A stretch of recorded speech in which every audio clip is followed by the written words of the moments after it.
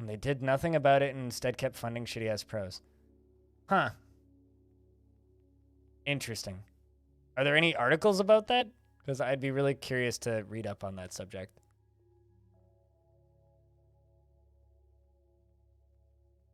But you've more or less convinced me to just go to the website where I applied for a key and reject that.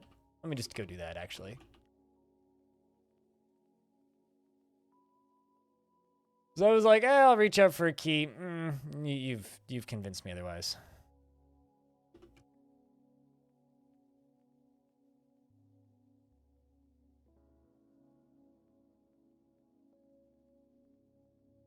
Gosh, this website's terrible.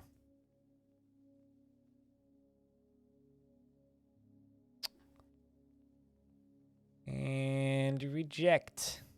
Done. No longer have an application for a key in. Not like they, need my press coverage anyway. Yeah, I feel like every game like that's just inherently bad in that way, but if it's worse than normal, yeah, that sucks. that I can agree with. If it's worse than normal, that really sucks.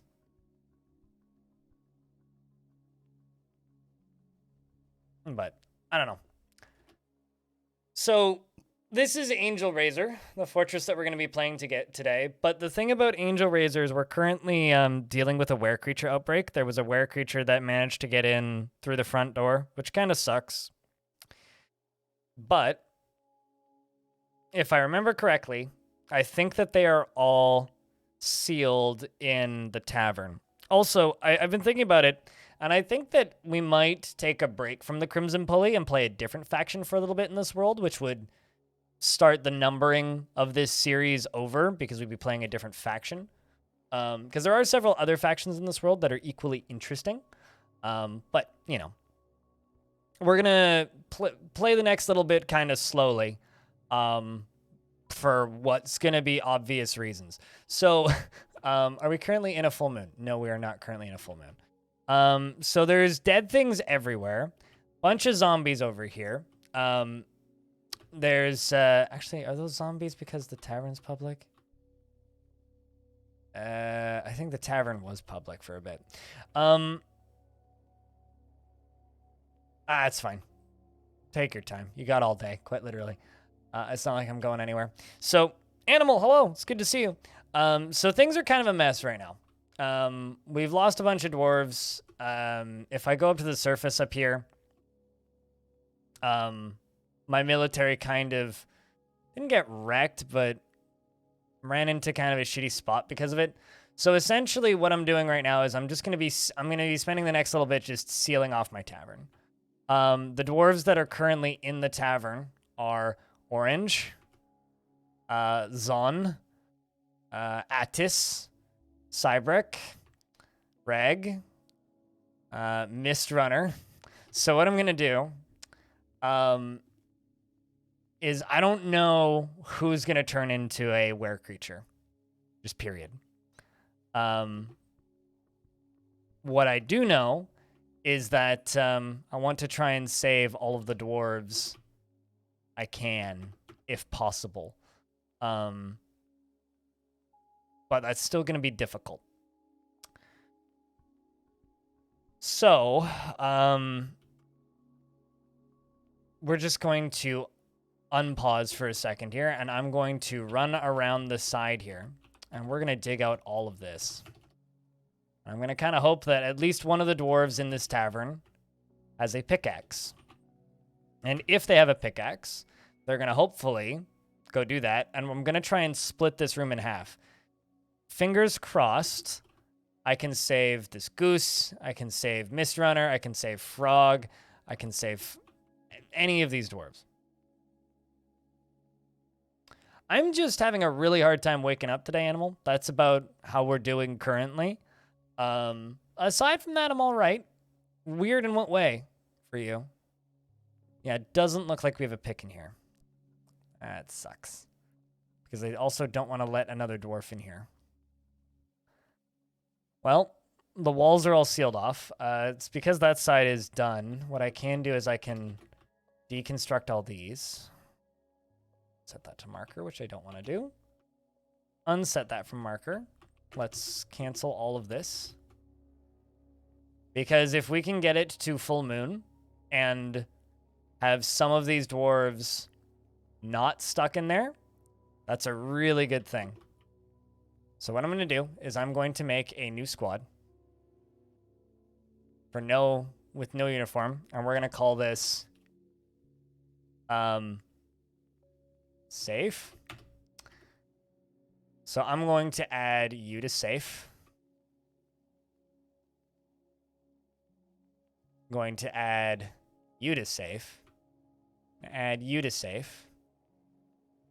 I'm going to add you to safe. I'm going to add you to safe. I'm going to tell all of these dwarves to go hide in this corner. And try and keep them alive. And just hope that these ones that aren't injured aren't going to turn into were creatures. They may also just turn into were creatures.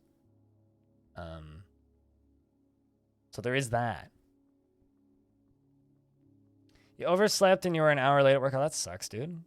When you're on your way back, the train had a 15 minutes delay, so, and just before your station, some emergency stop happened in the middle of the track. Oh, really? So you just had to, like, sit there for a bit? 'Cause that sucks. So my real hope is that all of those dwarves that are dying on the table right there are the were creatures. Or the ones who've been bit last. Crypt rocks. It's good to see you again, Lump. Welcome back for a 44th month with that Twitch Prime. Chat, can I get a big round of beers for Lump entering into the world of Crypt Old? Hope you've been well, dude. Thank you very much for helping keep this weird stream funded. One Prime sub at a time. So currently we are on the 18th of Sandstone in mid-autumn. If anybody knows when the full moon is that day, let me know. And then after we've dealt with this were creature problem, we can do the proper reading.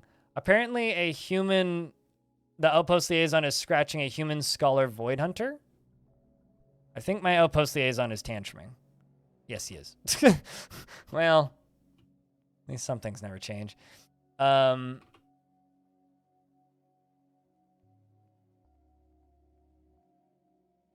chicken? Is that like wall chicken?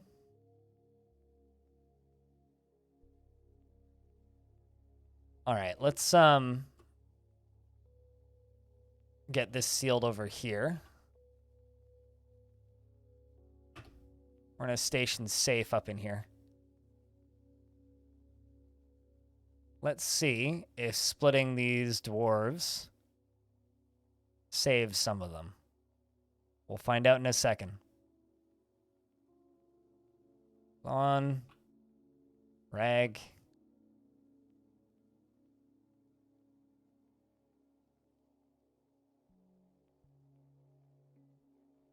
All right. Let's find out.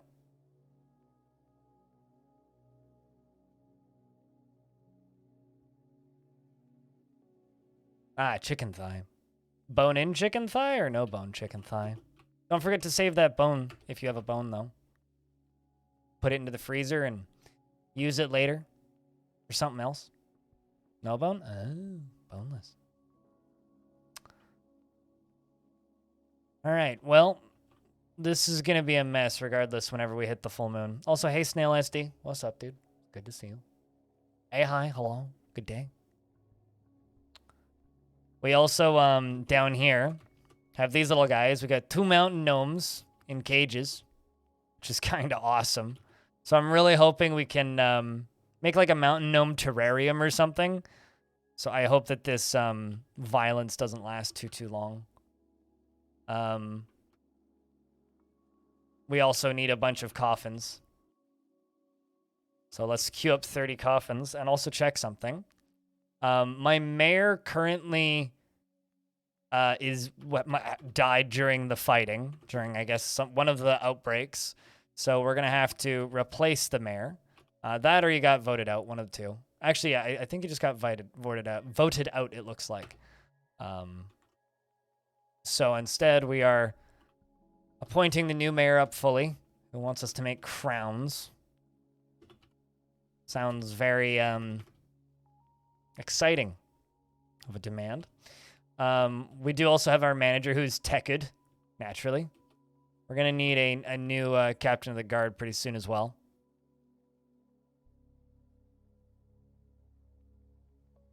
Oh, I get you. Yeah, I know what you mean. Sorry if I'm like not paying as much attention to chat as I would normally, Animal, but like kind of watching for the full moon here. The moon just vanished. So as for coffins, coffins are something that live up here. In this spot. We're not locked in anywhere. But this spot up here is where all these coffins go. And as you can see, a lot of things have been buried already.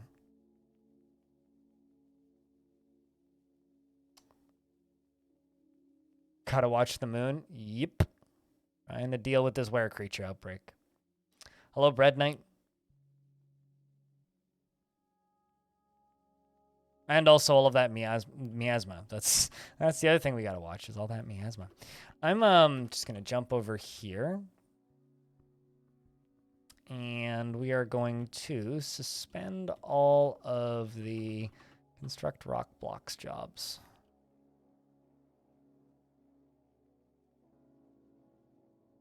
Get them to go make coffins instead. Drink some plants up top here.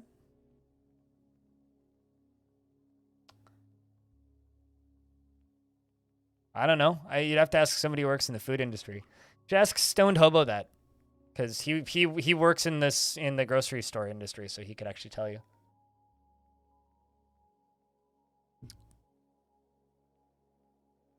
Or maybe you'd have to ask a butcher that. I don't know. I don't really buy meat ever, so I also don't really pay attention. So hopefully there's no were creatures on the left side of this, but it's just a guess. It's very likely both sides of this die.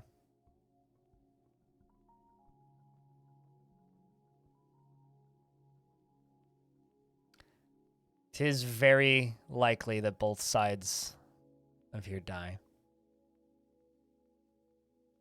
So we're now up to the 28th of Sandstone. Full moon's got to be any time now. It's got to be any time now. Oh, here comes a giant snail that somebody was hunting. Are you butchering a giant snail? There's got to not be a lot of meat on that. I guess it would also depend on whatever, like, what store you're buying at. You want the skin, not the bones? Buy chicken feet then. Chicken feet are all skin.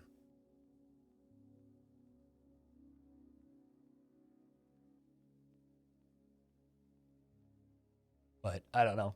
I don't really eat chicken because chicken's like too expensive here these days.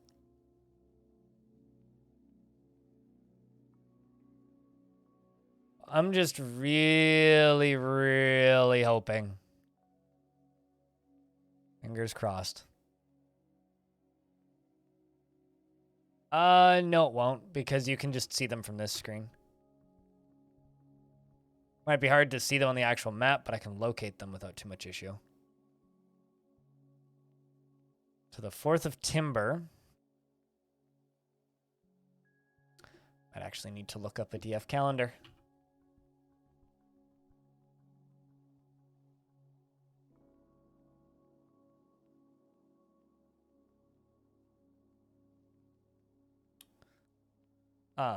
So it's currently 4th of Timber.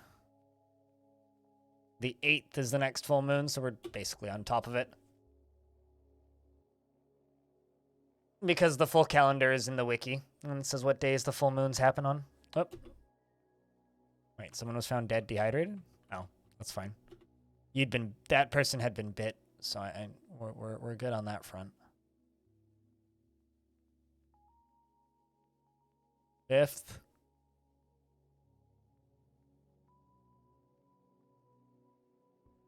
See if any of those coffins have been made. 2 of them have been.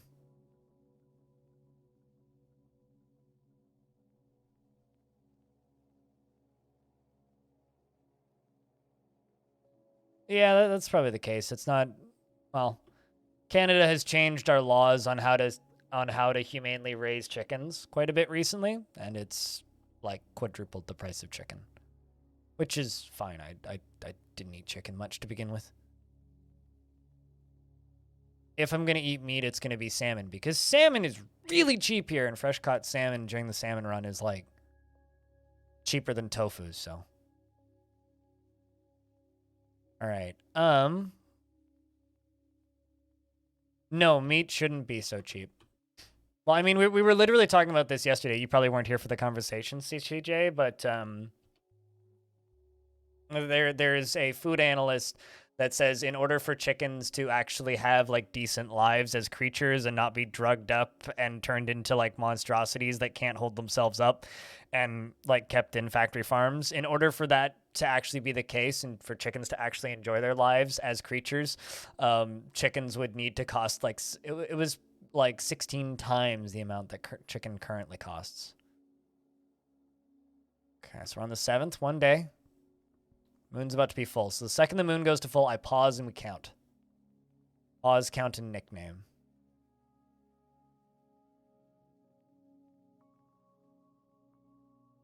Second the moon goes to full. There it is. All right. On the bright side, this chunk over here has no were creatures in it.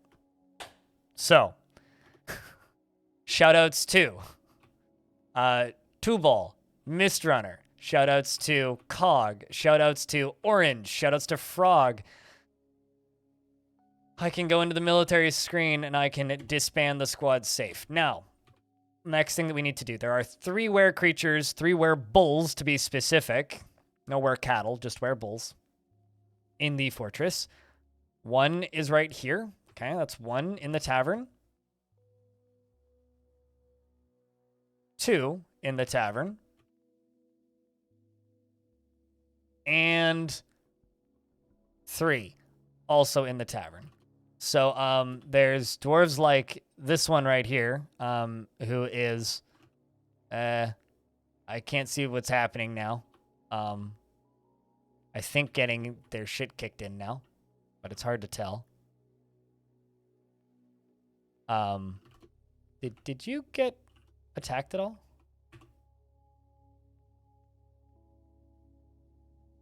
His ankle is rotten. Ugh. So your name's Rag. Did Rag get into any fighting? The reason I say is because Rag might be okay.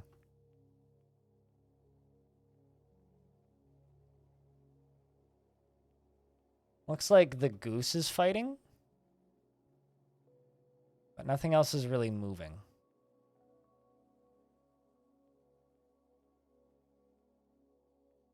So this wearable right here is just kind of stalking around in this room and killing everything. Going for the goose. Killed the goose. Wow, this is kind of dark. The reason I say this is, 1, he's got a steel shield, the daub of gloom, and the rabble of requirements strapped to himself. But the actual scary part is he's singing. Rare creature is actively singing. But it looks like that doctor over there is safe. So first off, something I'm going to do here. I'm just going to mine through this hole right here.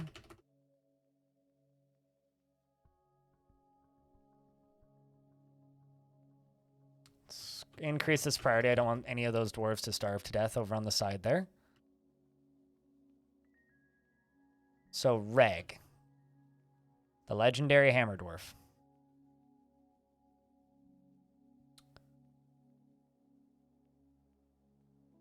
To renew a fortress?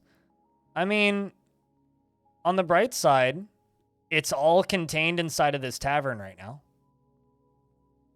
So there is that. I would say that that is a positive. Question is, what do I do with this administrator? Removed him from his squad.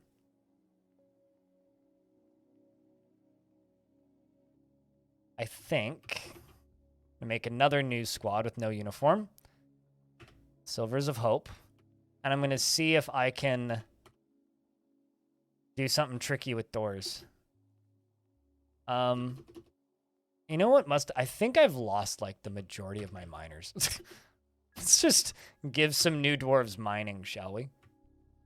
Like some dwarves that don't currently do too much, like just crafting and stuff. Just give them mining, because I've got, like, yeah, we got 12 stone. I've got no miners in the fort right now. Because, like, we've kind of gone through, like, a bit of a reset. Hey, Cool Dan, you want to mine? We've kind of gone through a reset with this fight, where it seems like a lot of things all kind of happened around the same time, but it ended with us having, like, no miners left, which is kind of funny. All right. So I'm going to see if I can save that one final dwarf in there. But currently, we're just going to knock down this wall here, and hopefully all of these dwarves that are trapped in this corner here can get out without starving to death. We're going to put a door in there and see if I can funnel out this guy down here, who I think is good, because he didn't turn into a were creature. So if I can funnel that dwarf out, that's all I have to say to that. Get out, dwarves. Go get food. All right, so I'm going to make this area right here into a temporary extension for the Golden Axe, which is our tavern, so that dwarves do have somewhere to go meet. They're all going to go eat real quick, which is good. Hope that they have all survived relatively decently. We're going to place a wall in here. Once that wall's been placed, assuming a dwarf doesn't lock themselves in, we're going to allow that other dwarf into the corner. And hopefully we can get him out before the next were creature outbreak. So now that we're kind of, like, through the hair-raisy portion of the stream of this fort, does anybody want a tour of the whole fortress? This fort's pretty cool overall. This fort's pretty cool. One of the coolest I've built in this world, if I do say so myself. So the bit dwarves are Zon and Ral, looks like.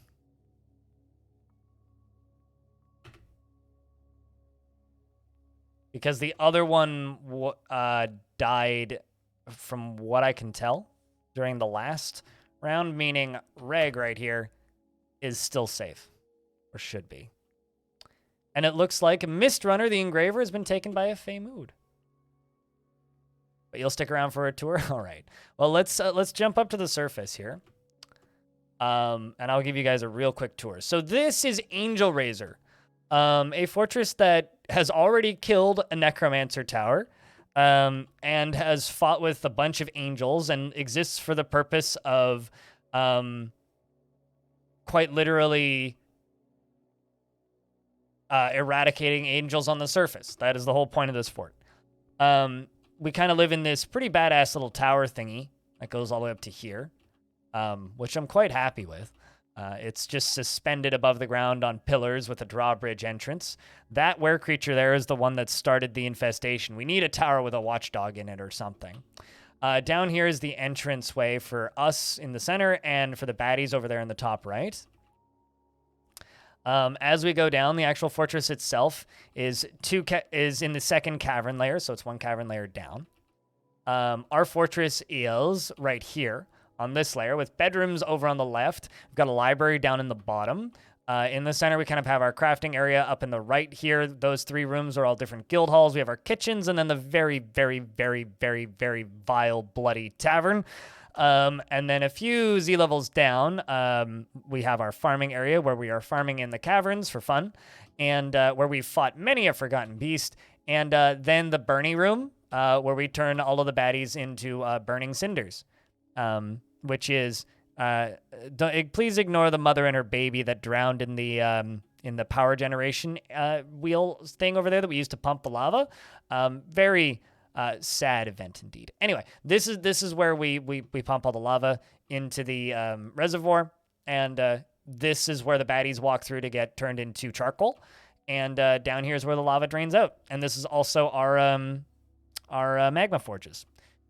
And, well, actually, the storage for the magma forges themselves, and then the little magma reservoir beneath that. So that kind of is Angelrazor, the fortress. The current dwarves that are alive in the fortress that are named are Troopin Panda. We have Acre, who's followed from fort to fort here. We have I Am Cooldown. We have Mist Runner. We have Jackneric. We have Disco. We have, well, Zon, who's bit. Orange. We have Space Pirate. We have Pink Fluffy Llama. And that's pretty much it. We had a bunch more, including people, or also we have Dwarfus, a.k.a. Tekid. We did have a few others, but unfortunately, a bunch of people passed away during the actual were creature infestation. We lost quite a few dwarves during that, which I'm not too thrilled about. But what are you gonna do, really? I mean, what are you actually going to do? And it looks like Mist Runner has claimed a Craftsdwarf's workshop to make a artifact. But before we follow that much more, I just would like to say, does anybody want to volunteer to be my mayor? Also, it is worth noting that we do have several goblins and humans in the fortress as well. It's not just dwarves. We do have several goblins and several humans. I'm just going to jump up here and check something. Okay, I need my soldiers to go up here and train. But if we jump back down here, I need somebody to volunteer to be my mayor. You vote for Ghost. Cutest ghost mayor.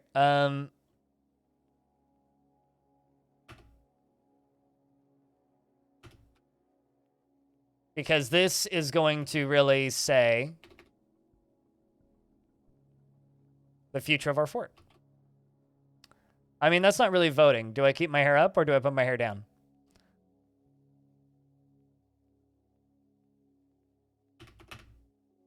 Then the last season, he felt restless after being unable to practice a craft for too long. The amount of practice that goes into mastering a skill is so impressive. Is all that you really have to say? And let's find you in this screen so I don't need to, so I can see where you're actually at in the fort. Oh, also Hambloko. I totally missed Hambloko.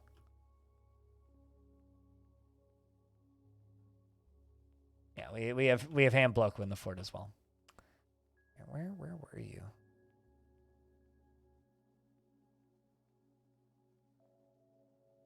There you are.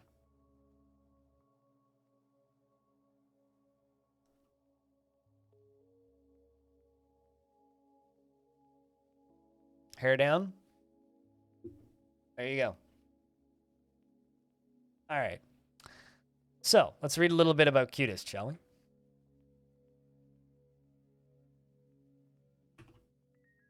To throw pictures in slides. Have fun throwing pictures in slides. Just drop them in the slides. Don't throw them into the slides. So you worship the superior covers, aka Stool, who's a deity of the Crimson Pulley and most often takes the form of a male dwarf associated with victory-worn fortresses. Well, I guess the fighting must continue. Based on your god, at the very least. You don't feel anything, generally, upon seeing dead bodies, so you're pretty desensitized to everything. You're very satisfied, frequently and often euphoric due to inebriation. You're 75 years old, born on the 25th of Limestone in the year 121.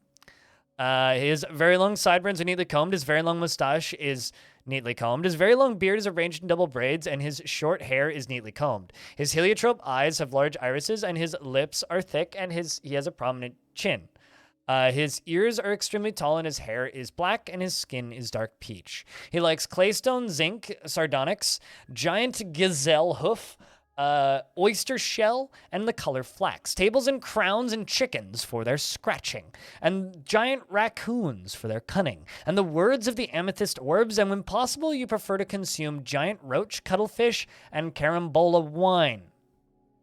Huh. And one humped camel's milk and maize. And you can't stand moon snails. Hey, Space Pirate. It's good to see you. Good day. He is a perfectionist and he is bashful. He always is tense and jittery, and he isn't given to flights of fancy. He doesn't handle stress well, and he occasionally overindulges. He tends to be a little wasteful when working on projects and often feels lustful. He tends to make a small mess with his own possessions and needs alcohol to get through the working day and doesn't really care about anything anymore.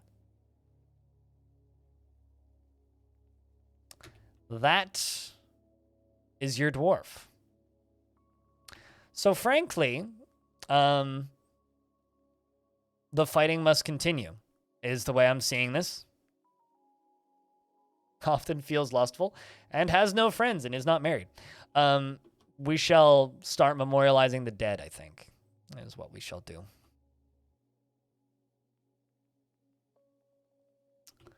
Often feels lustful just means that they often have children, if they're married. Really. But combine that with often develops positive feelings means that it's like, well, I have a lot of kids, but also you're going to have a lot of lovers. Not necessarily a bad thing.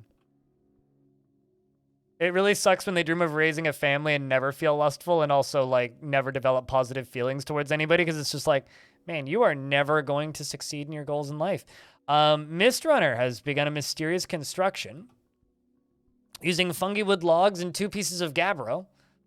So, that's kind of cool. So, when is the next full moon? We're on the 19th of Timber.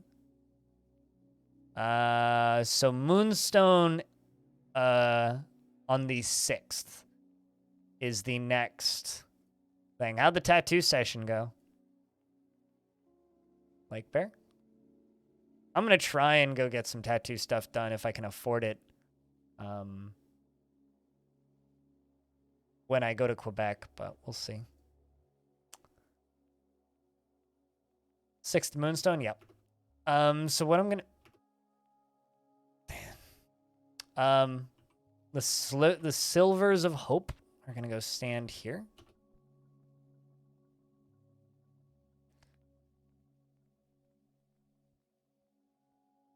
I'm going to remove you from your squad. Dude, I need you to stand here. Like, on the other side of this wall, my dude. Like, up in there. There you go.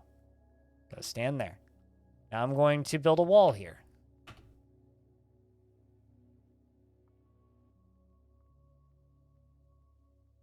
All right, so now I can disband this squad. And now this dwarf should be good to go. Keyword is should. Hey, Dat Calthor. You went to a grocery store and and there was this dude outside playing some kind of string instrument. You don't know what exactly. Could have sworn he was playing the Dwarf Fortress mode theme. Really? Who carries cash anymore?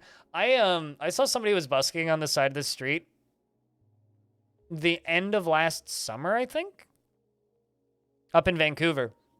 And like he was just playing guitar, right? Like, and he was playing like pretty slow, like jammy, like kind of space rock with a very heavy delay pedal. You're at work, so you're gonna lurk. Enjoy your lurks, Space Pirate.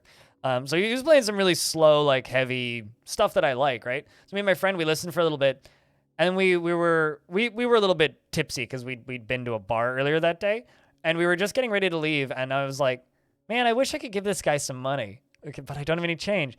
And he obviously was paying attention to us, and he goes, well, I have Stripe. So I tapped my card and gave him $5. So, I mean, some of them will give you a way to give them money. But that is kind of funny. I would have asked. It's like, that sounds familiar. What's that from? Now I'm like curious as to what kind of instrument he was playing. But how many strings did it have, if I can ask?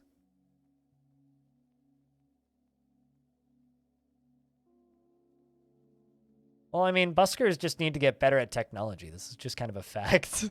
X-Wrench. How's that a bro move? Tipping somebody money with Stripe. I mean, The guy had it available. I didn't realize it until I commented on it. Not really sure how that's a bro move. Someone plays entertainment, you enjoy it, you should, you know, pay them for it.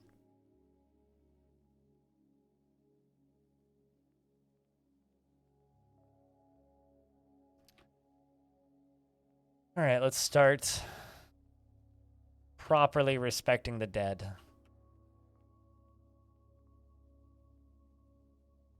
Mistrunner, aka Dubar, has created Durbab. That's a funny name. A Gabbro amulet and claims it as a family heirloom. It's worth almost nothing. Fist pets. That's still a very funny name. This is a Gabbro amulet. All craft store ship is of the highest quality. This object menaces with spikes of Gabbro and fungi wood. On the item is an image of Rith, Guild Balance, the Dwarf, and Gabbro. It's a Gabbro, and well, it was made with Gabbro and fungi wood, and it's called Durbab Fist Pets. Fist Pets. I'm gonna pet you with my fist. I think that's like the dwarven equivalent of tough love. Tough love, aka fist pets. Could have named it anything. You named it Fist Pets. Get mad at Mistrunner. I think it's fantastic. I want to name a fortress Fist Pets now, and we're only a wrestler fortress. Every dwarf in the entire fort's a wrestler. Fist Pets. A fortress of beatings and low morale. Everybody gets accused of every crime. The only punishment is the beatings. Didn't get a good look at it. You were mostly listening, but yeah, that's fair. Didn't want to engage with the guy, so no eye contact and all that. It's like part of standing there. It was like kind of like a xylophone, but it had some string instrument in his hands. Mechanical and can be programmed to play a tune at the same time. I think I have man, I wish I saw this because I have a fascination for like weird musical instruments. I was like, see, the difference between you and me there is I'd be like all up in his face asking questions about it because that sounds awesome. But neat. So a lot of dwarves are now just going to be placing items in tombs. A lot of bodies that need to be dealt with. So we have until like first month of winter, which is Moonstone. So we have until after a save goes off before we get to see the last of the were creatures.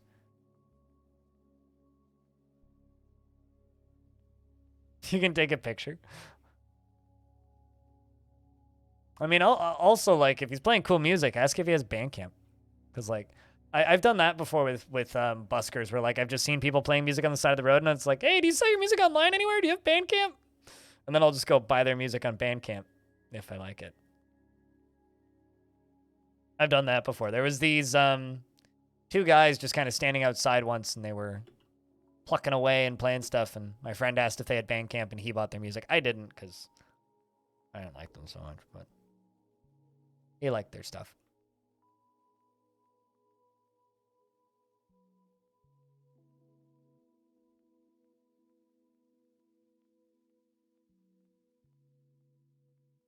Muffin is a word in DF?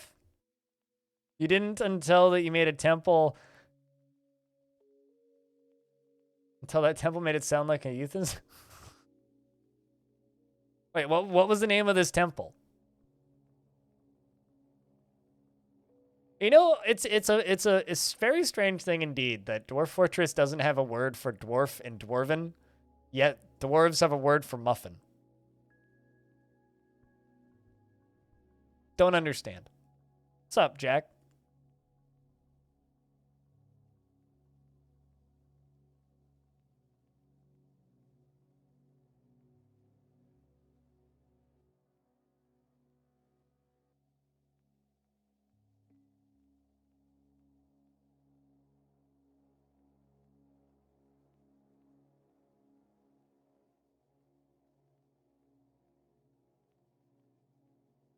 But we just got a ton of coffins getting made and a ton of bodies that need to be put away. Like this whole mess right here just needs to be dealt with now. All right. Second of Moonstone. Once we confirm that this dwarf is in fact not infected, we'll release him. But only after we confirm that that dwarf is in fact not infected. Then we get to figure out what to do with those last 2 dwarves. My current feeling is we're going to lock them in this corner back here. And maybe, like, I don't know, give them windows or something to look into the tavern with.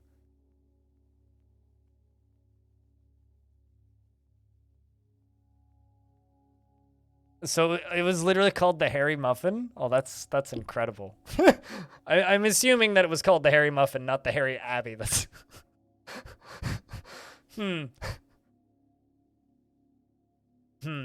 That's all I have to say to this.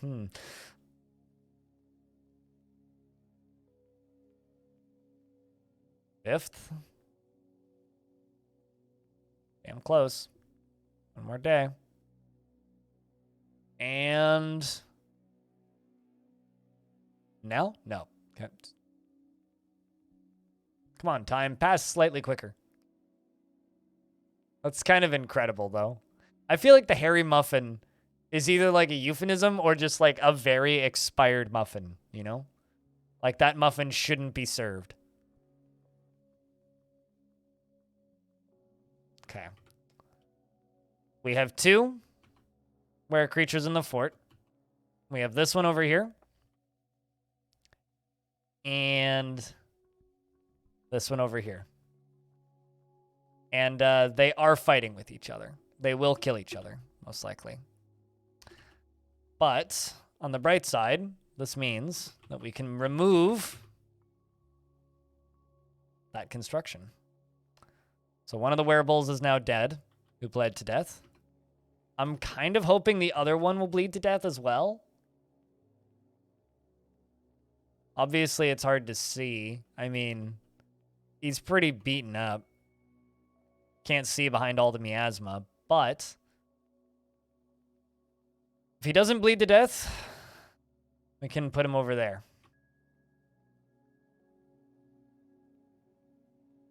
Trying to think of like, oh wow, yeah, no, he's prone.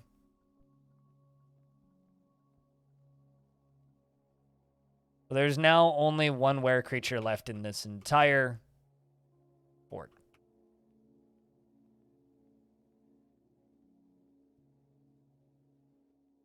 And now it's just Ral, who's no longer injured.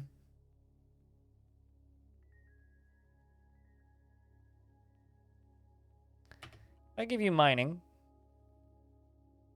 do you have a pick?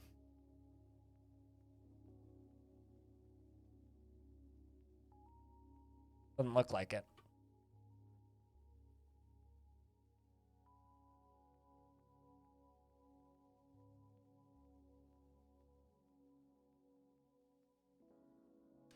Well, let's go place some more coffins.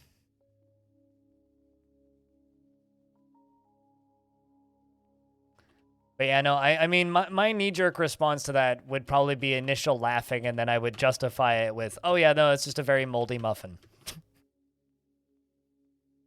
Which Z levels to find stone? On your map? It depends on where you settled, but usually down. It is possible to settle places with no stone. But you have to dig down, usually.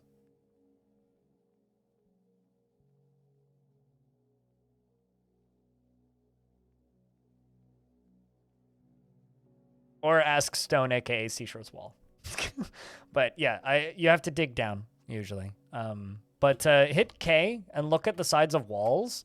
Like, just as an example, up on the surface here, there's stone right there. There's also stone. Well, I mean, that's all sand and clay. Yeah, this is all sand and clay up here, but at least over here on the surface, this is a form of stone. Mudstone.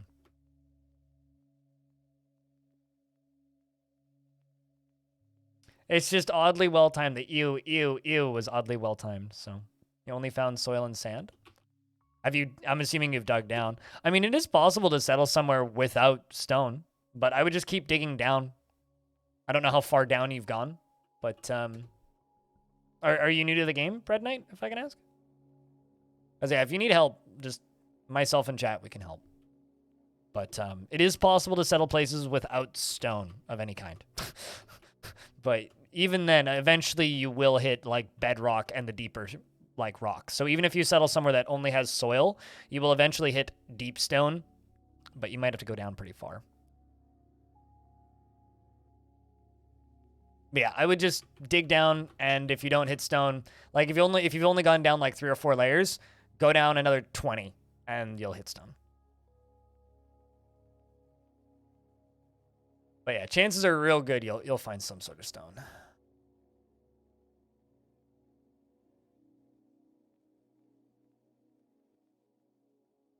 I'm just real happy I was able to save all of those. Hold on a second. Okay, first off, did you guys know that werebles can come back? Were creatures can come back as ghosts, and they transform into were versions of the ghosts, and then back into a dwarf afterwards. That's kind of awesome.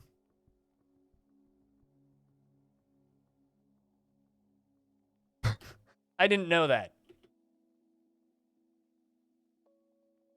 Oh, well, you're not supposed to get stuck back here, Attis.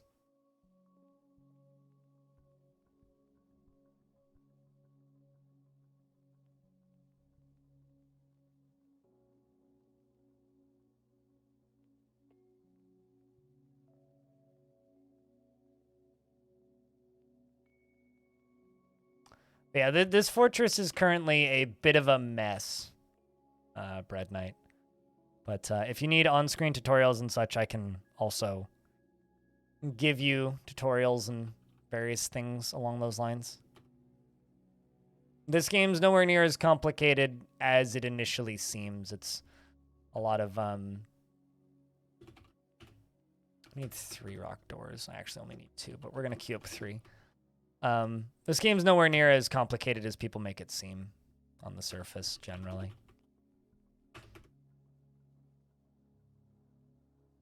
But we are going to trap that were creature into this little room back here. Give them kind of a prison.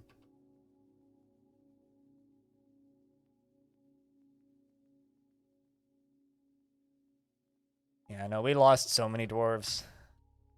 We can do a big naming session after this, though.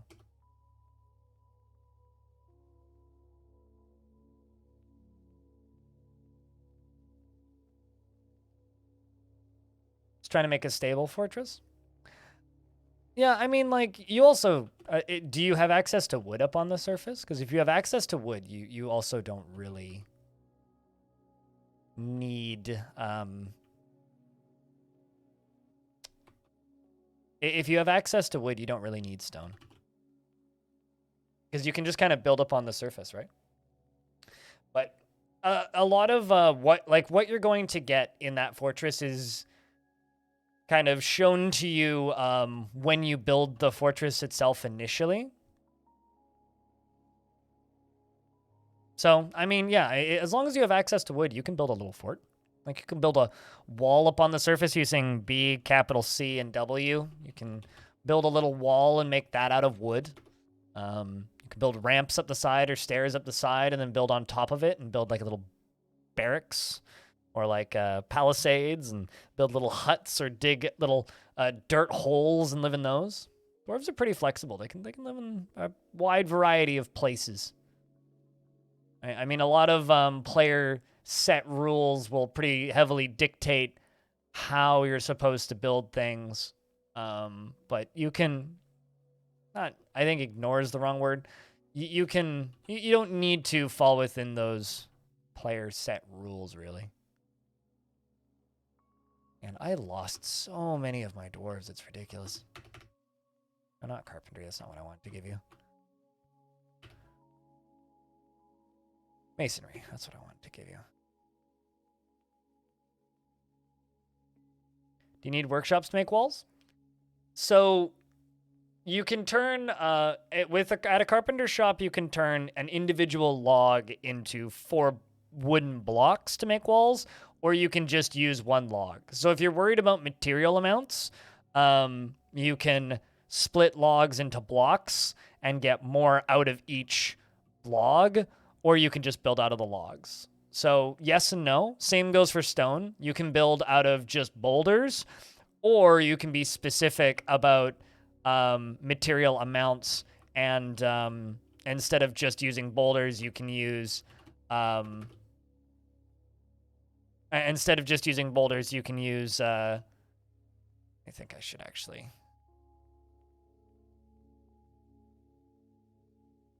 you can use stone blocks, which are kind of the same thing, where you get a much better variety or amount for your materials. Naming weapons.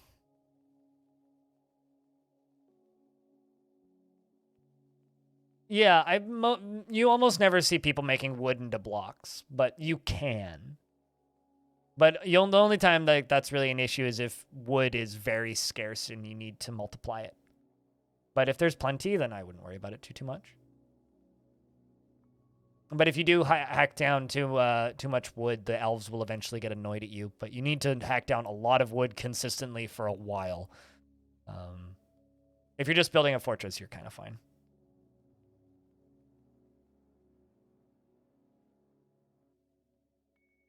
True. Yeah, no, I agree. Like, if you find like a... Well, I mean, for stone, I will usually turn stone into blocks because stone is finite. Wood is not. So, I mean, like, I have this job right now that's paused, which is to make 1,000 rock blocks. But, you know, there's a ghost. There's Jurhanning's ghost. This is neat because this engraver becomes a ghostly werebull. I'll bet you that a ghost werebull would be very scary.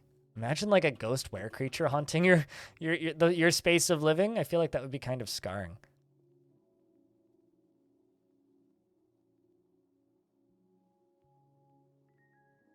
Okay, let's try and get some of this clothing out of here.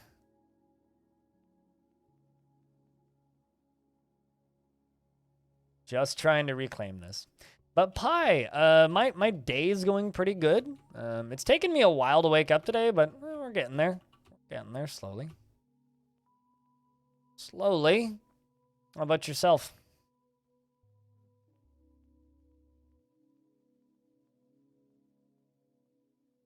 Guess I could, you know, fuck it. Let's actually just do this way. I'm just gonna rip these doors off, these hinges. Just use them, because I just need doors. And I want to get this thing done, so...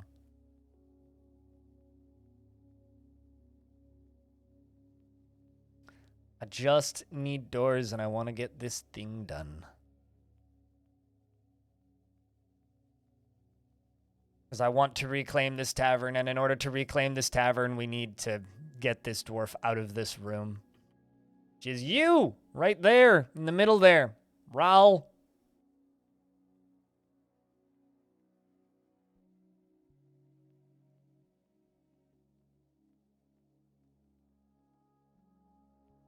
That's a hell of a name. The Dimension of Dragons. Speaking of the Dimension of Dragons, the Forgotten Beast, Bukwai, has come. A great one-eyed... Okay, so I'm very familiar with Inguandus, but I'm not very familiar with Inguandon'ts. What the fuck is that? What actually is that? Iguanodont. Oh, it's a dinosaur. Okay. See, here I was thinking like an iguana. I like how the first photo I get is Jurassic World Evolution. That's funny. All right, so it's an iguanodon. It's a dinosaur. All right, so we are being attacked by an iguanodon. It has large mandibles and it squirms and fidgets. Its sky blue scales are round and overlapping. Beware its noxious secretions. Does this thing even have access to my fortress on this layer? I'm not sure. Where is my stairs? Game's paused. Where is my stairs? question as old as time. Well, that one just runs straight through.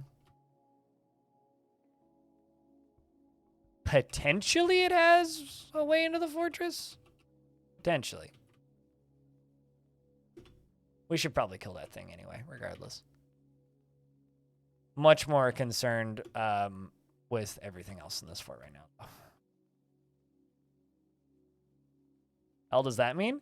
It might be one of those rare, like, names that are in Dwarf Fortress. Because, like, Toady is a name that's in Dwarf Fortress. There are just some names that are in Dwarf Fortress. It's possible that it's just a name.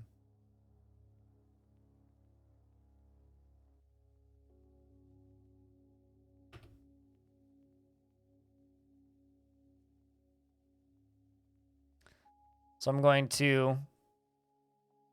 Yeah, I've encountered a Toady Forgotten Beast before. Forgotten Beast just named Toady. Which is... was one of the funniest things I've ever seen. So it might just be like a rare one-off name, because there, like I said, there's a few of them. I'm going to forbid this door. I'm going to get this dwarf deconstructing this wall. Which you should have the ability to do, not the Crundle. You. There you go. We're on the 28th of Moonstone. Looks like the 4th of Opal is our next full moon.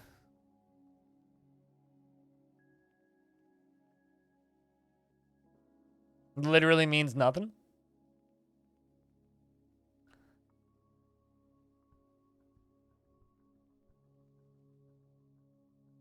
So now that that wall up there, that door is placed, and the entrance is forbidden, I'm gonna fill that. I'm gonna seal that side off so that this dwarf can't escape, basically.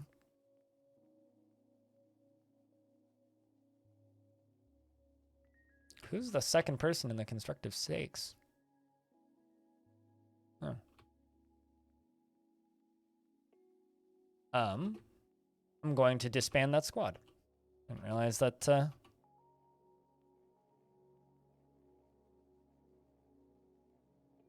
I had so many random militia captains. Armored spells.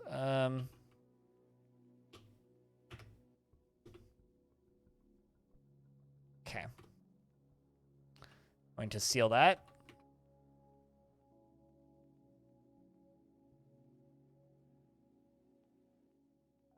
I'm going to disband that squad, disband that squad. I should just put those two dwarves into a different squad.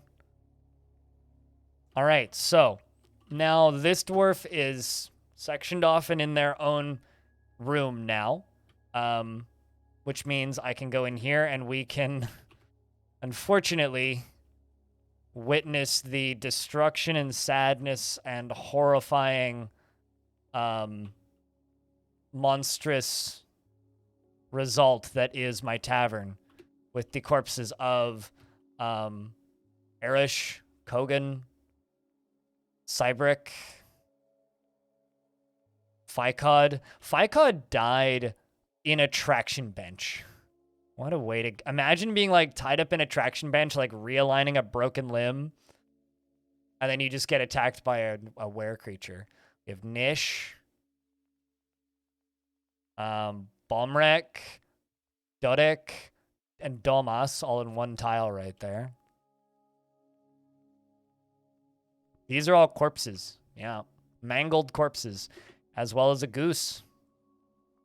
But the reason they're all corpses and the reason there's corpses filling that is because they're all were creatures.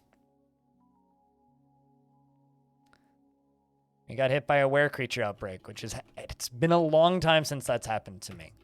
I fill that wall piece back in. The only one left is this one, who is now isolated. And I don't really want to kill him. He's still a member of the fort. A random goose? It's not totally a random goose. It was somebody's pet. But now letting the dwarves back in to the Golden Axe. Very sad place. But the dwarves are now able to properly dispose of the bodies, which is good, you know? It's something that needs to happen. Place item. Frog over here. This dwarf actually survived one of the full moon nights in the tavern. Which is actually kind of crazy. It's not. It wasn't a weregoose. Although that would be terrifying. Frog actually survived one of the nights in that tavern with all of the were creatures in there ripping things apart. And how are you doing, Frog? How are you holding out? Doesn't feel anything after seeing people's dead bodies. Was afraid after experiencing trauma. Was remembering it being afraid after experiencing trauma. But, you know, you do have 9 notable kills and 35 other kills, and you've been in multiples of my fortress, so I'm really glad we were able to save that dwarf. Would have been super sad if we weren't. We also were able to save our squad leader. So, yeah, shout-outs, Frog for Hire. You made it. Your dwarf's been through hell. And there's our were creature, who's now no longer a were creature, who gets to just live there. And I'm going to turn off all of your jobs, because you don't get them anymore. Although maybe we'll give you engraving. Let you do some stone detailing. But aside from that, that's pretty much it. Cleaning out the tavern. Frog is saved? Hell yeah.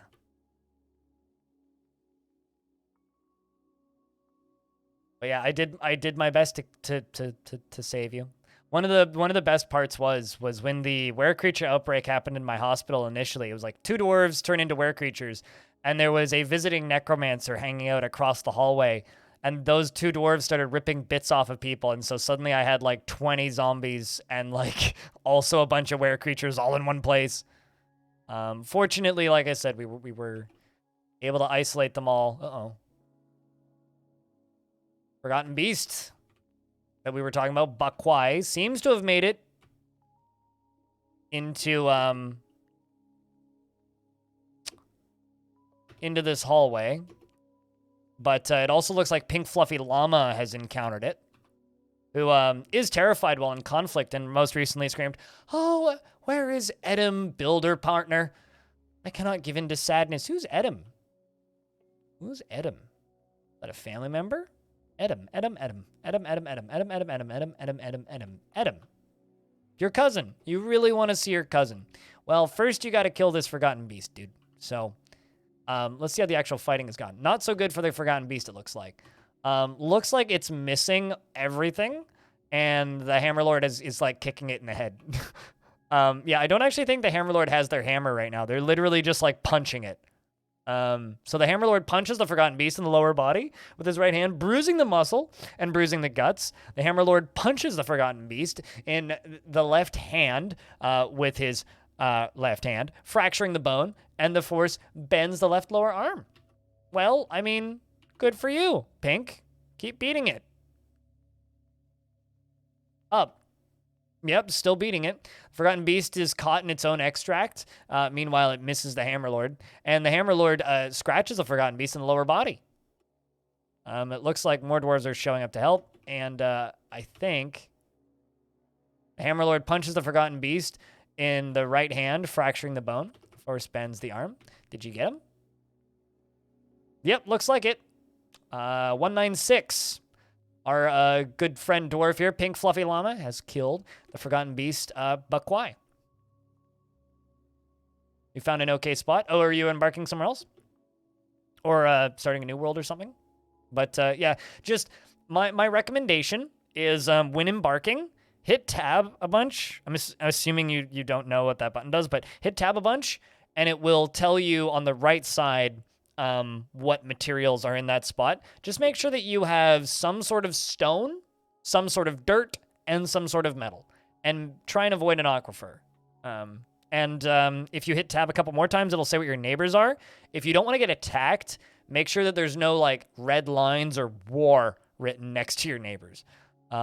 Because if it's like there's goblins nearby, they'll just fucking invade. They'll just fucking invade. They don't care. They'll just go after you. So.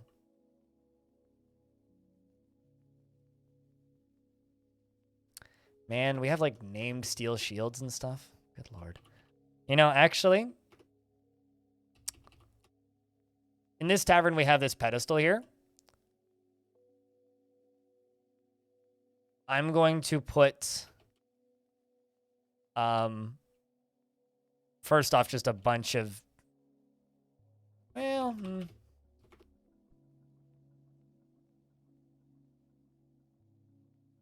let's just get all of these squads training real quick.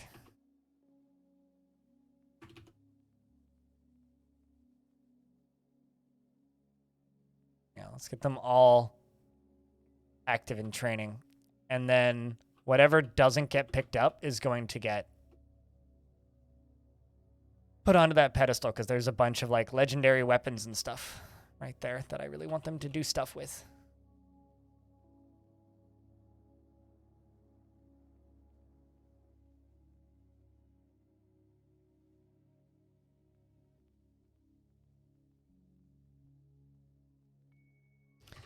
But yeah, with this fort, we just kind of have to wait. We have a large rat. Let's eat it. We just kind of have to wait until we get more migrants now, because we're kind of just not screwed, but in an awkward spot currently, I would say. Currently in an awkward spot.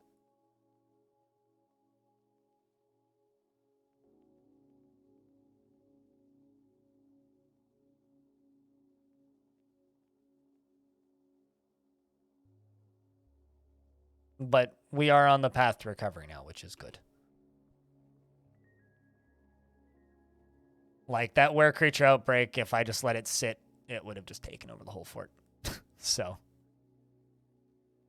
And now we have a pet were creature. And I also need to we need to build a gnome terrarium. I think that's what we're going to do today. We're going to build a spot to put our gnomes. Which should be fun. I wonder if I need to feed them. Like, I'm assuming that gnomes that come in from off the map, like, won't starve to death. I know they steal alcohol. Speaking of Forgotten Beast, the Forgotten Beast, Angelrazor, has come. A great feathered Hedrosaurid, another dinosaur. It has large mandibles and a bloated body. Oh, great. Its clear feathers are long and narrow. Beware its fire. Brilliant. All right, so is this the layer where it can just walk into my fort? So it's a fire-breathing dinosaur. Yes, this is the layer where it can just walk into my fort. All right. Well, I mean, if that didn't kill the fort, this might. So, wish me luck. Wish me luck, chat room.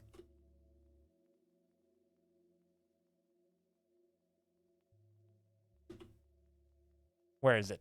Oh, it's stuck on a tree. Perfect. It's stuck on a tree. Oh. That one I'm just going to very carefully drop a rock on. Not only is it stuck on a tree, but it's stuck on a tree that's completely blocking its way out. That is fantastic. All right, so what we're going to do, because you are right there, right? All right, let's go here. The problem is in order to drop a rock on it, I can't actually do it.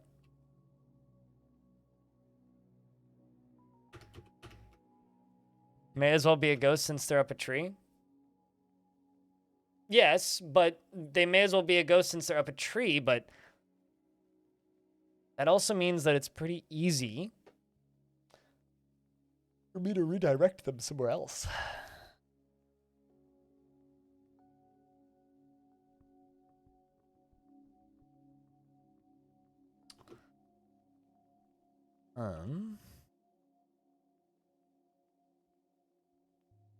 Oh, really? It's Ghost and Human? Oh, that's a good name.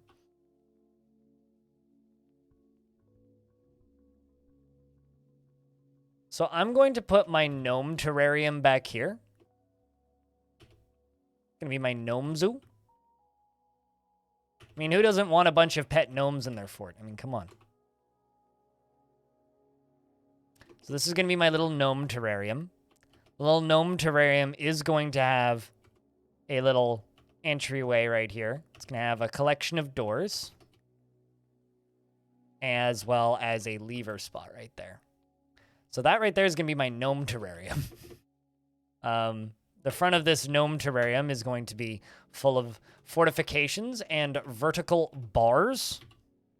Yes. The vertical bars, of course, are going to be made of gold.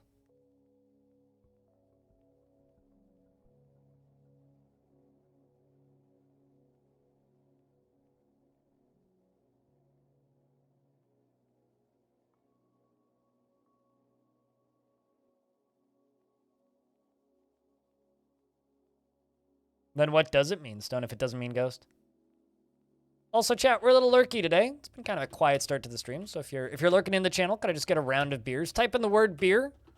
Let's see how many beers we can get. If you want to help out the channel at absolutely no cost to you, go to your channel and type in /host in the name of my channel to give the channel a host, which does tell Twitch that people are engaging and interacting with the channel. It sometimes recommends my channel a little bit more. And if you know people who happen to like watching Dwarf Fortress, the nice thing to do is to just go spam my channel in like places where people may want to find the channel to watch, because promoting channels like this is very difficult.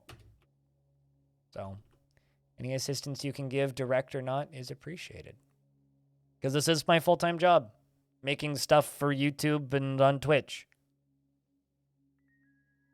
I only get to do this job because people like you watch and talk and hang out and show up.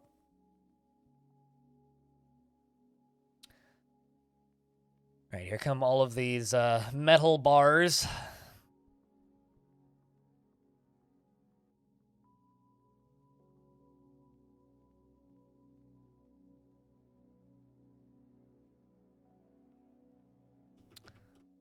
Looks like we need more coffins placed.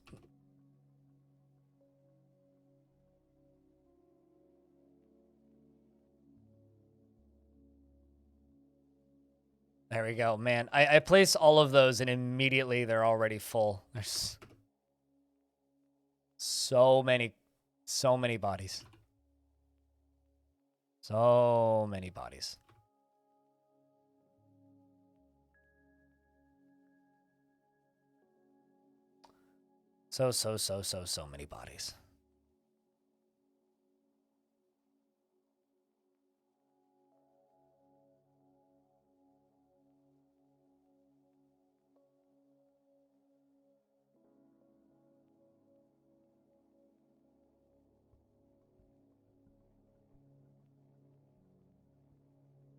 I'm also sad that we've lost so many of our miners, because I had a whole bunch of legendary miners for a while there in this fort.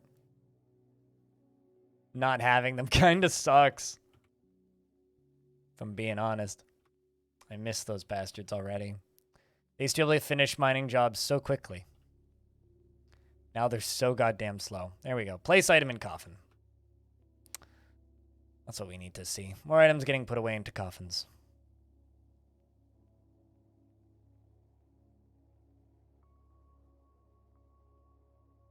Are there any ghosts still hanging around? Well, there's no more ghosts, so that's good.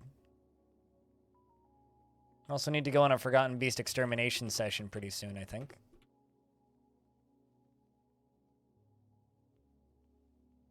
Oh, here comes one of my, I think, goblins? Yeah, one of my goblin skeletons. Bad. My poor goblins. They were good green and gray boys. They get to live in these old mine shafts now, though. Worst places you could be. Oh, shit! I totally missed this. Because I was way too closely paying attention to that were creature outbreak. But we now have another legendary slab to place, which is pretty badass.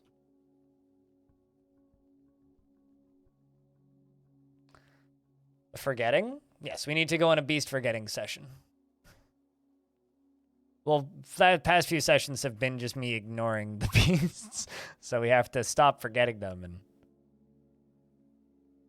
actually, like, you know, deal with them.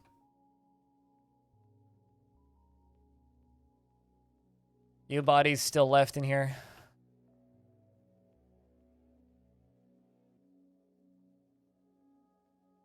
But fortunately, stuff is getting placed in the tombs still.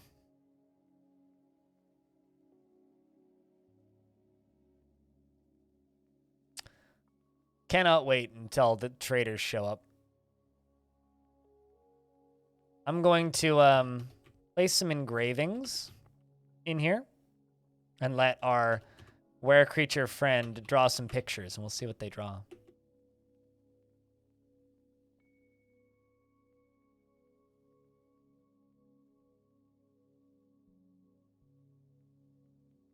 Remember them and make them really forgotten?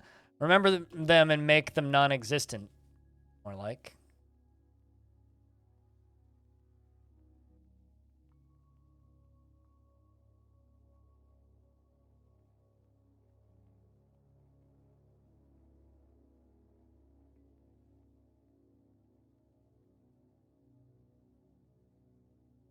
Really curious at how many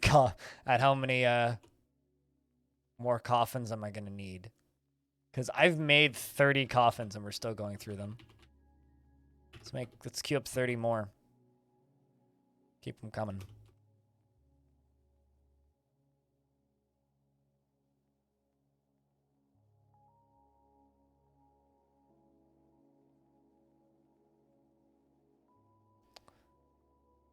I'm just looking forward to having a proper spot for my gnomes over there. Quite a few coffins. Yep. Yep. But hey, you know, it's over. You know, we've got it completely isolated down to only one dwarf left, who's gonna slowly go nuts in his corner, and we get to deal with it. We get to deal with it. It's gonna be potentially rough for a little bit. Well, maybe not rough, but we may have some rough moods for a little bit.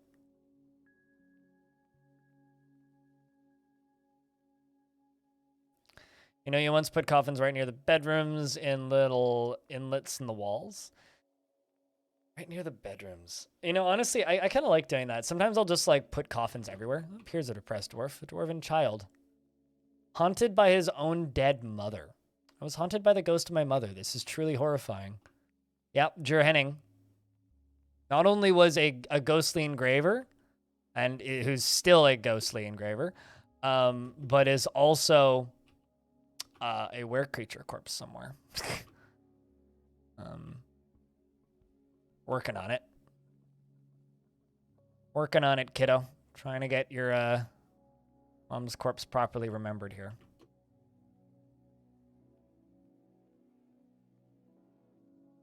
What are you talking about, Aqua? Father had surgery today and decided to startle you by sneaking up with an eye patch. Oh, yeah, that sounds like a dad. Hopefully the surgery went well. I mean, sounds like it did if he's got a sense of humor. I guess it's not personality surgery, but...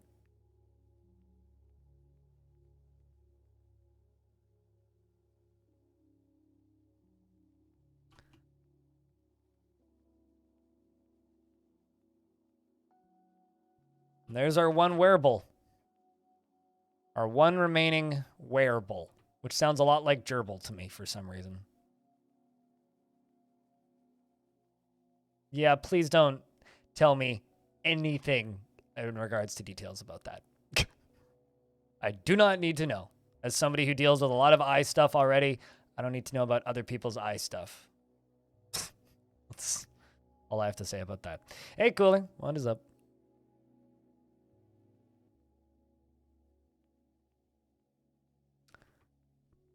We are dealing with the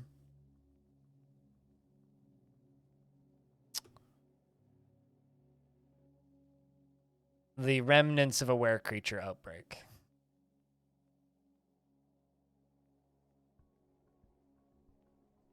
And the dwarf won't mind seeing the coffin they've been told will be theirs every time they enter and leave the bedroom. I mean, if it's assigned to them, then all the dwarves get, like, coffins assigned to them. That's actually, like, a really good mood buff. So you like this new feature, Cooler? I'm trying to think who else. It's like me, Bellinair, Let's see, did Bellinair do these? Bellinair didn't. Tisk.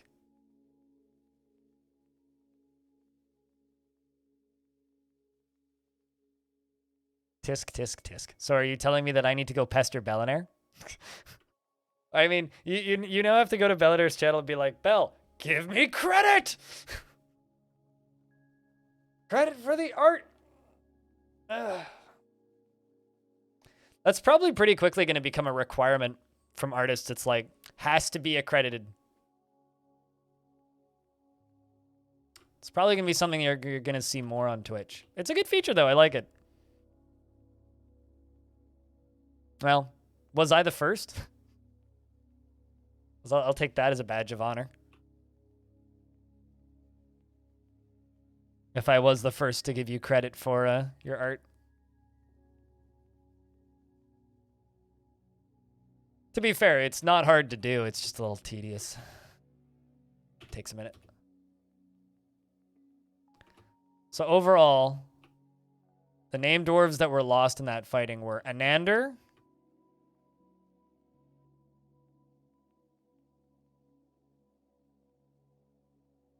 I think just Anander so far. Anander and Johanning are the two dwarves that we've lost. And apparently a Peachik.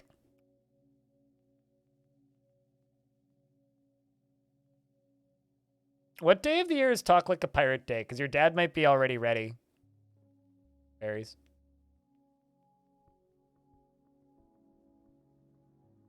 Talk like a pirate. It's September. Yeah, never mind. You're going to miss that. Sure that eye patch won't be needed by September.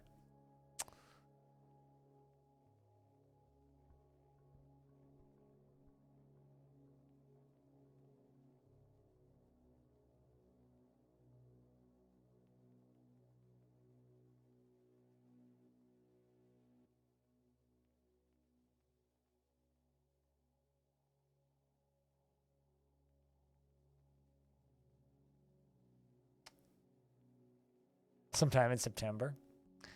Not quite the good day, though.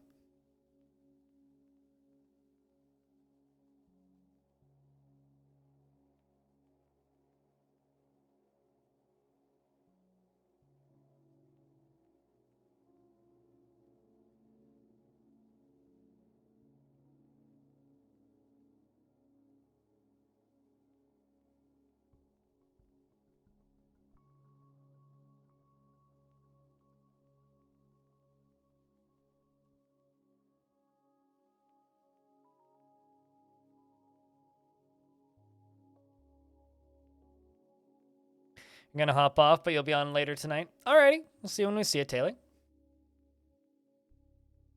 course, lurks help if you can. If you can't, that's fine too.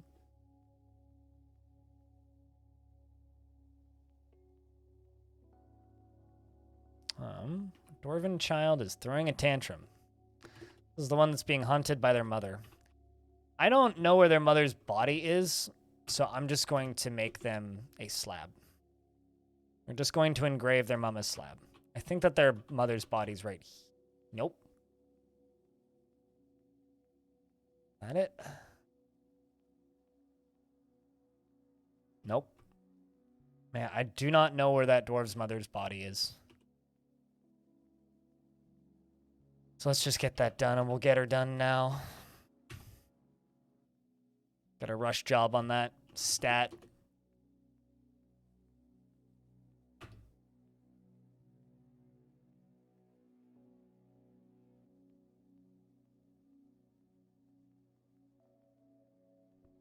Kind of tough.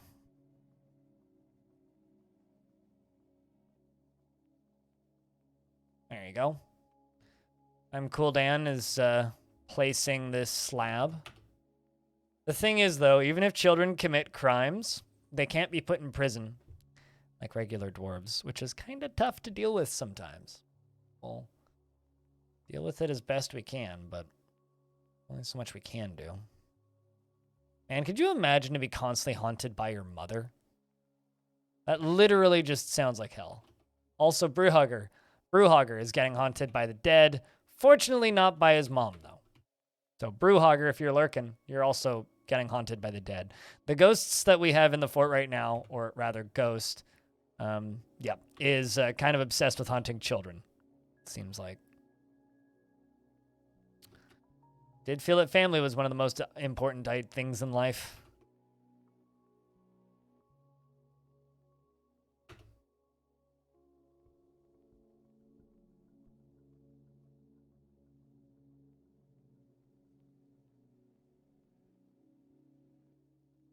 It's going to be one hell of a tomb when it's finally all done.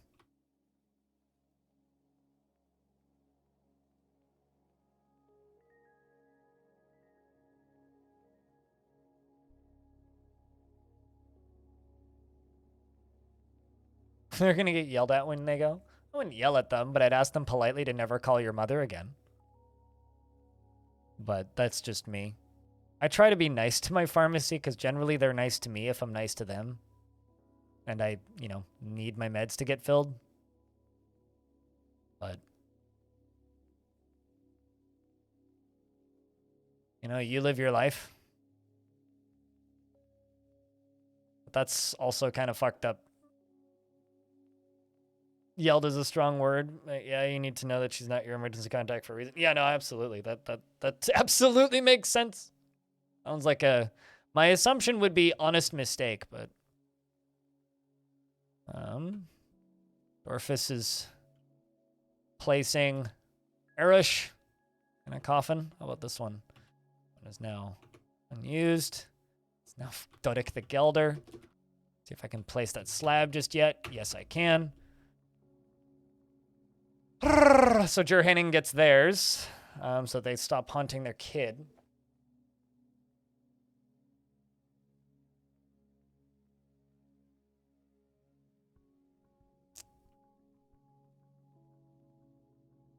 The zombie is just fighting with my outpost liaison who's tantruming.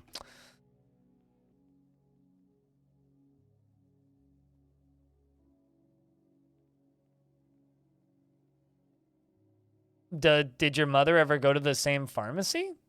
The berries? Like, I'm wondering if they'd have her, like, because if your mother went to the same pharmacy and you have the same last name, it's possible that it was just an honest mistake. But I don't know. Maybe I'm giving this pharmacy too much credit. Like, I could see something like that happening. You don't share a last name? Weird. I don't know. Couldn't tell you then. That's my last guess, really. It's like, theoretically, if you shared a last name, I could see it. I could see it happening. But outside that is weird. That weird that. Do be weird that.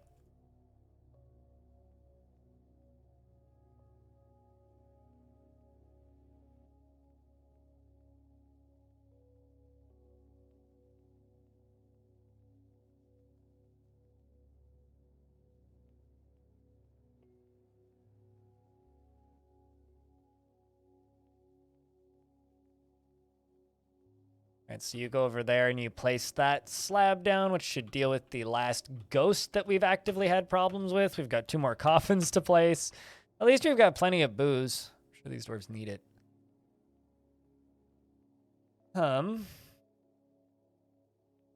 Something I think I'm going to do, or I don't think I'm going to do, I know I'm going to do. I'm going to clothing, and we're going to dump a lot of clothing. See what we've got a lot of.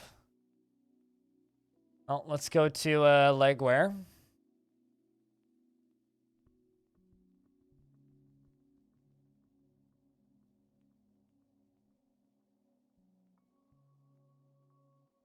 That's a lot of loincloths.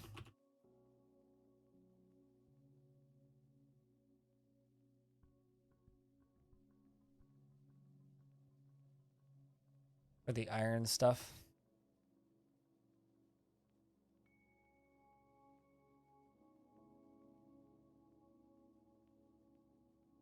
I don't even know where most of this stuff is, to be honest with you.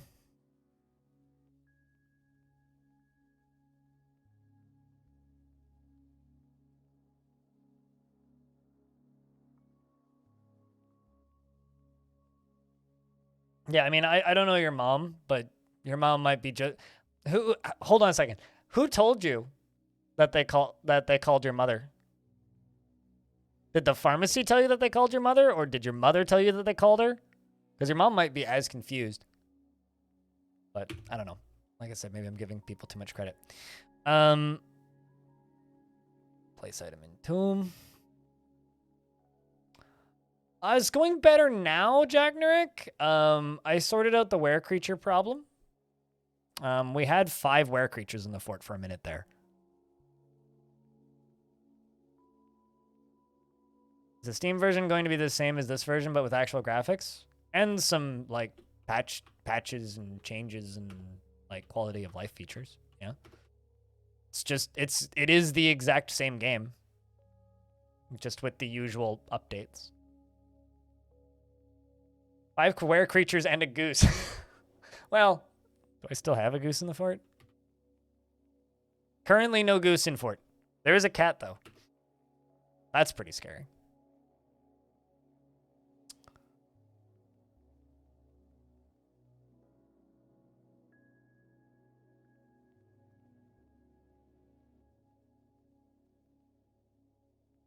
Is other Jack Nurick still alive? That's a question.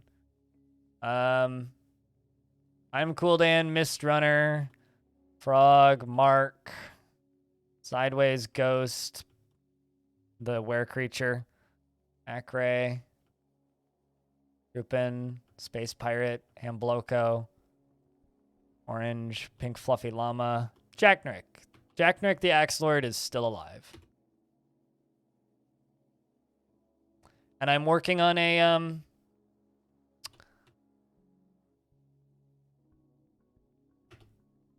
terrarium for gnomes, which should be fun.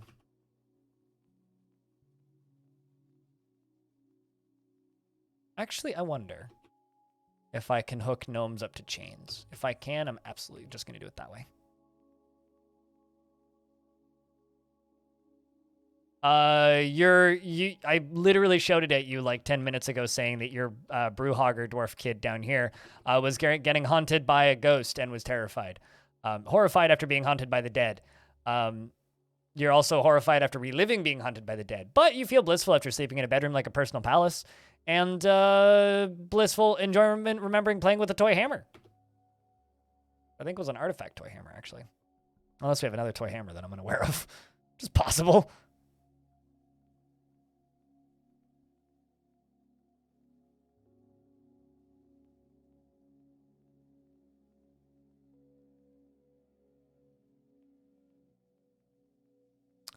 Hey, I can put gnomes on chains. Excellent.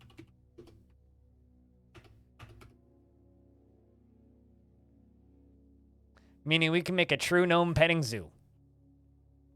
That's feels weird to say, but we can make a gnome petting zoo, and I can bring them booze. Way too happy about this. And then there's this child, who I feel real bad about, who was getting haunted by his mother for like 4 months. Who is no longer getting haunted by his mother, but because his mother's been memorialized, but seems to be kind of sad.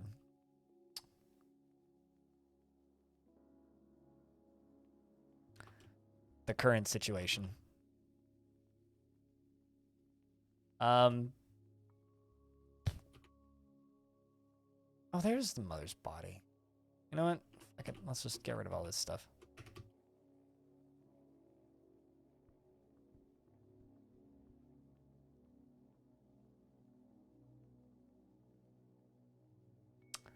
The wet season has arrived. I'm gonna quickly go take a leak.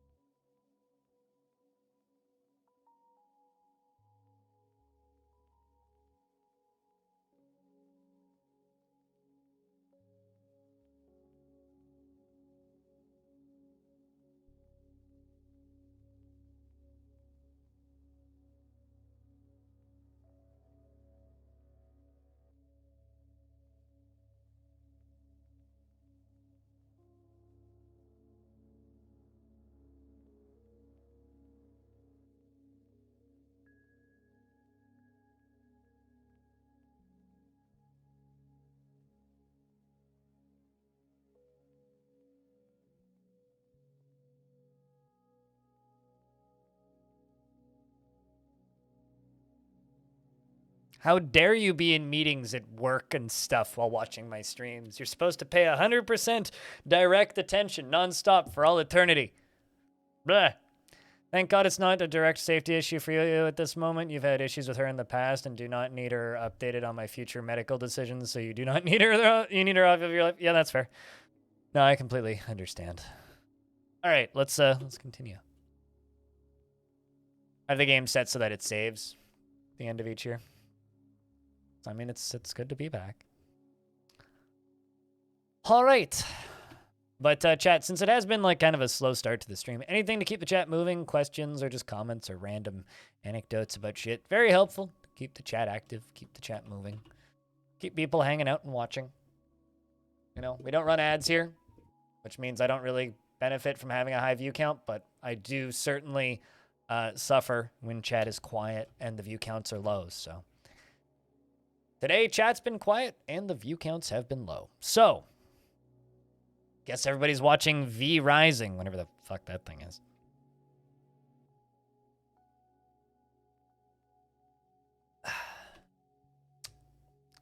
But cleaning up this tavern is priority number large. So, let's set some new display items. Which a lot of these are simply named weapons that my military uses, so I don't want to accidentally take something away from one of my dwarves. Don't want to accidentally throw at any of these steel shields, like all this stuff. Or I don't want to melt stuff, like all of those warhammers.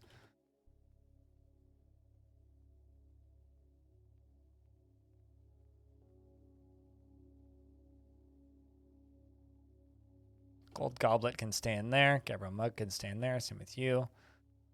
Marble amulet. Fungi wood amulet. The tea wood crown. Galana ring. Marble earring. Good lord.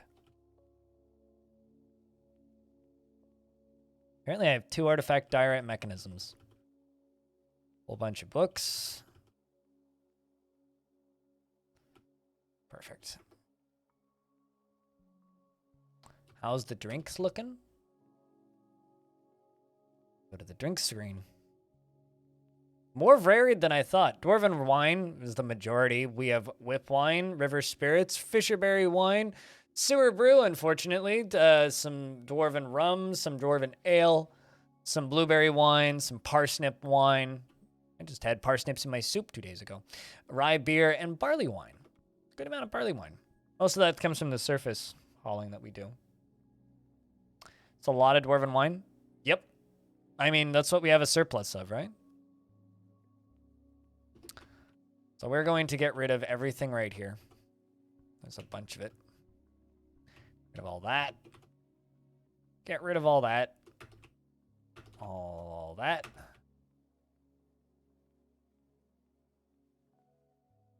All right, sweet. So I can absolutely just chain up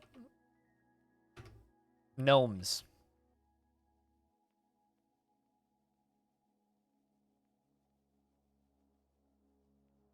I mean, we got a little bit for everybody. I mean, some humans come by and stay with us every so often. Got to have some sewer brew for them, right? Also, we have 67 dwarves in the fortress currently. Well, if anybody would like a dwarf, just let me know. But yeah, no, I think we've got a little bit of much needed for variety for just about everybody, right? There's something for somebody, regardless of what walk of life you're from. There is something for somebody.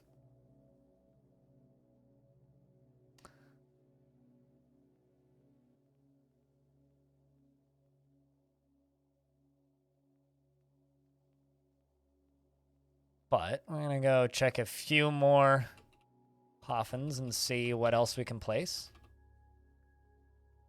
Yep. All the way to the end. Oh, yeah. Also, Bastet died. It's another dwarf who died in the chaos that was the last time I streamed this fort, which was last week. Brew means tea? I mean, I've heard the term brew referred to as tea, or tea referred to as brew. I've seen that for sure. Yeah, not super common, but I think that's less of a dialect thing and more of a context thing here.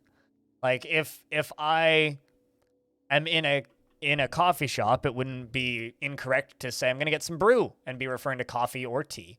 If I'm, hey, Tekka Dorfus is in a fey mood and claims a craft store shop. But also, like, if I was drinking beer and I asked somebody for another brew, that also would be.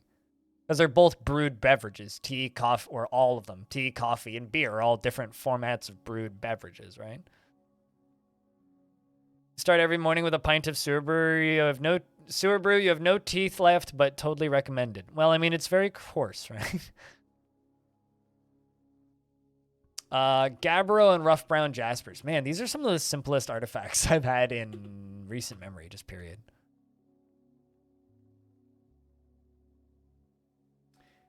When you think, when you ask for brew, you show up at your service. I mean, that's sort of like somebody saying, "Where's the stone?" and then Stone going, "Huh?" You know, like there was a bit there where we had about 4 people named Stone that were frequently in the chat. We had Stone, aka Seashore, although Stone was aka MLH at the time. We had Stoned Hobo, and then we had Stone Pants, and then there was the other Stone, who I can't remember the rest of the name was, but yeah, there was a point where we had like 4 Stones, and whenever somebody would ask about Stone, then like a bunch of people would be like, "Huh? What?" That was always kind of amusing.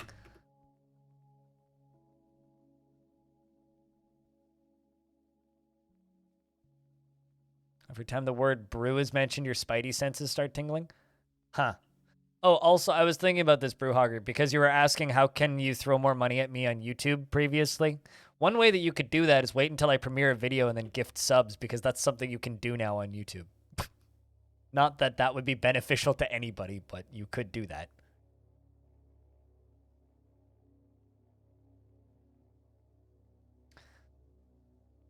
Do you know how many times the word stone shows up? The word stone shows up a lot in a lot of games. Any game with any kind of, you know, crafting, basically. The word stone is going to show up pretty frequently. God, there's so much crap everywhere. Or it's a mess. Absolute fucking mess. And hey, at least we've got our soon-to-be glorious gnome habitat that has 2 mountain gnomes in it currently. There was a DF mod that required a special stone for brewing drinks. That doesn't surprise me. Tekkud Dorfus, our manager, has created Nimtestamushal, a Gabbro figurine of Sumetsu Ren nightmares, and she claims it as a family heirloom. Yeah, It's worth almost nothing. The Godly Cordius Realms. This is a Gabbro figurine of Sumetsu Ren... no, not Ren. Wire Nightmares. Wire Nightmares. All craft dwarf ship is of the highest quality. The item is all craft store ship is of the highest quality. The item is a masterfully designed image of Sumetsu, Wire Nightmares, the Goblin, in Gabbro, by Dwarfus. And Ral Infinity Simplex, the bejeweled coal of iron, who is striking down the Goblin. The artwork relates to the killing of the Goblin, Wire Nightmares, by the dwarf Infinity Simplex, rest in peace, the bejeweled coal of iron with Glitter Empire in the russet fingers in the early spring of 189 during Utu Ukas, the Onslaught of Cremations, which is a fight that happened quite some time ago, and there's still visual like remnants of the fight up on the surface because there was so much gear left over afterwards, after all of the violence.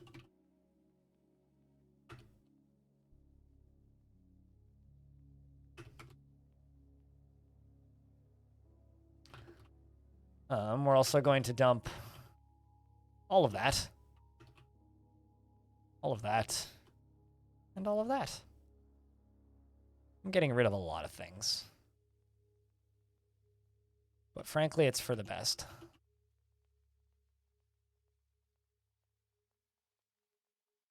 And the elves have arrived to trade. Oh, would you look at that?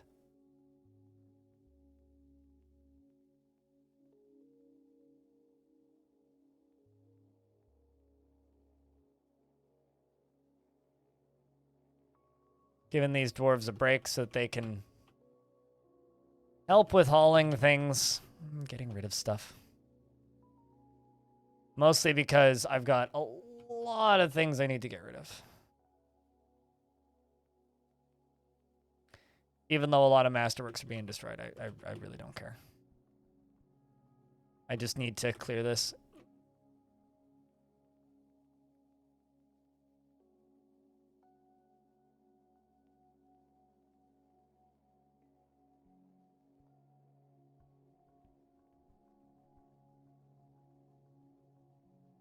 So the embark area has sand, shallow clay, deep soil, shallow metal, and deep metals. That's one hell of an embark.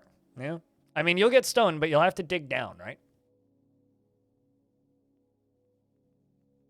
Like, especially if you've got sand, clay, and deep soil, that means you'll have to probably go down like 12, maybe more layers to actually get to stones.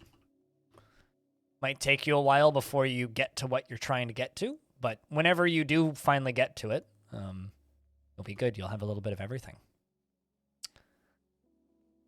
But, you know, if you're still learning the game, that's not a bad starting spot.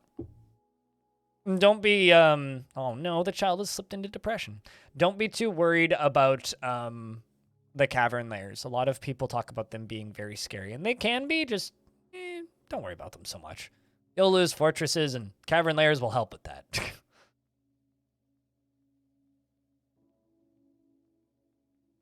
I mean, deep soil is good. It means a lot of different spots where you can farm, but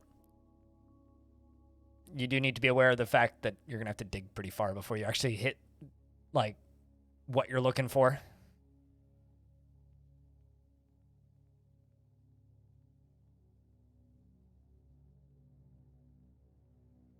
So we're throwing all of this stuff right here straight down into lava. All this clothing and various other things. Even some crafts.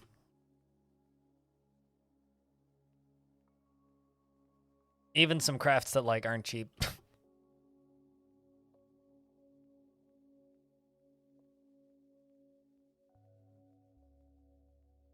Kind of a pity that we can't talk to the gnomes.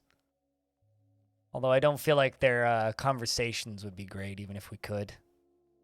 The only reason gnomes aren't as prolific and advanced as dwarves is they have no ability to speak. They're all mute. They don't have language. They're missing the language tag, which is a pretty important tag if you want to be able to, you know, communicate and work together with your species.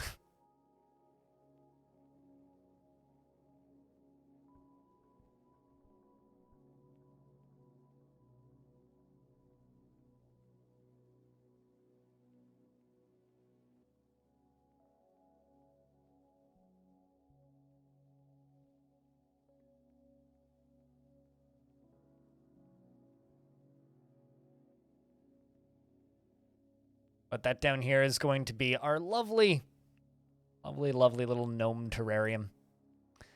We will have to deliver them booze, though. But they can chug some booze.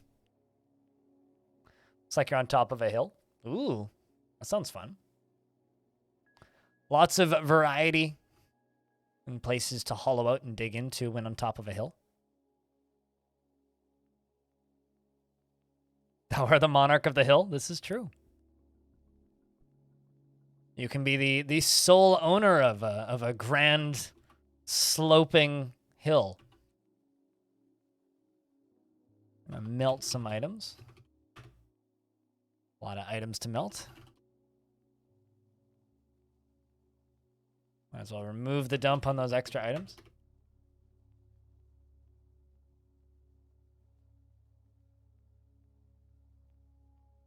Because I do kind of have just keep working on it job of melt metal object, which is increasing our bar stocks pretty, not dramatically, but I mean, we got 300 iron, 2,300 gold, bunch of copper, which is stuff that we've melted down, some bronze, some brass, bunch of steel, bunch of pig iron, which needs to be made into steel, some platinum, some aluminum, a little bit of black bronze, and some charcoal.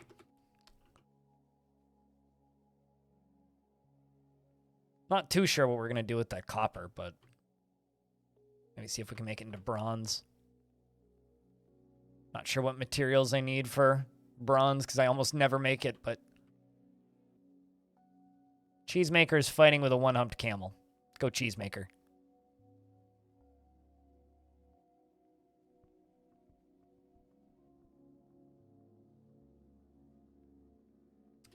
Let's place some more coffins, I think.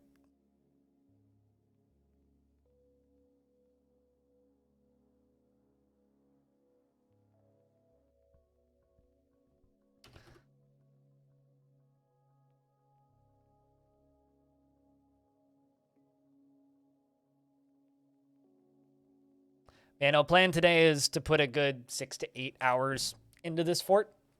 But something that I've been thinking about is this is either the last or maybe the second to last fortress I do in this faction, because we've done a really good job with this fort. Like, we've got 1, 2, 3, 4 successful forts in this chunk of the world. And something that I was thinking about doing is, like, there's these guys down here, all right, that have all of these elves and goblins down here. And then there's another faction that is up and over here in these fields with all of these kind of evil dwarven hillocks as well as goblin pits everywhere. This might be a fun spot to settle too. So I'm kind of thinking that we might start a new series in this world, still in the same world. Not necessarily today or even this week, but pretty soon. I think we're going to start a new series in this world where we play as a different faction for a little bit. Maybe try and go to war with this faction, or go after different targets instead of just goblins like we have been with this faction. Maybe we become necromancers and go after humans and elves and stuff as well. Because this faction has been very, like, let's protect all of the dwarves. So maybe time to start a full new series. It's still in the same world, though, because I'm quite attached to this world, I'll be honest.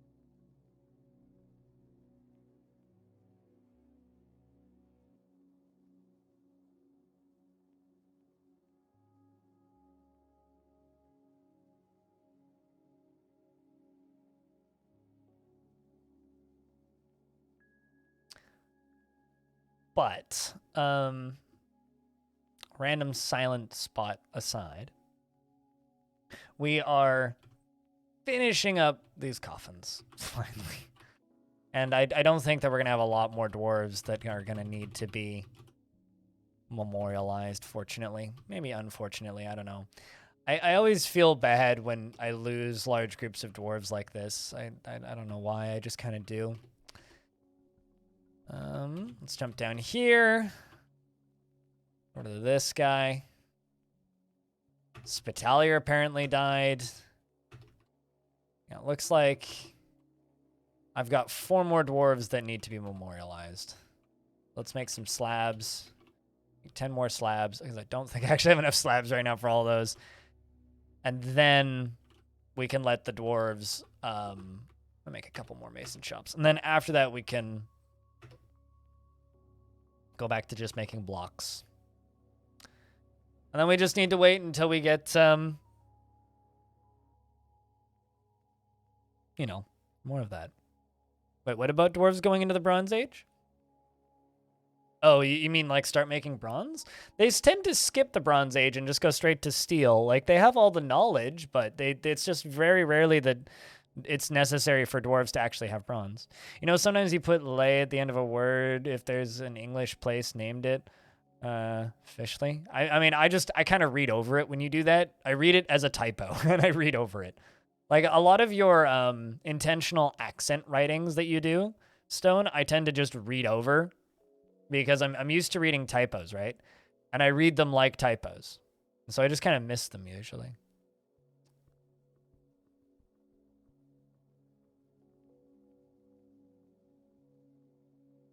Well, on the bright side, things are starting to clean up finally. Things are starting to clean up. I'm going to make a, I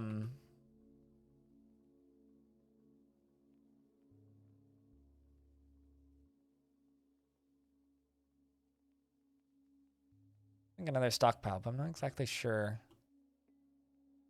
You know, let's also put refuse here.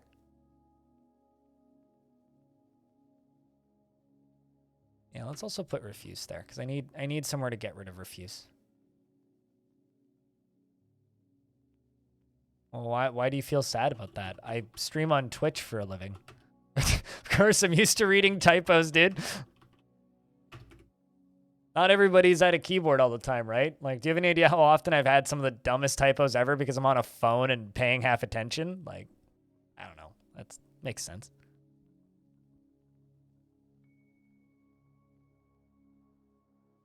It makes perfect sense why a lot of typists on Twitch tend to suck.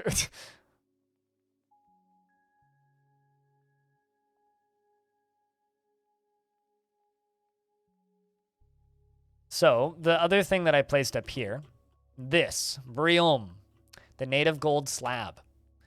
It's worth 36,000 Zethal. The hideous skull is the name of it. This is a native gold slab. All craftsmanship is of the highest quality. The slab reads, I am also call Usum Dasorgu, death-starved, the ashen grave. Once of the underworld by Stamib, I bind myself to this place. Not bad for our collection. We now have 2. Look at that. I'm kind of ecstatic about, happy to see, pleased with. All of the above. Fairly pleased with.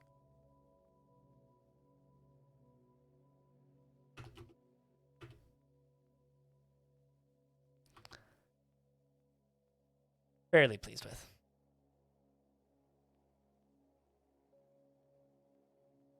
You're right, 8 million words a day. Of course, sometimes you cock up. Yep, 8 million. That's a lot of words. Because you miss the days of people trying to type correctly, but that was before phones. You mean the days of when you'd go into an image board and you'd typo something, and then someone would just at you and be like, here's the correct spelling, and then you get banned from the room for typoing too many times? Like, chat, I have a question. Are any of you like old enough on the internet that you've been banned from a forum for typoing? Because I got banned from a forum once for typing. It was only a temp ban. It was a 7-day temp ban. But I did get banned from a forum once for typoing too many times. Some migrants have arrived despite the danger. Well, I'm glad that they're here risking their lives to join the fortress. You have a calm demeanor. You dream of mastering a skill. Well, I need to fill up these squads again. So the first few are going to probably end up being cannon fodder. That's a piglet. That's going to be a lunch. A lunchable for a dwarf. Dream of crafting a masterwork someday. Drops the activity at the slightest hint of difficulty or even the suggestion of effort being required. Well, I require more miners and stoneworkers, so go do that as your gig. How about you? You are a woodcrafter. You dream of raising a family and would flee even the most necessary battle to avoid any form of physical confrontation. Why the fuck are you here? Take the jobs I need. How about you? You're a doctor. You're as avaricious as they come. Feel strong need to pay back any favor done for them. Well, we'll give you healthcare and mining. You dream of past, great. Sorry. Is moved by art and natural beauty as a noticeable lack of perseverance. Authentic coward dwarf. I mean, sometimes you need a coward dwarf, right? Trash battery. How you been, by the way, trash battery? Good to see you. Likes a little excitement, but doesn't seek it out. You can join the military. You're a goose. You can be a goose pie. That's another piglet. You can be a Lunchable. You're a weaver. You dream of mastering a skill. Excellent. Cracks easily under pressure. Cracks easily under pressure. Well, can you handle stress? She prefers Discord, but cracks easily. That's fine. Go join the military. You'll do fine. As long as you're not in charge, you're good. Dream of mastering a skill. You're buffeted by others' emotions. Doesn't seek out excitement. Is a pessimist. Tries to keep things orderly. You'll do fine in the military. Back up to 75 dwarves already. Not to bed. Also dreams of mastering a skill. Enshrews practical concerns for philosophical discussion, puzzles, and riddles and ideas. Well, you are absolutely going to be a scholar, but you're also going to be a battle scholar, so join the military.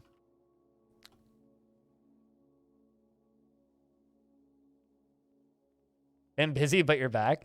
That's a line I've been hearing a lot lately. A lot of people have been busy. I feel like a lot of people in the past, 6 months have gone on extended vacations and or gotten promotions at work or moved jobs because, things kind of seized for a year or two.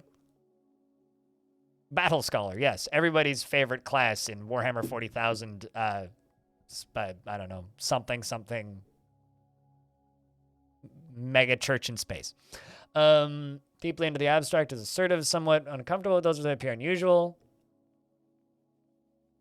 Often envious, doesn't really see the point of working hard, likes artwork.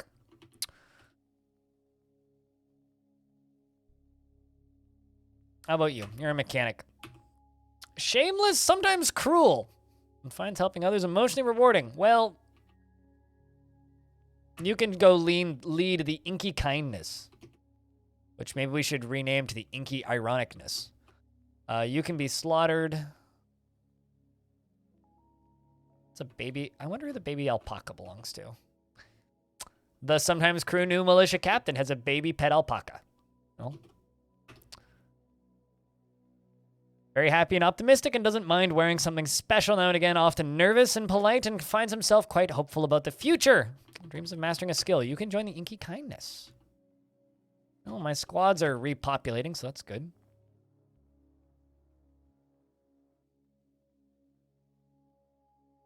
Mathematician from Final Fantasy Tactics through their power, not through the book, to hit people with. I mean, you need to know math to fire a howitzer, so math is important in all walks of combat. Strong feelings of. I thought that I disabled that alarm yesterday, but I guess I didn't. Likes a little excitement now and again. All right, you can also join the inky kindness then. A bunny rabbit? That's a bunny. Great. We now have a bunny in the fort. What am I going to do with the bunny? I don't know. You're a thresher. Don't really need a thresher, but you dream of mastering a skill. She's quick to anger. Doesn't seem, nothing that would state that they would like combat, but nothing to state that they wouldn't like combat. So, you're a fisher dwarf. What a waste. Finds humor in most situations and is ambitious and assertive. Well, considering you want to craft a masterwork, I don't think you'd be a great fisher dwarf anyway. So, let's give you armoring, blacksmithing, and weaponsmithing. And mining.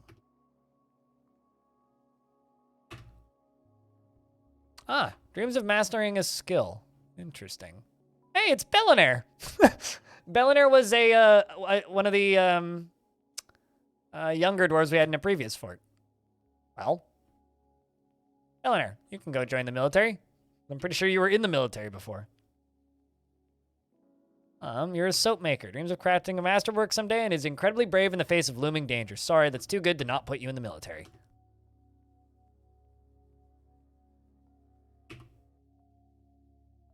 I'm ambitious. Most of my life has been spent fishing. Yeah, I mean, without math, we wouldn't have, like, the majority of what we have in our society. So, yeah, math is important. As much as I don't like math, math is important, and I will not state otherwise. It is indeed fact that math is important. But that big battle that's always referenced in the artworks in this world, that right there, all of that gear is the remnants of it. And that blood is also some of the remnants of it. So there's still lots of evidence of that battle here, even though it's been like 5-6 years. Well, good news is we're back up to 85 dwarves. Bad news is I now have a bunch of livestock I need to deal with, so I'm just going to pasture them all over here, I think. Rooster, boar, piglet, gosling, piglet, baby alpaca. You know what? I'll just do that. Without math, we are cavemen in mud. Ned's Survival Guide's math teacher. Not familiar with that, whatever that is.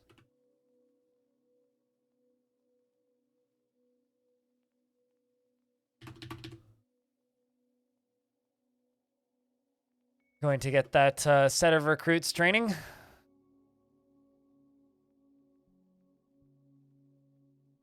Does Dwarf have a title? Shortast, Saved Hatchet, the Ochur Guilt. Dang. What's the name? I'm trying to remember. Where did I put that temple? I have a temple with a high priest. Don't know where I put it. Did I put it further down?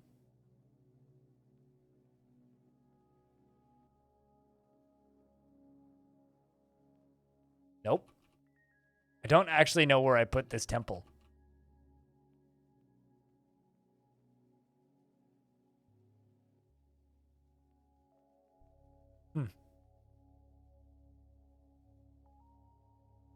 Weird. Oh, I know where I put it. It's right here. This is the temple. I get it.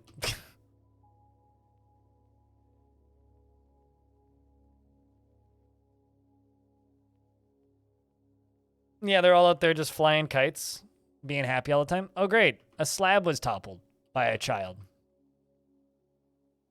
Child, I need you to not topple slabs. Toppling slabs is bad.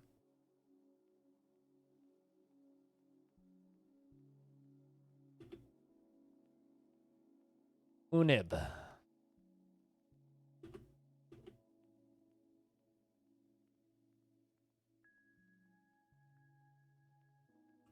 The fun part about... And a clothes shop was toppled. The fun part about a child toppling stuff like that is it could actually, like, let ghosts back out.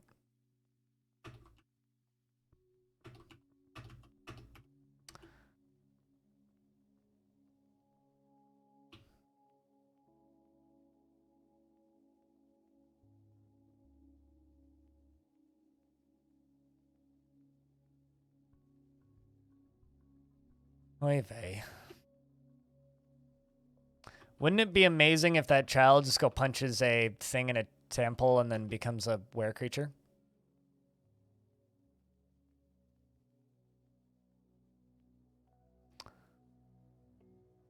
Just gonna give you that job.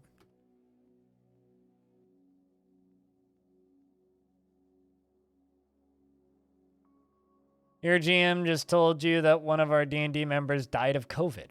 Wow. That's really sad. What the fuck? Can I ask a question? Was this an older person or a younger person? But regardless, that's really fucking sad, dude. I'm so sorry. Friend of yours or just 19? Fuck, dude. Ay, ay, ay.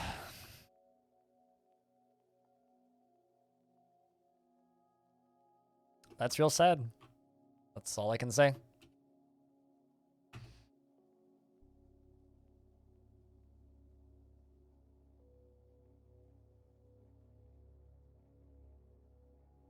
Place some more cage traps around this booze up here.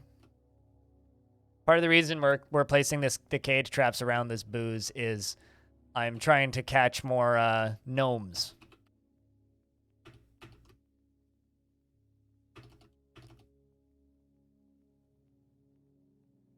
Yeah, that's real fucking sad.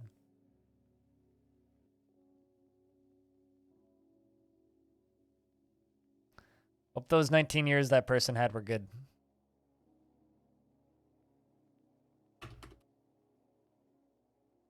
Did they have it for a while? Like, were they hospitalized? Or was it just like a... Actually, I don't know how many questions I should pry, but... You guys should memorialize that person's character in your campaign somehow. That's what I would say.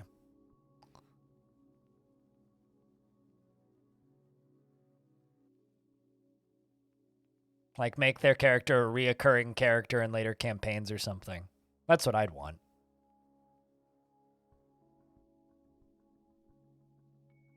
Oh, your DM just messaged you? Because your character died? Oh. Yeah, that sucks. That really sucks. I don't really know what else to say. That really sucks.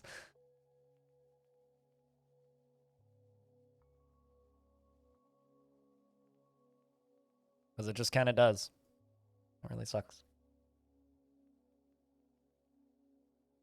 You know, like we've said previously, if you get sick, take it seriously.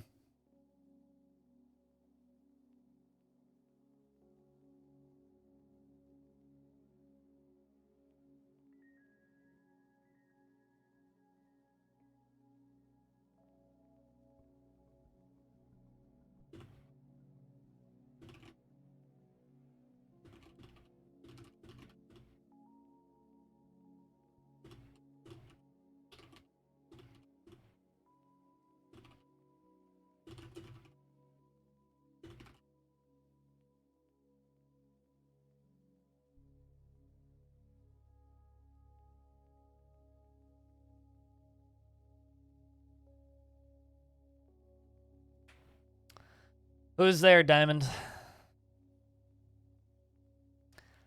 Feel kind of bad. This person just left like a short essay worth of tips to play Soul Ash, at which point I basically just left the response. I don't really have any interest in playing this game. The world generation was lacking so heavily that the game was just grindy and not particularly fun to play. Feel kind of bad with that response, but like, you know, there's a point where it's like,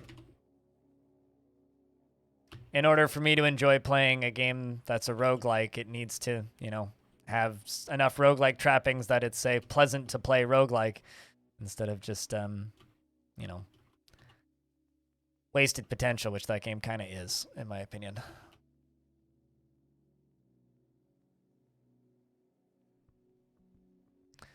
Arid Siren has been on for 5 bloody hours straight. Jesus.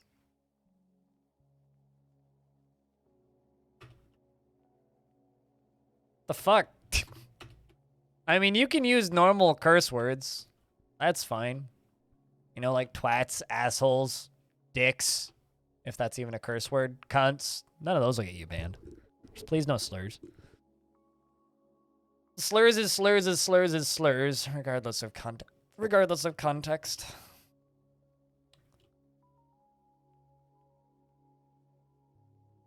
So you just been hiding underground all day? Is it still running, or are you one of those people who just kind of ignores it? I've heard like a lot of reports that a lot of people just kind of ignore the sirens at this point. Soul Ash is a really cool game in theory, but the real problem with Soul Ash is there just isn't any world variety. Like, its world generation is and map generation and map variety is extraordinarily limited.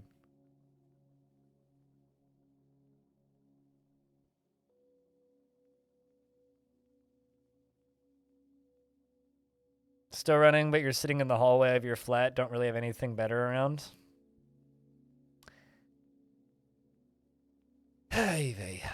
Well, hopefully it shuts off soon. It's got to impact your sleep quality. Oh no! This gnome is stumbling obliviously. Not my gnome. I was about to give them food.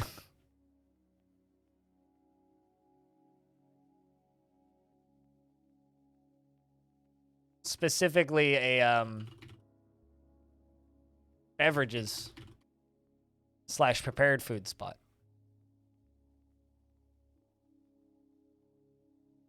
So yeah, that's the thing though. So the world generation in that game does generate new things, freeways. The world is 64 tiles by 64 tiles, and each tile is like it's 128 by 128 chunks. And I might be wrong on that second number, but it's 64 by 64 tiles, and each tile has 3 variations, right? But the variations are very slight, and that's the problem, right? So technically there's a lot of different combinations of variety, but the actual variety from variation to variation isn't great. So you'll generate a world, and there will be a town, right? Like there's this one town that you run into really early in every run, regardless of which of the like 5 spawns you get. Doesn't matter what version you get, there will be a town in that same spot. But the town might be a town that's overrun by orcs. It might be a town that's completely destroyed. Or it might be a town with people in it, like humans. There's another village that comes to mind that is either populated with dwarves, gnomes, or goblins. There's another village that's either populated with fairies and magical creatures, or populated with elves, or populated with a combination of elves and centaurs. But like, the variety is so low there in a world where like, I'm so used to games like, you know, Caves of Cud, which will have pre-designed locations, but a lot of variety in between that. And I was really hoping that that game would have much more variety from run to run, but the way he decided to go with the world generation for that game, it feels like there's no variety, and it really sucks. And it's like, I feel kind of bad because like I have all these videos where I'm just getting tons of views of people basically saying like, oh, these are like tips on how to play better. It's like, I don't care because they're just, like, I have no desire to go back to that game to get better at it because there isn't enough variety in the game. Like, it's a neat game in theory, but it doesn't have enough of what I want from a game like that to be fun.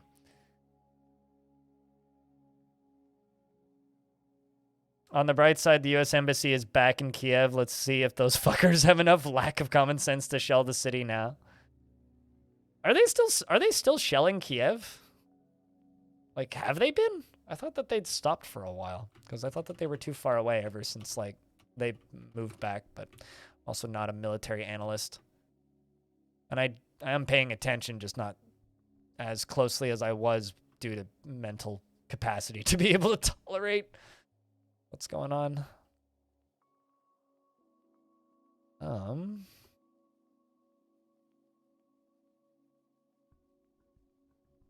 Well, I know that, but there's a difference between firing rockets at something and, you know, shelling something. You said shelling, so. Let's dump body parts. And let's dump corpses. All right, let's get this shit done.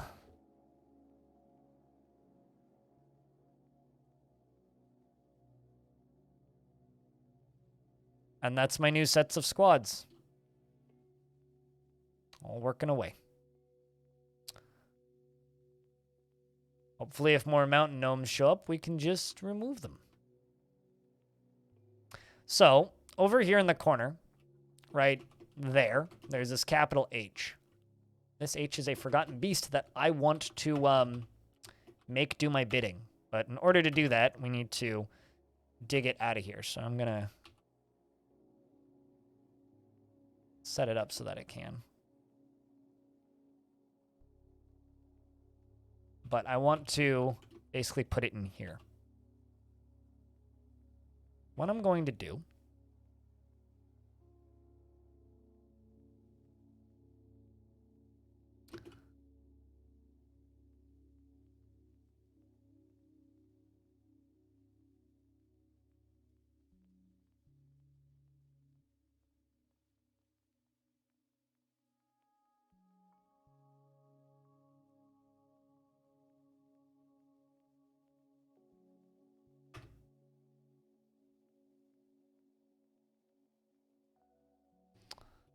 hmm.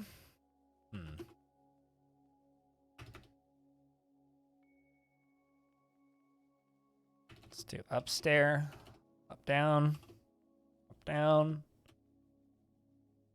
down, down, up, down, up, down.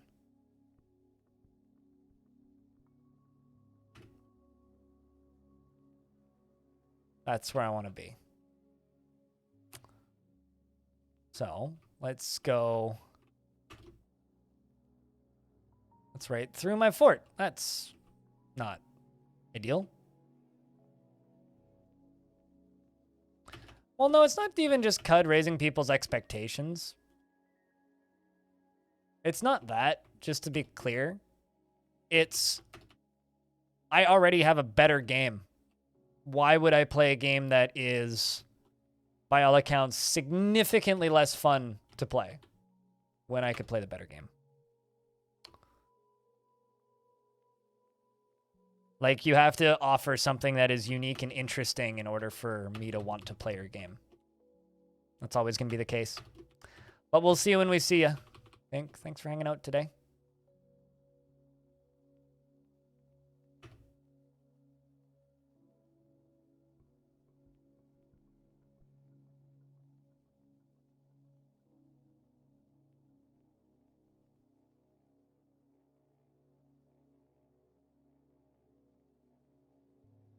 All right.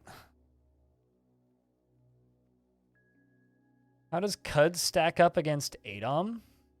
Oof. Kind of almost completely, totally, and absolutely, utterly 100% different. In almost every aspect. I mean, CUD is like jumping into Alice in Wonderland's Discworld. Dune. Science fiction. With weird, like, mutant alien monsters made of mushrooms. Whereas, like, the theme is so different between those two games, it's really difficult for me to even compare them. But, like, ADOM is a longer game.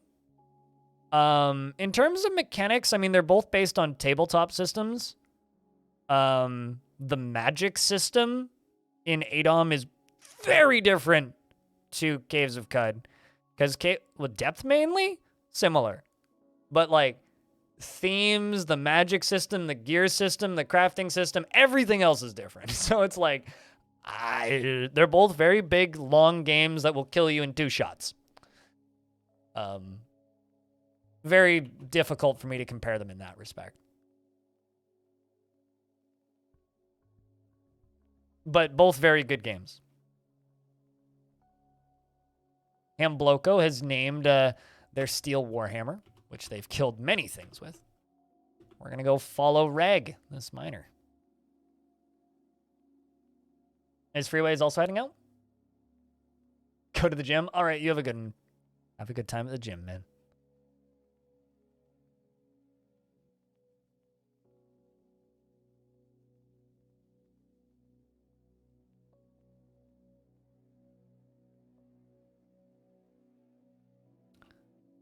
All right, so that's just going to be a Gabbro bridge that raises.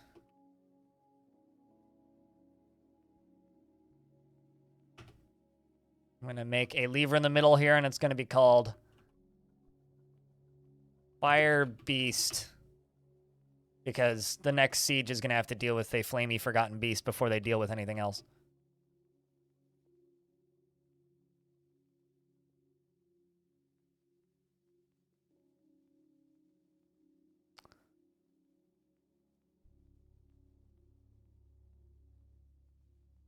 But yes, in regards to depth,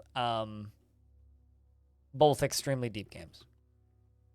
If that's what you mean when you say in regards to depth.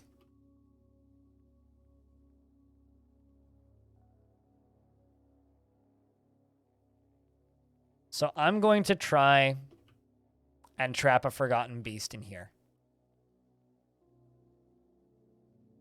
Or rather, in here, in this hallway. But if that fails, I will simply trap them in this hallway.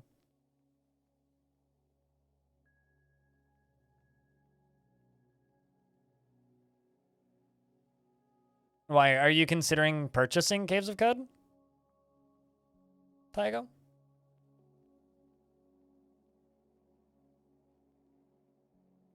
The difference is Caves of Cud doesn't have a free version. But, like, I mean, honestly, when it comes to roguelikes to recommend, just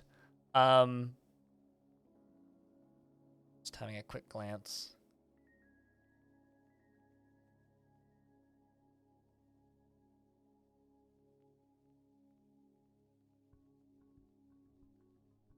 Yeah, Caves of Cud runs on Linux, whereas Cogmind doesn't. So when it comes to games to recommend, it's like Jupiter Hill runs on Linux, Caves of Cud runs on Linux, Cogmind doesn't run on Linux. Does Tome run on Linux?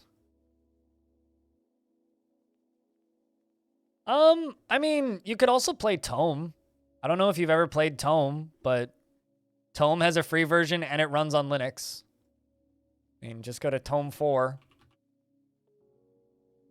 I think. Cogmind does not have a Linux native.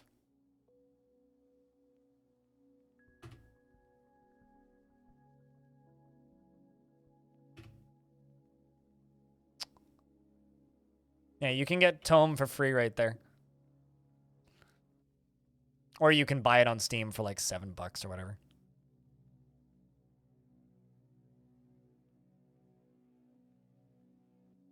You played ADOM and DCSS? I'm sure it works through Wine, but it doesn't have... so Tygo's asking for recommendations basically right now. And I'm just stating that is because I know that Tygo plays primarily on Linux. Doesn't matter if things run through Wine. I'm gonna be more likely to recommend games that run natively.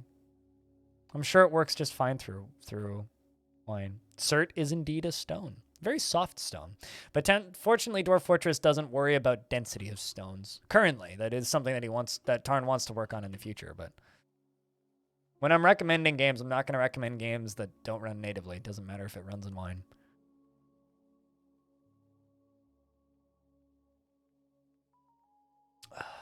But yeah, I would recommend TE4. Tome. Go play Tome. Because Tome is a huge game. It's got a lot of modes that make it a lot easier to learn. And it's got a huge, very active wiki. Unless you want to spend money on video games, right?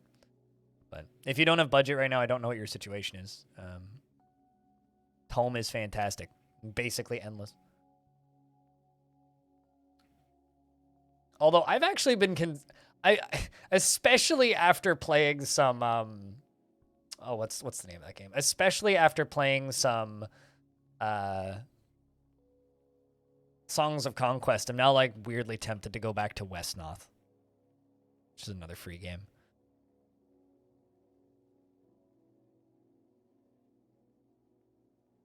What layer are you down to, Bread Knight? If I can ask. How far down have you dug?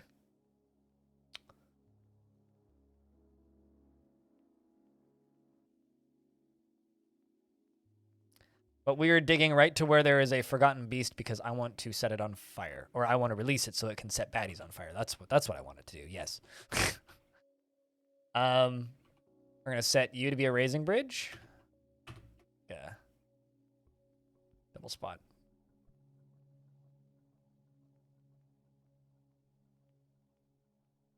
Well, thanks, Dad. El Naso.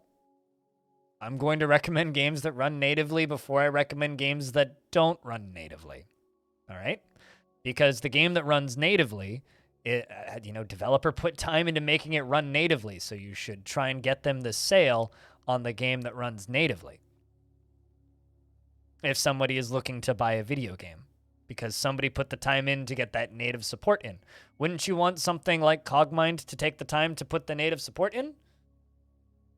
Wouldn't you? Maybe. Do you know what kind of an aquifer it is?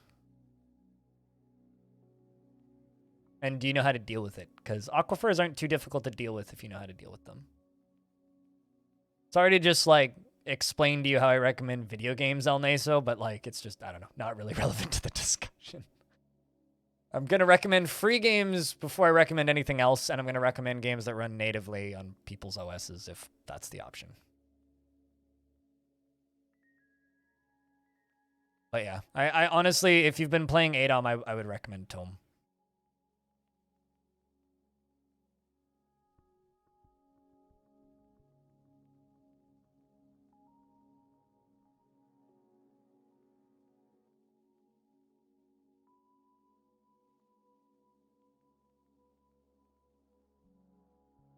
But if you were able to dig under the aquifer, it's probably a light aquifer. So all that you really need to do for that aquifer, in regards for the sand, is dig one block into the sand all the way around and then fill it in with wall. Have you dug through it? Because you said that that the cert is 8 Z levels beneath, right? Yeah, so around where you've dug,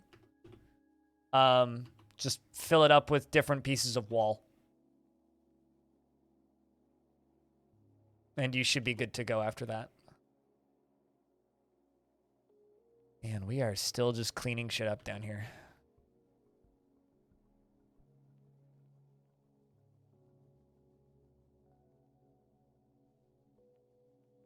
But yeah, I hope that logic makes sense to you.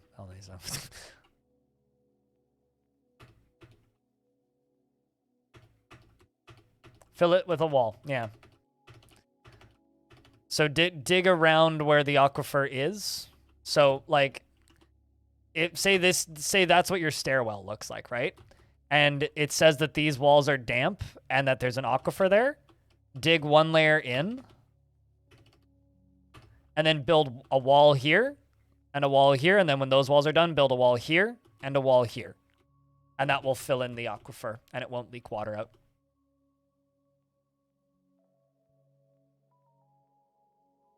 With the commands that Stone put in chat. Yeah.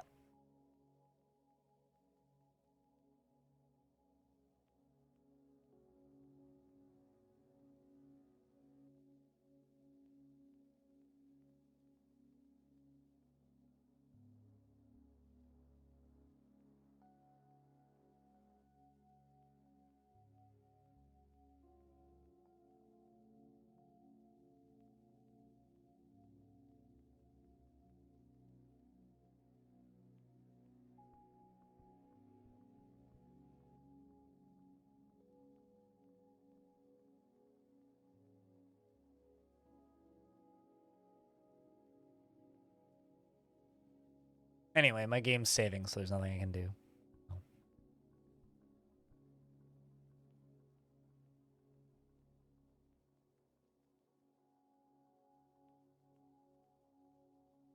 Yeah, dig around your stairs and insert wall. Fill it up with do the equivalent of like the kid in the Dutch kid putting the hole or plugging the hole with a finger in a dike. You gotta do that, but in Dwarf Fort, or the equivalent of that, I guess. Seems like my furnace operators are nice and busy. I'm just gonna look something up on the wiki.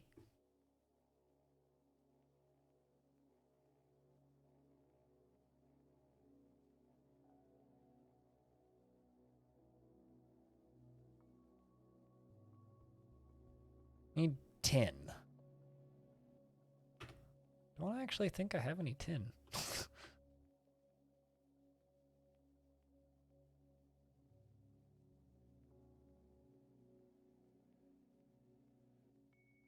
Yeah, I don't think I have any tin.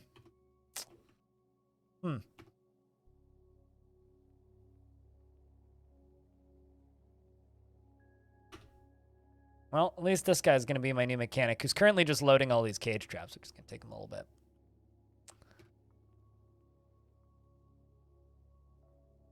Let's see. How's that tunnel been dug?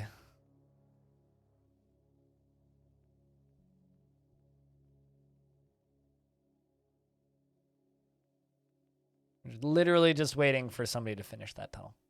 Let's follow this miner. Since that'll block off the leaks, and the dwarves are not the biggest fan of walking through leaks, although some dwarves like leaks for their taste. That's a mean pun.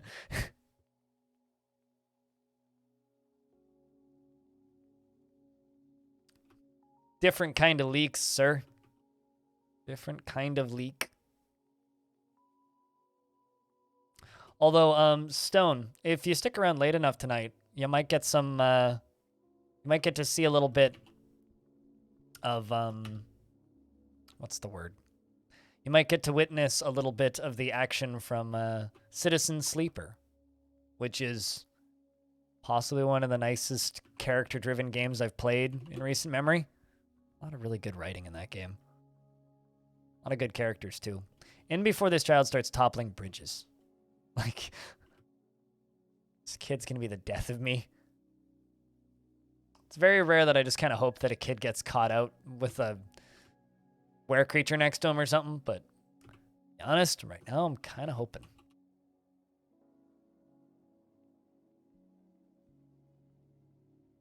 Kind of hoping.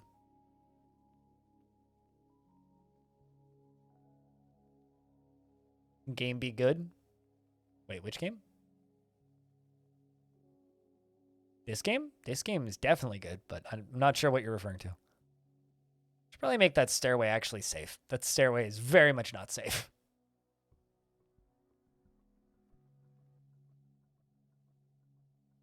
I did have a little bit of tetrahedrite in the fortress earlier, but still don't have any tins, so I know where you're going.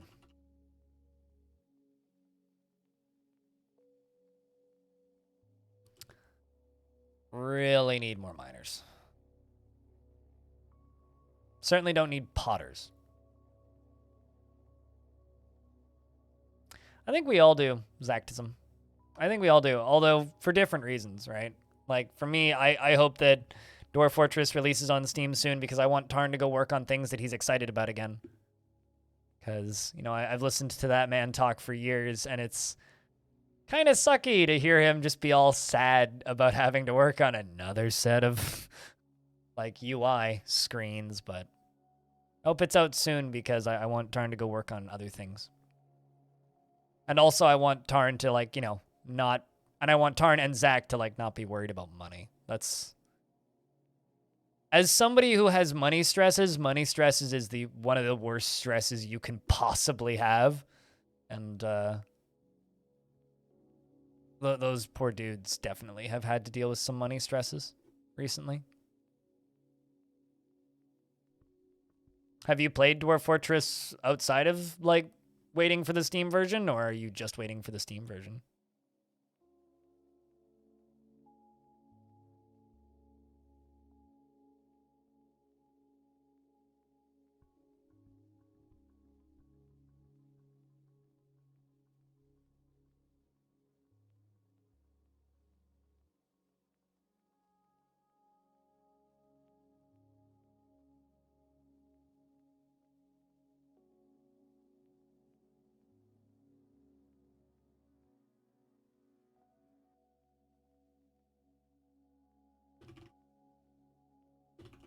So you've inspired me to look at the at the Dwarf Fortress Steam version forums for some reason, or maybe like brief lapse in my mental capacity has made me do this.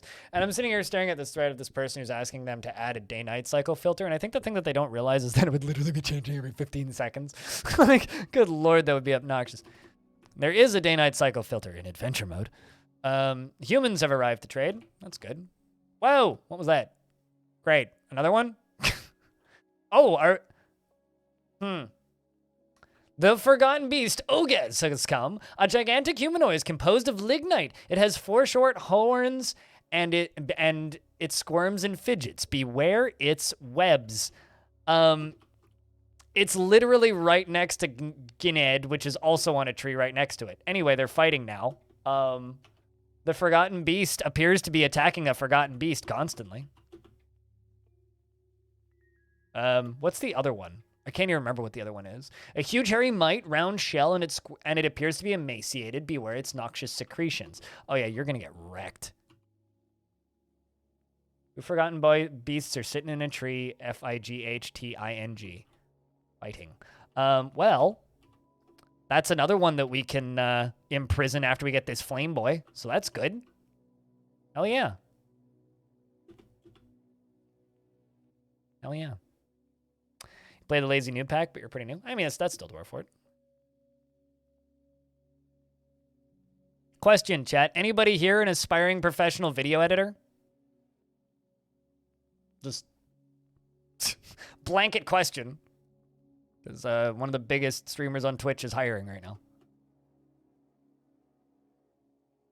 All right. So once this is all the way dug in, somebody has to be very brave. But, or actually, maybe I can do this a little bit safer. No, I mean that's what I'm asking.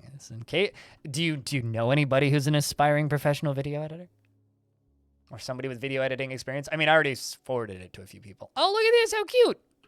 The Cyclops Rob Asher has come, a giant humanoid with a single eye shit in his forehead. Where even is it? I don't even see it. Oh, I see. Top right. Well, look at that. Cute little Cyclops, the glow of glitter. How schmancy. Hey, dwarves. I got a punching bag for you. Go slap it.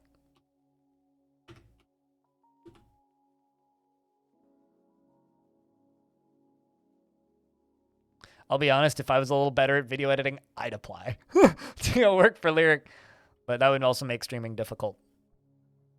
So, not going to do that. Cyclops just wandering around. Here comes army of dwarfs. And it's dead. Cyclops, not that strong. Seems like the Hammerlord bashes the Cyclops in the head with his Setid Tumas, and the injured part explodes. This is Angelrazor! Yes, you can't say Angelrazor without making it all caps! We are the Angelrazor. We've raised many angels. All right. Let's deactivate a bunch of my military for a minute. Yeah, we'll also sell those axes. Why not? A lot of clothing to get rid of.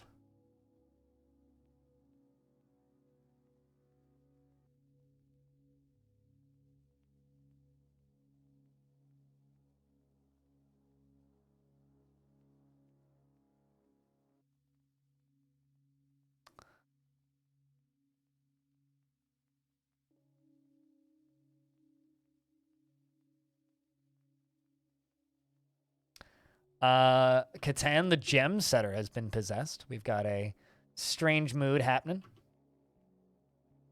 Back up to the surface, though.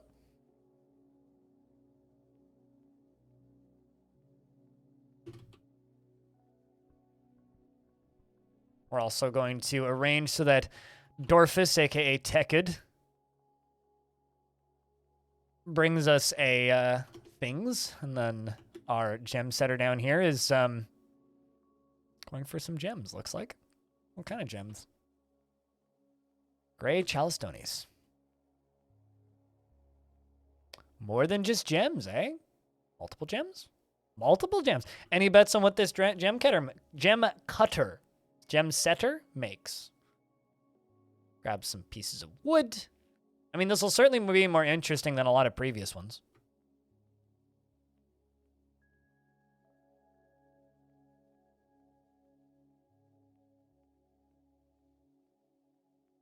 Need architecture.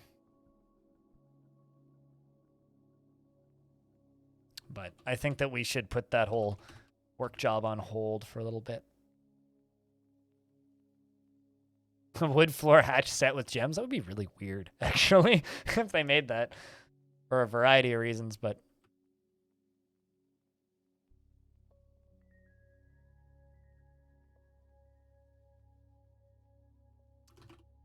Well, so this is just going to be like random clothing coming from everywhere in the fort. Some more migrants have arrived despite the danger, which is optimal. Finds something humorous in everything, no matter how serious or inappropriate, and feels best when everyone gets along without strife or contention. Does not trust others and thinks she is fairly important in the grand scheme of things. You know what you sound like, woodcutter? You sound like a tavern performer. Have fun. You sound like a bard. Impolite and inconsiderate of property, very greedy, and given to flights of fancy to the point of distraction. You sound like a miner.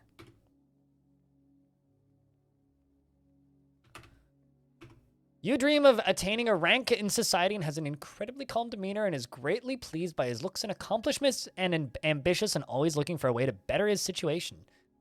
Dang. Considering you have no skills, let's just put you in the military. It'll at least teach you how to talk. You're a woodcrafter, dreams of creating a great work of art, not driven and feels rarely to pursue even a modest success, like the polar opposite of the dwarf from before. Dreams of crafting a masterwork someday, is brave in the face of imminent danger. Join the military.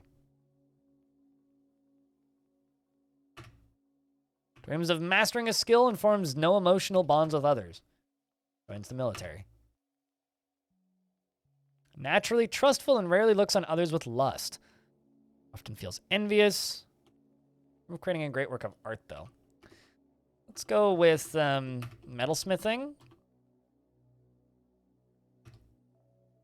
And weaving. You're a dyer. Closed-minded. This person sounds like a book person. We're going to make you into a scholar.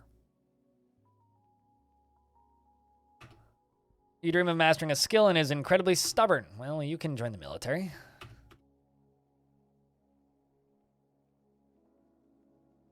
Yeah, it would be mighty weird if that... We have a puppy in the fort. Look at that. All's a goat.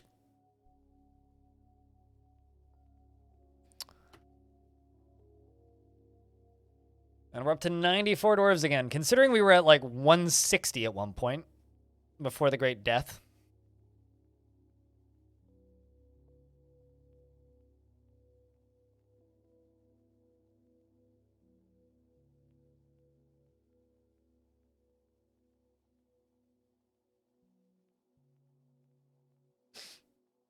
You're a bit confused why no one else is mining because the leader is the only miner?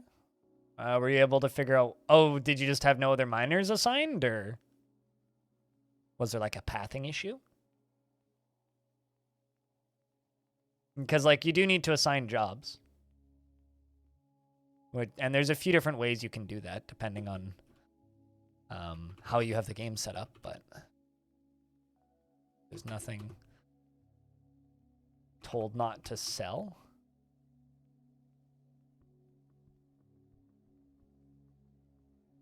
If they brought any fun animals. Water buffalo, piggy, sow, black bear, gander, doe rabbit, duck, reindeer bull, billy goat. All right. Clothing I can't wear.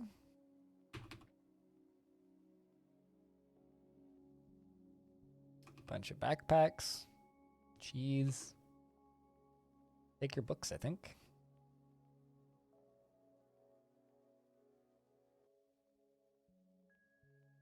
And the sheets.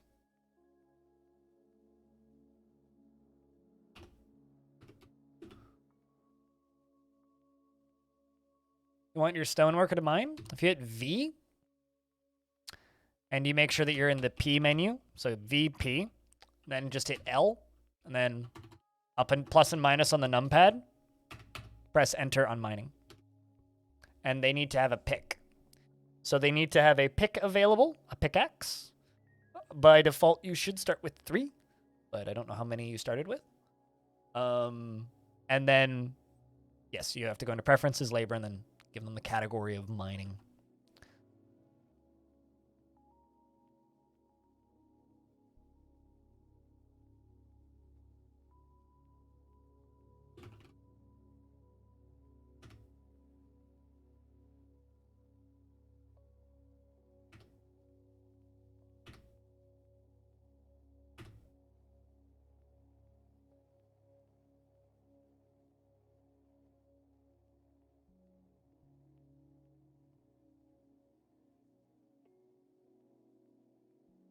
Go to the units and you forget what buttons is next, and that's how you assign all the jobs.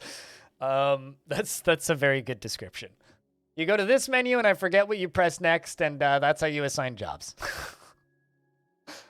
One of my biggest issues with Dwarf Fortress is sometimes people ask me how to do things when I'm not playing it, and I'll be like, and then I have to just go manually open up Dwarf Fortress separately, or turn my computer on and open up Dwarf Fortress, and then like sit down on my computer on my day off and just like, okay, how do I do that fucking thing?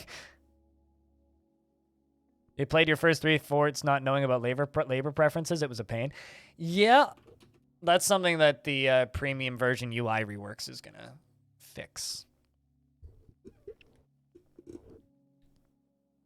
Also, apparently it's going to have a much easier way to turn on auto labor if people just want to play that way, which is good, because auto labor should be much more easily findable for people that want it.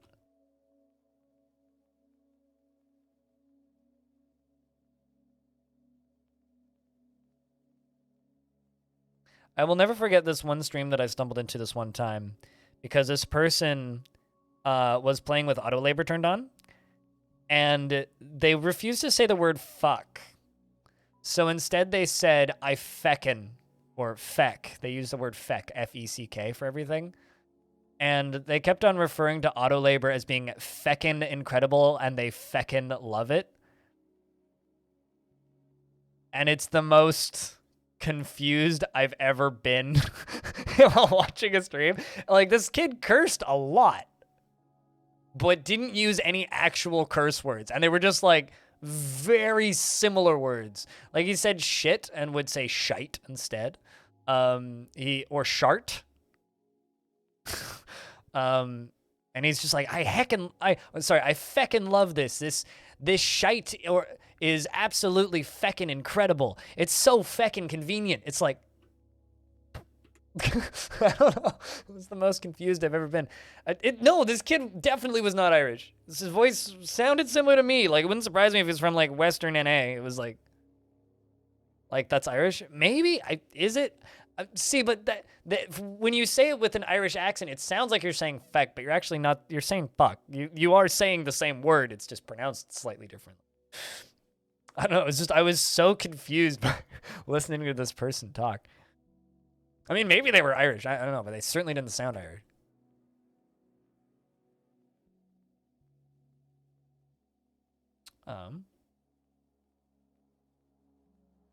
I mean, I will respond to DF questions. There's no rules against me, like, asking questions, so. Where are my strange moves?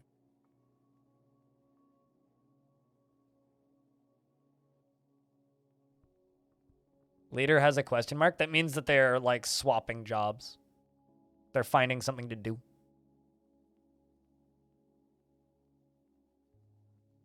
I mean, I've trapped multiple dwarves already this one stream, so that happens. Being trapped is generally a problem. I can confirm.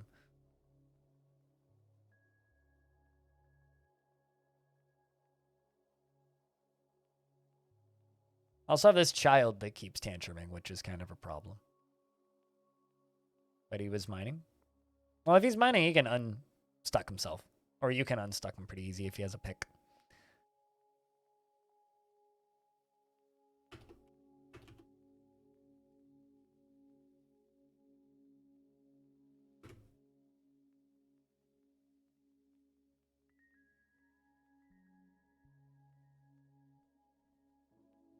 But yeah, if you have questions about DF, just yell them at me and I'll do my best to respond. Although if they're like very specific questions about DF hack, I probably can't answer them because I don't use DF hack. That's kind of the only thing there. It's like if you ask like, what's the command to do this oddly specific thing in DF hack? I'll be like, I don't fucking know.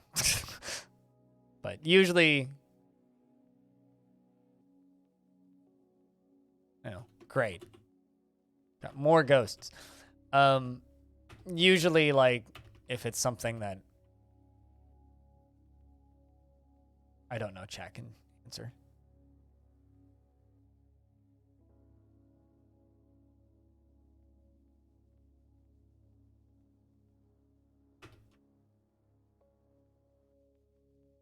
All right, boy.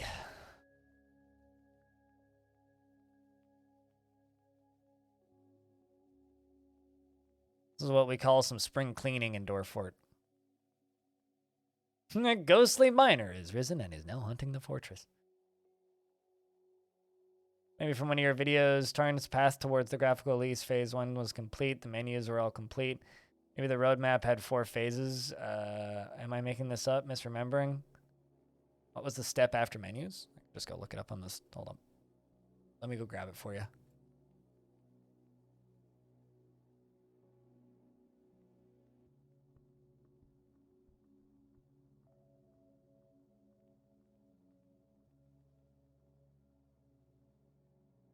All right, so here, I'll link to the Steam roadmap. That is it, but I'll read from it. Part 1 is finish the menus that haven't been upgraded yet, which is the only one left is the hauling menu, I think, which is like the second half of the minecarts menu. Once menus are finished and graphics are completed, which those are both like damn close to, if not done by now. He needs to do usability improvements, tooltips, X's to close menus, hotkey support, etc. Part 3 is bugs, bunny. And then part 4 is workshop and modding support, if that needs investigation and what that needs to be done. And that's what needs to be done before release, before fall release. And they're working towards it. I mean, Tarn posted it again, like, on Monday on Bay 12. I didn't make a video about it because I didn't feel like it was necessary, but it's like, this was on the 16th. And he basically said that, like, one of the usability updates he's changed is, like, you can now build walls on constructed floors, which is awesome. So I'm very excited about that. That's fantastic. Probably my favorite change I've seen since like the start of the Steam version. Like everybody's all excited about these pesky graphics and whatnot, and I'm just sitting here going, "Holy shit! You can build walls on floors now!" But you know,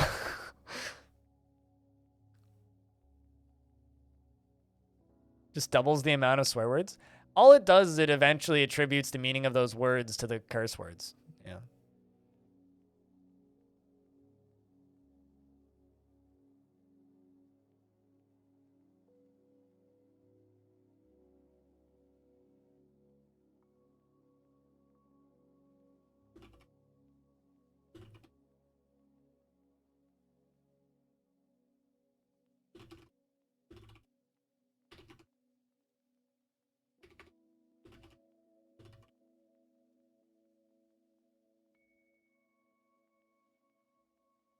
But hopefully that answers your question thing. Dwarf has begun a mysterious construction finally. What all did you grab?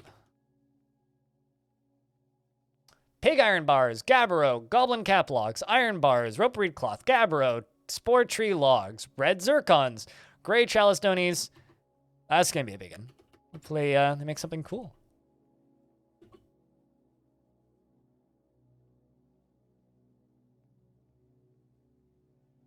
Yeah, I'm excited for the influx of players, and I'm also this is me being selfish for 10 seconds. I really hope that the Steam version also like makes my YouTube channel grow significantly. That's me being selfish, but you know. Awesome. It was also tedious to build a floor near corners, and then later having to remove the wall. Yeah, absolutely. No, I'm very, very hopeful that building walls is going to be a more pleasant endeavor in the future. Very hopeful. Be back in a sec. Let me go pull something out of the fridge.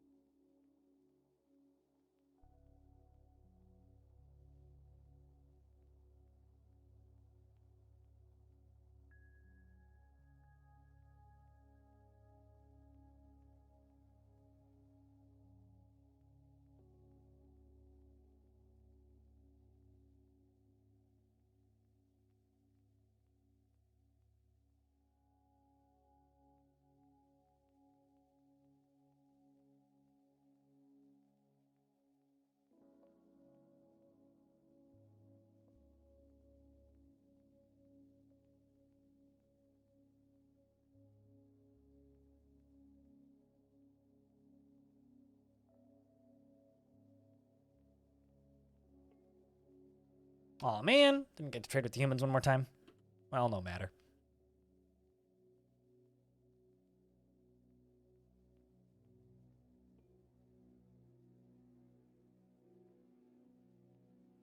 But yeah, I mean, in regards to the Steam version of Dwarf Fortress being released, it's been like everything Dwarf Fortress, and I feel like anybody who's excited for the Steam version of Dwarf Fortress that have never really played Dwarf Fortress just need to realize Dwarf Fortress has always been like this. Dwarf Fortress is not a quick development thing. And so far, like, the only thing that's actually bothered me about people is when people start, you know, blaming, you know, Zach and Tarn / the publisher for it taking so long, because it's like, well, it's just kind of the way of things.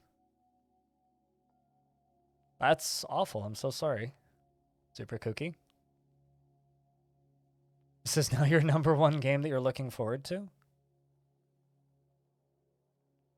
Well, no time pressure, I suppose. Catan the Gem Setter created Numrodum, the gray Chalistone bracelet, and claims it as a family heirloom. Gray Chalistone bracelet. It's worth 60,000. The Windy Pelt. I mean, even the Steam release of Dwarf Fortress isn't going to be all of Dwarf Fortress. Because they haven't even, like, that roadmap, right? Because they were talking about launching with only the first 4 or even the first 3, which is just graphics for Fort mode, visuals for Fort mode, menus for Fort mode, bug fixing for Fort mode, quality of life for Fort mode, and then the release, right?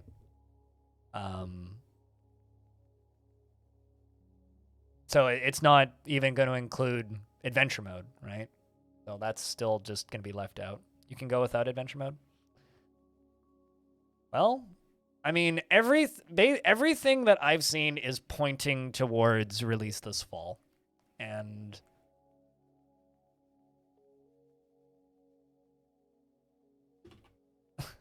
I just received a call on Discord from Orange, who just sent me a DM saying, "Sorry, I dropped my phone."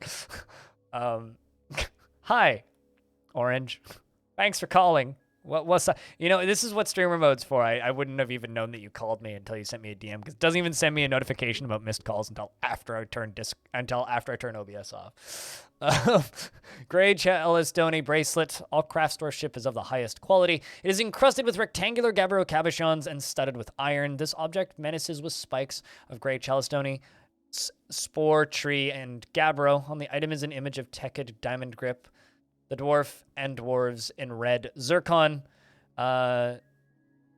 The artwork relates to the ascension of the dwarf Tekid to the position of King of the Crimson Pulley in year 1. On the item is an image of 2 emerald-cut gems and rope reed. On the item is an image of Christiel's, the adamantine warhammer in goblin cap. On the item is an image of ginkgo trees in pig iron. I wouldn't have been concerned. I would have been like, what the fuck? Why'd you call me? Concerned would be like, I'm about to get hit by a car. You have to respond to this DM so that I don't die, kind of thing. That would make me concerned. But you just being like, oops, calls, I'd be like, what? But yeah, as far as Dwarf Fortress goes, at the end of the day, like, I can't promise anything, right? Like, I don't work for KitFox. All of the information I have is publicly available, right? I haven't signed NDAs or anything. I don't have any secret information that you guys don't have. All I have is like educated guesswork and some educated guesswork and safe assumptions based on previous release patterns. Right now, my safest assumption is pay attention June 9th. Which I've said in a couple videos recently, but it's just like, pay attention to Summer Games Fest.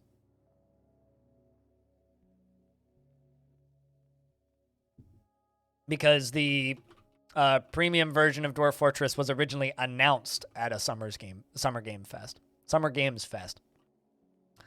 in 2019. Back when it was earlier in the year. Actually, it was called something else then, but this was originally announced at one of those. So I would, and from word that I've heard through the grapevine, people are expecting stuff. Well, I'm not saying get your hopes high, but I have a feeling if they're going to be like, we're releasing this year, it'll be then. I skipped one this Monday, and the reason I skipped it was pretty simple. It's because there was no screenshot, and literally the only new piece of information was, yo, you can build walls on floors.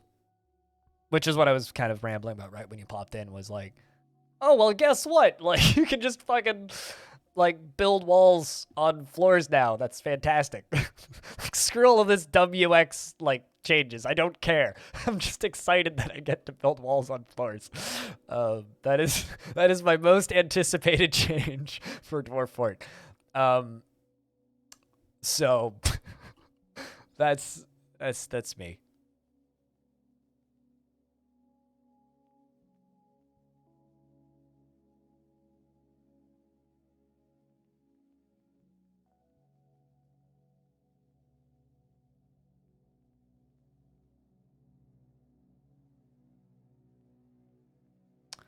But, you know, as far as the videos go, I will keep up with them.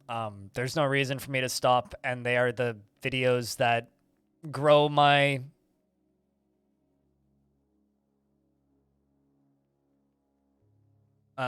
it's the thing that wow, okay. I get some of the weirdest emails now. It's the only thing that's really growing my YouTube channel, outside of, like, the YouTube algorithm just being nice to me sometimes for some sort of pseudo unexplainable reason. Did I forget to tweet today? No, I didn't. Okay. Forgot to tweet when I went live. Yay, the ghostly miner's been put to rest. Hoping that we're, like, done with these ghosts. For those of you who weren't here earlier, we had a were-creature outbreak, which now is just this guy who lives on the wall, who's probably very bored. Feels tenderness remembering talking with... Is your spouse still alive? Nope. This were-creature person here, is the only living member of all those were-creatures. Actually, did you draw anything? What'd you draw? I set all these walls to be engraved, and the only engraving they wrote is the Tile of Cathedrals. Engraved on the wall is an image of Lumil, bronze oiled, the deity of minerals, depicted as a female dwarf by Ral. Hold on. Do you worship that god? Yeah. All right. You know what, Ral? I know that you are alone in this room and you get to live alone in this room for all eternity. I'm going to make you a temple. And it's going to be dedicated to, what was it? The Lanul? Deity of minerals. Yeah. The oily cathedral. And I'm going to go in there and I'm going to say citizens and long-term residents only. But now you can go pray. If you want.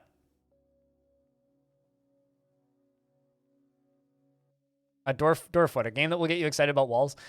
And, like, really excited about beds. I don't know. There's a lot of really silly sounding things that you can get very excited about in DF. Or like me, like, being absolutely over the frickin' moon that we have gnomes. Wait, no, that's something else. Gnomes Look at these. I got two chained up mountain gnomes. Look at these little bastards. Even this one that's stumbling around obliviously. But like, look at these little bastards. Look at these little gnomes. They're fantastic. By the time we're done with this, you'll be able to go in there and drink with gnomes.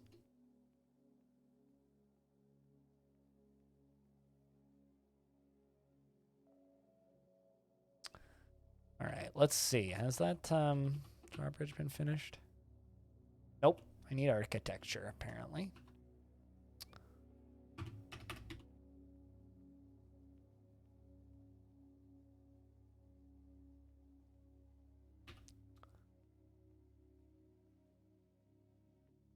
Yeah, the videos are not gonna stop. The videos are not gonna stop, but I am trying to branch out my YouTube channel a little bit. But that's just because once Dwarf Fortress releases, I need to have something to still have left for my YouTube channel, and news is gonna get less frequent for a bit. I mean, there still will be Steam news, even after it releases, obviously. Like, Dwarf Fortress will still have news. Although I'm probably going to change, like, the name of that show from Steam News to just Dwarf Fortress News. And it's just going to be everything related to Dwarf Fortress, and it'll just kind of keep going. Probably in a different playlist, but it'll just keep going. Because it's not like, you know, Dwarf Fortress is going to stop updating or something. But it is really cute when you see some people commenting on, like, the Steam forums, and they're just like, well, with the release of this, I hope that they realize that it is very important for them to release regular updates. And by regular updates, I mean, like, once every couple of weeks. Holy shit, 13 notable kills? That's crazy. So, Troopin killed a lot of our own dwarves, but it's highly likely that this dwarf killed a lot of our own dwarves because they got infected by were-creaturism. So this dwarf killed a human in 96. They killed Rith, the Ordered Renown of Freezing, who was one of our dwarves. Bastet, the Creative Sanctum of Taps, who was one of our dwarves. Ingus, who was another one of our dwarves. Kib, who was another one of our dwarves. Goden, which was another one of our dwarves. Eslom, which was a human, the Cradled Paper of Deities, a human Void Hunter. All of that stuff in 196 was in that outbreak of were-creatures. Well done, Troopin.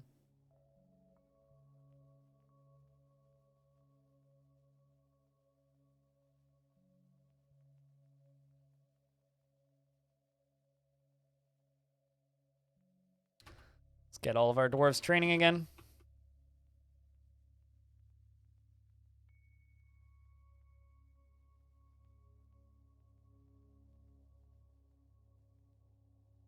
Found a better embark area. You know, a lot of learning Dwarf Fortress is just making a lot of different embarks. So, totally normal to not get super attached to the first one.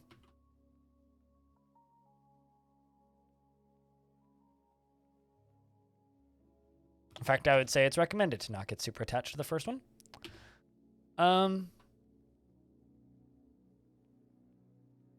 No aquifers, you hope? So there is a wrinkle. You can accidentally embark on multiple biomes. When you're embarking, F1, F2, F3 can sometimes show different biomes. So there will be times where you'll embark somewhere and you'll be like, man, this spot's great. And then you'll hit the multiple biomes and realize that the great spot is actually like a very small top right corner or something.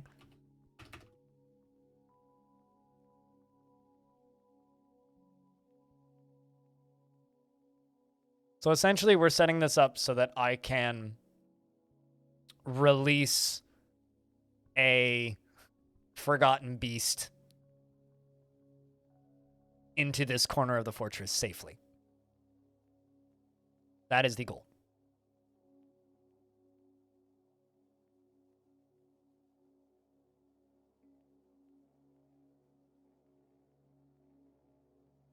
Which will kill two problems with one boulder, essentially. It will allow us to release one and then two Forgotten Beasts through this route. And whoever invades us next gets to deal with them. And this is the Forgotten Beast we're going to release here, this one. Angelrazor. And then after that, where's the other one? There's another one like right here. Yeah, Ugiz, this one. This is the one we're going to release next, which I'm going to see if I can use these same tunnels. One of them has webs, the other one has fire. So they'll both be quite efficient and helpful, I think. There's sulfurite. Sulfurite's useful. Not the most immediately useful, but it's not useful.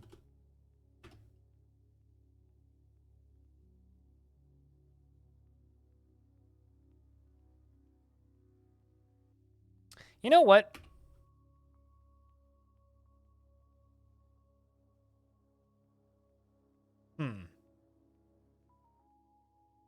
Kind of tempted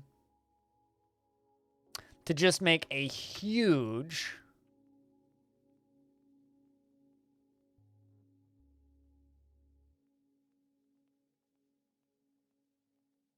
like clothing stockpile for low quality clothes.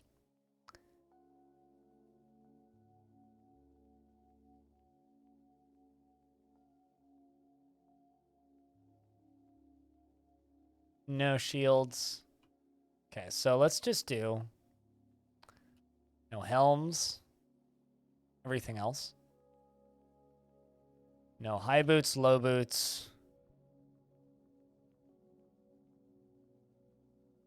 Or any of those. No gauntlets. None of these. No greaves.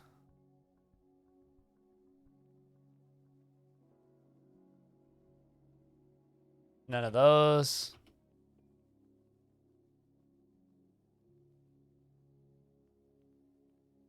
There's no shields. Heading out for tonight. We'll see you when we see you, Aqua. Thanks for hanging out. No metal. Other materials, yes. No artifacts, exceptional. No superior.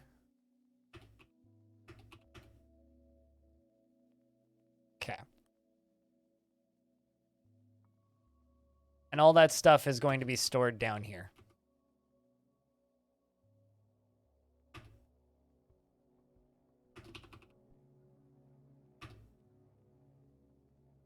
So, what I can do now... Also, chat, if you guys could say goodnight to Aqua, that'd be fantastic. I see water drain. It's the lever that we pull. Which will open this stuff up.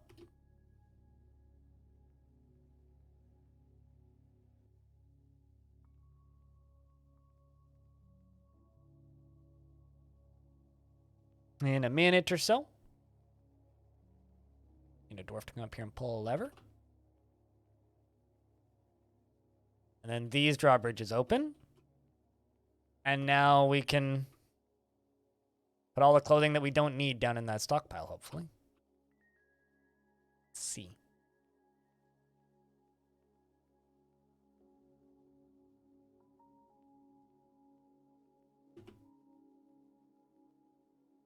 Somebody broke a craft store shop. That's not good.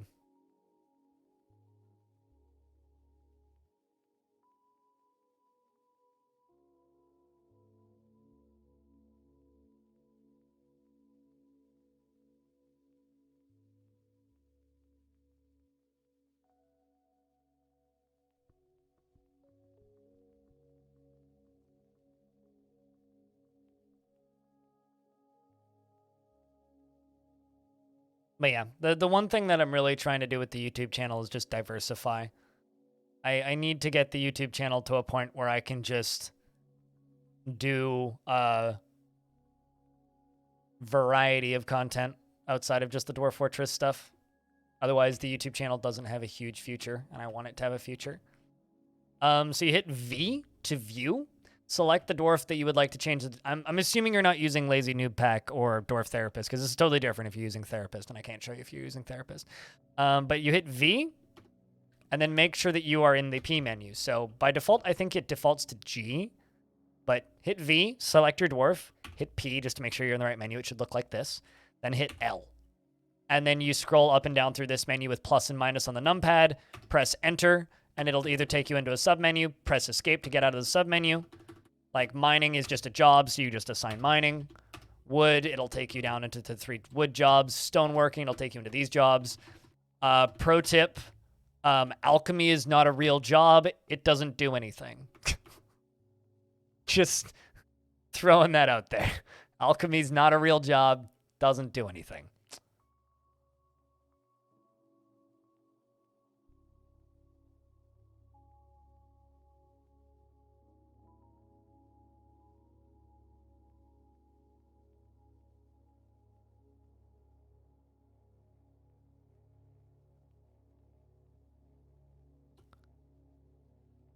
Large skunk leather armor. Okay. I need to change some jobs. Or unforbid some jobs, I guess.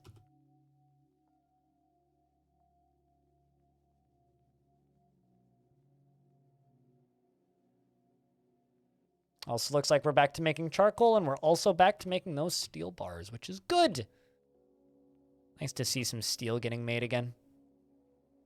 Although the thing is, in order to get more steel, it looks like we are rapidly running out of our flux supply. So let's go back here.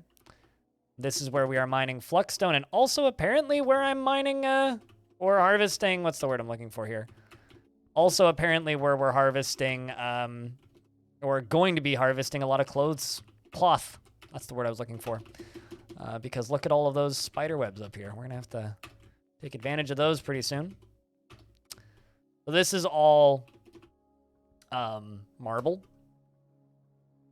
Marble is a stone that is used in the creation of steel, which is what we need. This is one way to train up your miners real good.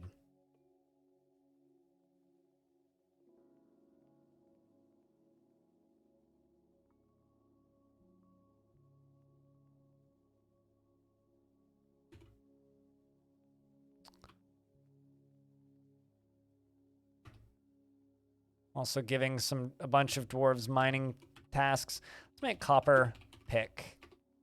Let's just make 50 of them.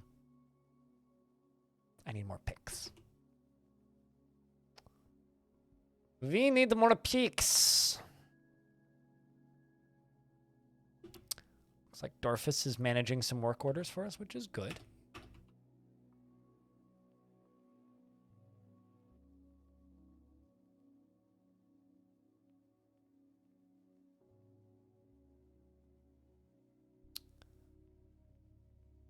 Do need a new captain of the guard, too.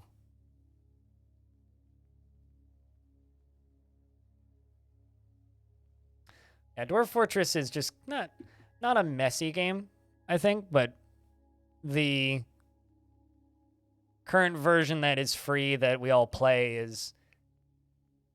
I'm trying to think of the right way to word this. Notorious for not having a lot of thought put into large portions of it, right? Like a lot of Dwarf Fortress just kind of, Tarn needed a mechanic, so he made a mechanic, right? And he needed a UI element for it, so he added a UI element for it. It's not like, Dwarf Fortress doesn't really have much in the way of heavily thought through UI designs in it.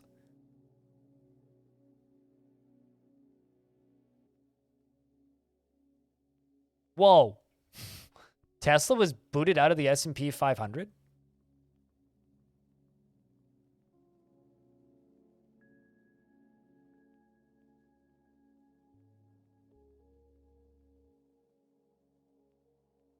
Got a wall, you might as well name it Pete. What's up, Mind? Good to see you this week. How you been, man?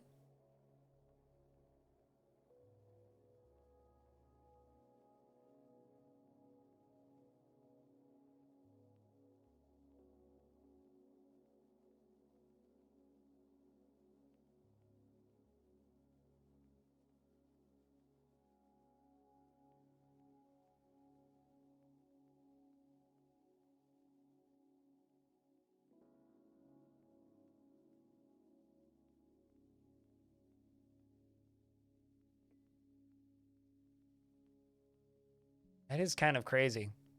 I'm just trying to figure out why.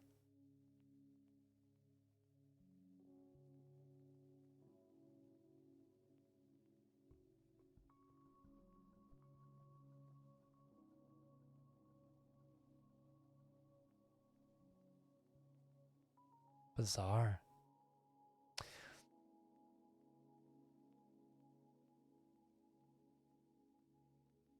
DF is like a well-built car project, but the cup holders are duct tape. Yeah, nobody replaced the cigarette lighter when it broke. Like the cigarette lighter broke and nobody bothered replacing it.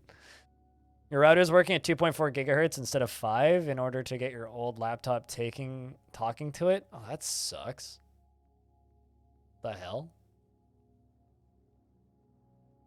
No, thank you. It's a massive, like, reduction in speed. Deduction in speed? That's the wrong word. Reduction of your speed.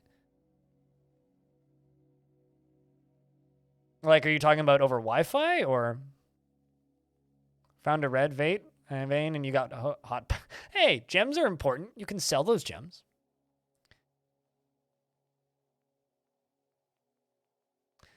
Had to learn about Hosta PD and Linux and was how to get it working. And then, oh, and space open your keyboard is not.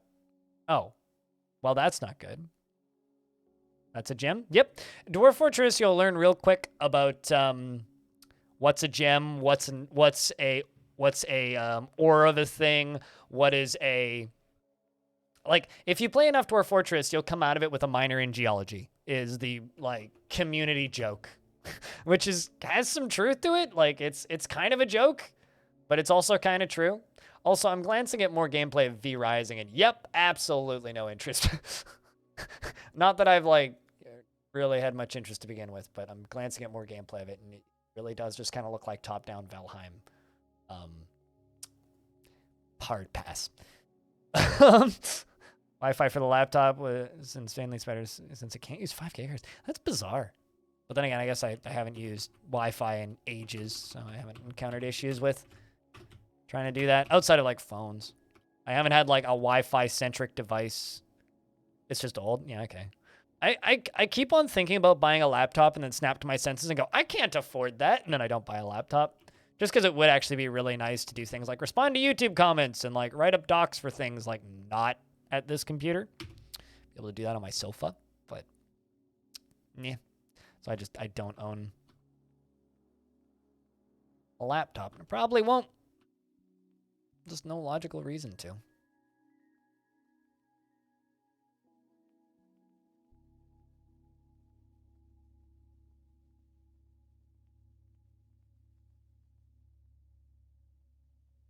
How's the new job been, though? Since you've been in it now for a little bit. Been fun? Fun learning experience? If nothing else?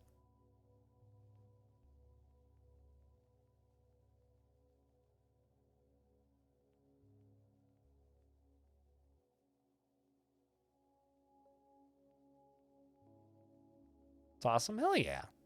It's good to hear. Awesome is generally what I would describe as a pretty good response style on things. Just dumb curiosity. Are you allowed to work on side projects at that job? Because I know a lot of game industry gigs just kind of have weird rules about side projects. Just kind of curious. Sorry, but I have to not move the camera in Dwarf Fort for a second because I have to click this button a couple more times. Sec. You are? Okay, that's good. First port of a web game. So did they do a lot of Flash stuff previously? Or, because, like, if you're working on web games, like that, my brain just goes straight to Flash. Cookie, yes. Cookie that requires clicking. Okay, that's fine. Cookie is now finished being clicked. I have only 243 duodecillion cookies, and I need 751,000 duodecillion cookies.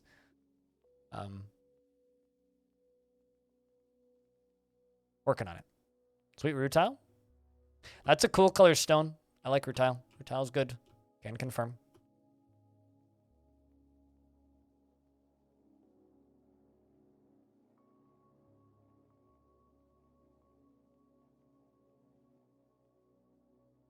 We make games for giant touchscreens for learning platforms for kids, so preschoolers use games to teach that stuff. Yeah, totally. But like stuff like that often ran in Flash previously.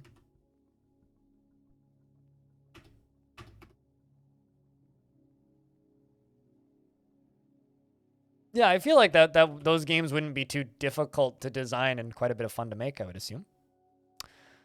Our little goblin axe. I'm curious, how much has our goblin axe lord done? 10 kills. Damn, dude. Hell yeah. But I don't know. Just as kind of a reminder, since game dev is in the discussion for Flash, it's for the best. There's better ways to develop games now anyway. Flash was a good entry point for a lot of people in indie dev, but like we've moved past it as a society, I think. It is worth noting that if you design games or aspire to design games, my stream team's we are going to be hosting a game jam this summer. It's going to last over a weekend. If that's something that seems interesting to you, keep an eye on, platforms where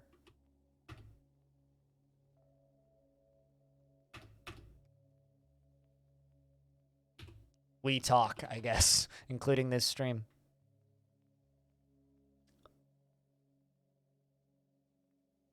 But just keep an eye, because we are going to host a game jam. Me and my team. Dwarves becoming hammer dwarves. Hell yeah.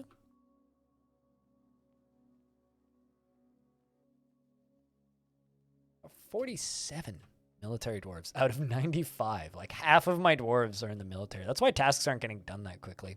Because like half of my dwarves, if not more than half of my dwarves, are all in the military.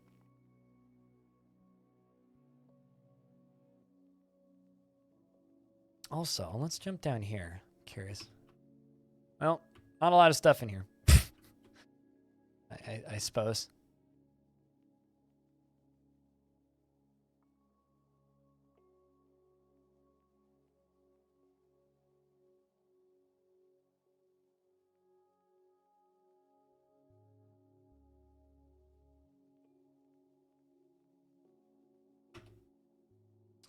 I'm going to change something here.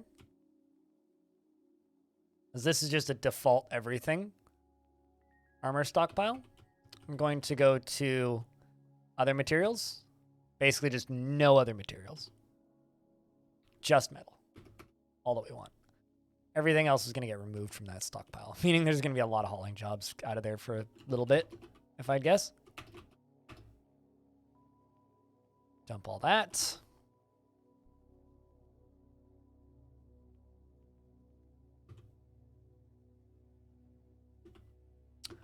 So this Forgotten Beast here should be able to release. You're hooked up.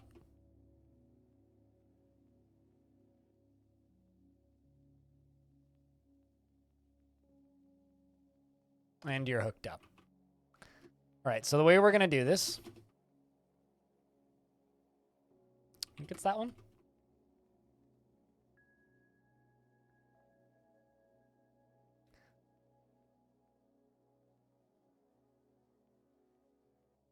You need to verify age because they were suspect that you are underage. First time this has ever happened. I don't know. I don't use Instagram or any Meta-owned platform, so I couldn't tell you. As in, like, under 14 and too young to be allowed to post?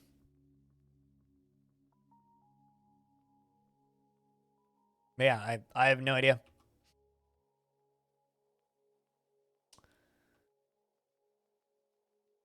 Perfect. Okay, so that has been sealed. Yeah, I don't know. I don't know. I go out of my way to not use that platform, so that is my take. All right, so what we're going to do is I'm going to set this as #1 priority. And we are going to mine through those 2 tiles right there. And give my dwarves a second to get over here. Nice Cyrilac.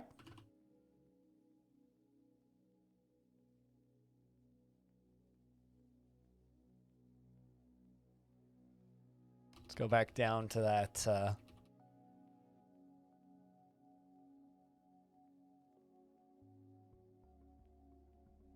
spot right here.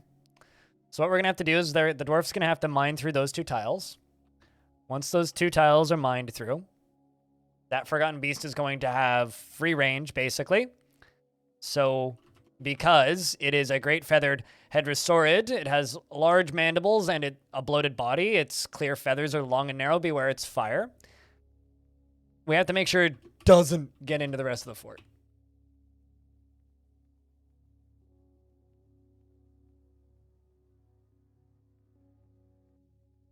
And as soon as this thing, or this dwarf, I guess, gets into the fort, we have to make sure that we're ready. Also, now the game's pausing. And then we're going to try and lock it between 2 bridges, and once it's locked between 2 bridges, then I just have to pull 1 lever to release a fire monster on whoever's invading me on the surface, which is fun. Thumbs up. So looking forward to that.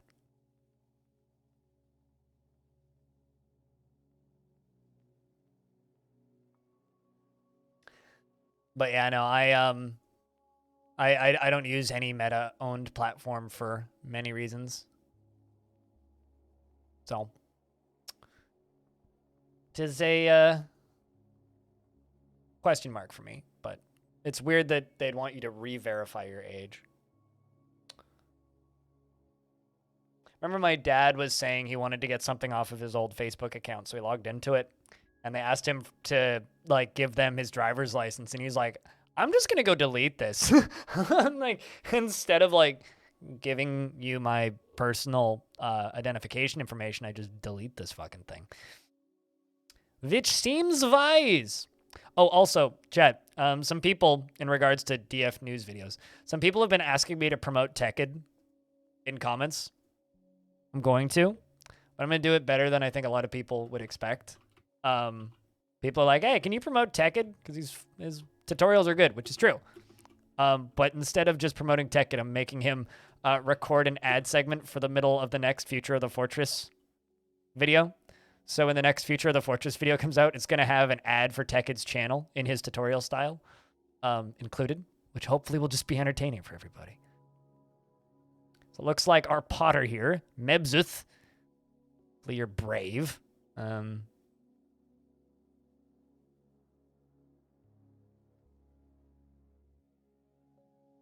So we'll see how that turns out. Hopefully it turns out well. Because, you know, his YouTube channel is also growing, but he also has the problem of only so many people who watch Dwarf Fortress. The same problem I have, so.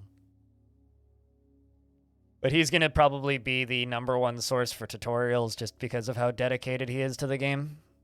There's other people who've made good tutorials, but he just plays the game more. And I just slink around this, skulk around that, down there, over to the left, up a few.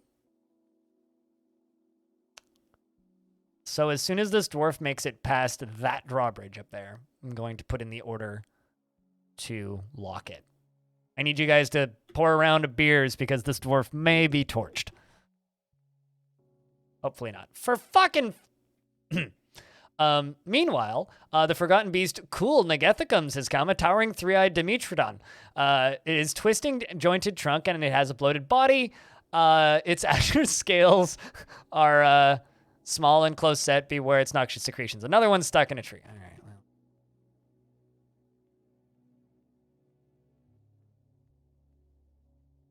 Well. Run, Dorothy. Beastie? Oh, you can't actually get here. Okay. Let's try this again.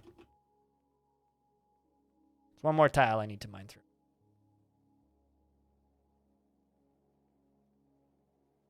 Hey, Chups. I don't know if it's forgotten beer. Let's see if that Potter comes back. Nope.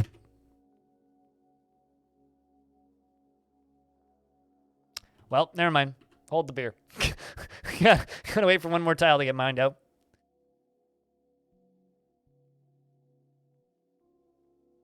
Is there a way to use the manager in the Dwarf screen to brew certain flavors of alcohol? I don't think that there's like specifics.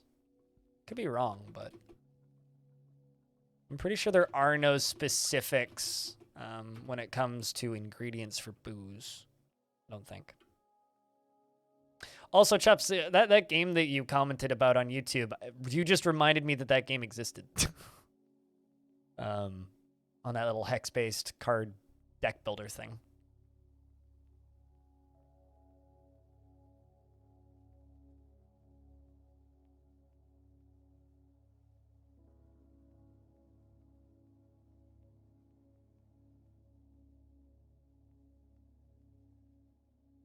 Okay, so I Am Cool Dan is coming to finish it off.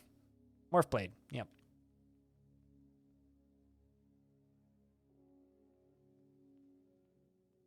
I guess like the only way that you'd be able to specify specific types of alcohol is having specific stockpiles with specific ingredients in them and then linking those stockpiles to the specific brewery and then not using the manager screen and assigning them manually. That would be the only way that I would know how to do it without some modifications to the game or just forbidding everything that you don't want.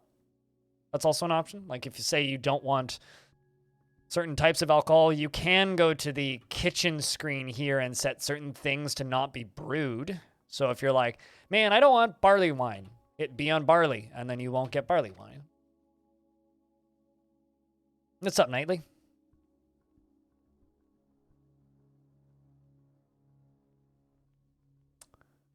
Alrighty, cool Dan, don't get torched.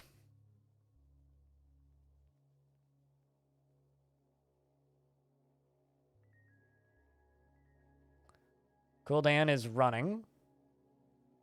Forgotten Beast is in chase.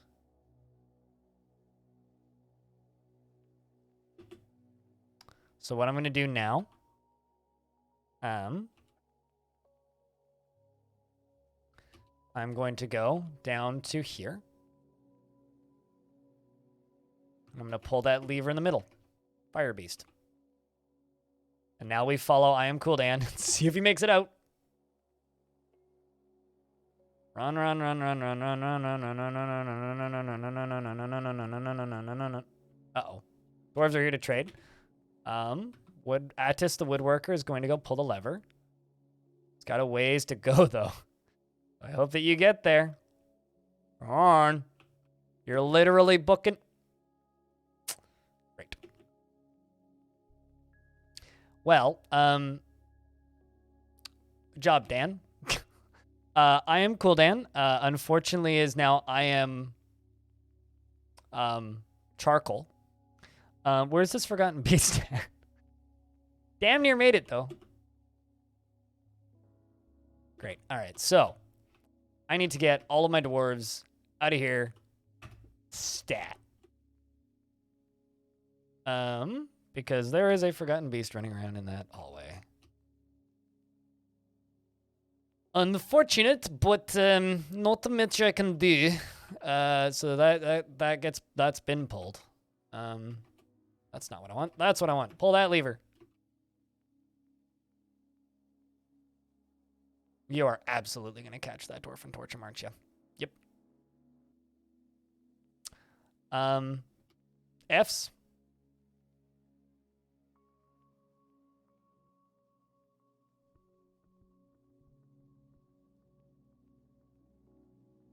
I mean, I like having 1,000 different brews in my stockpile, all the variety.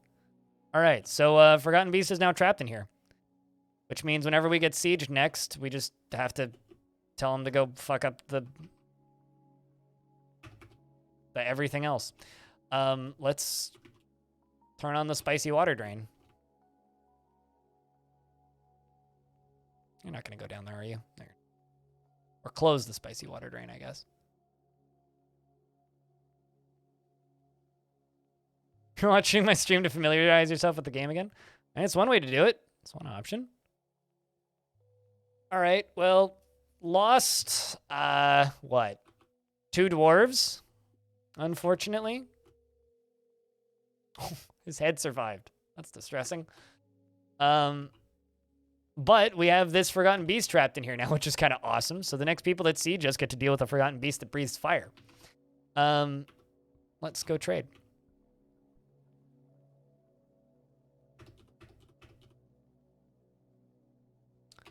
Let's also... we'll just do that for right now.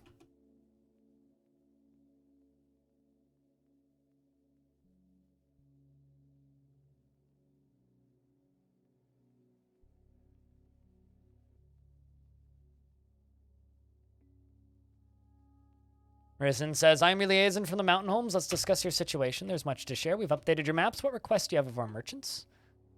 I don't know if I have any requests. Jeez.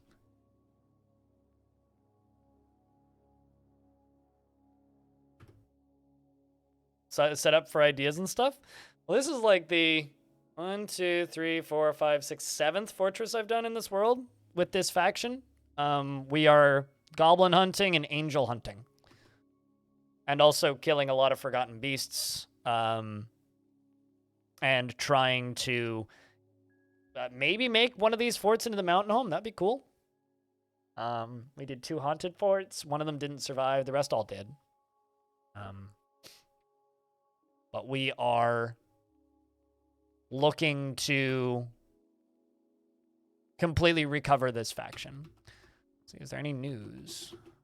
Not much going on with the goblins. News has actually been kind of quiet recently. Only ever had some newbie forts? Well, I mean, this is the overview. First cavern layer. The main fort layer is coming up right here. That's the main fortress, the majority of it. And the second cavern layer, all the bedrooms over there on the left. Central room, tavern, and library and all that jazz. We even have a gnome petting zoo where you can pet some gnomes if you want, filled with dark gnomes. We have this, which is our lava reservoir. We have the burnination room where you get burned. And then down here is the drain and the lava. The top half of our magma forges. And then down here is where we forge stuff with magma. Although I kind of need to like go over to the left and like dig out a bit of a thing. Make some lava drain down in there. All this lava up here is just like significantly bigger. This is a kind of a small fort though. Like you're just like, this is 3 times bigger than any fort I've ever made. And I'm like, yeah, it's kind of small though. Yeah, I mean it's not that crazy of a fort, I don't think. There's water right there. How annoying.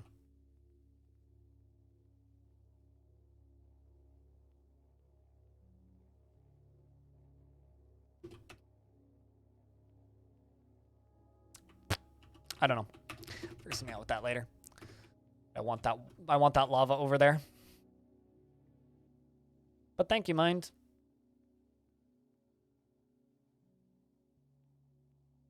I am cool. Dan has been missing for a week. Make a memorial.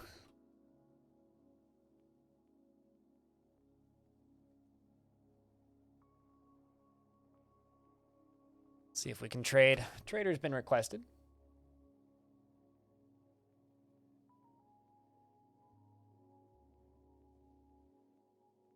Enjoy your lurks.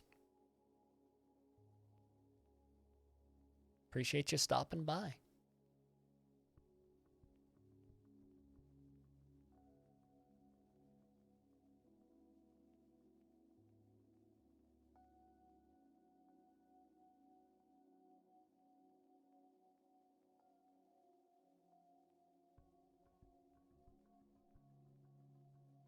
Man, this goddamn child. If only I could expel him. I would really like to recover that child from their horrific, scarred life up until this point, but how much I can do. Gold, crown. Well, a bunch of gold crowns. Because I have a ton of it. But Chops, how you been today? It's nice to see you commenting on the impressions videos that I've been putting up. As those videos are like a weird mixed bag. It's like some of them do really, really, really well, and then some of them like nobody seems to notice that video even existed. So far just been like a challenge in designing thumbnails.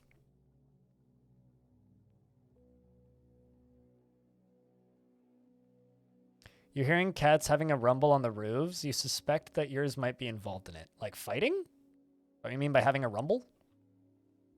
I'm just imagining cats, except the guy from WAE is going, "We're ready to rumble!"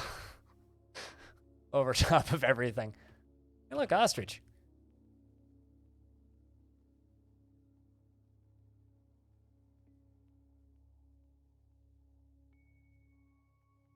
You can't be here at the time, so you like to watch them later. Yeah, no, it's nice. It's nice that people watch them and leave comments on them. Because it really is, those videos really are growing my YouTube channel, even though some of them don't hit.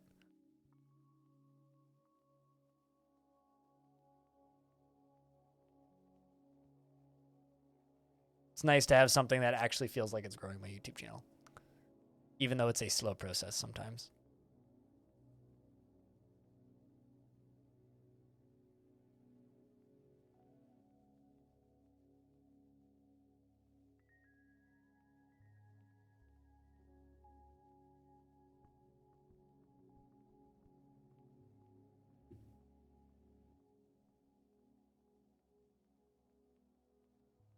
Rumble like West Side Story, or the song like Rumble.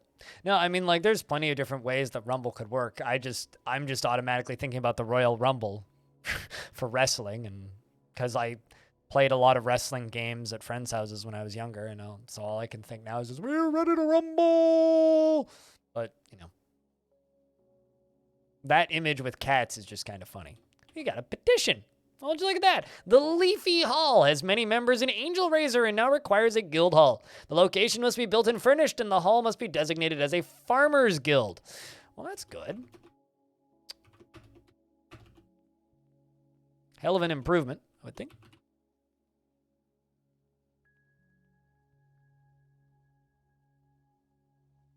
All I'm saying is, guys, WWE but cats will sell a lot of pay-per-views.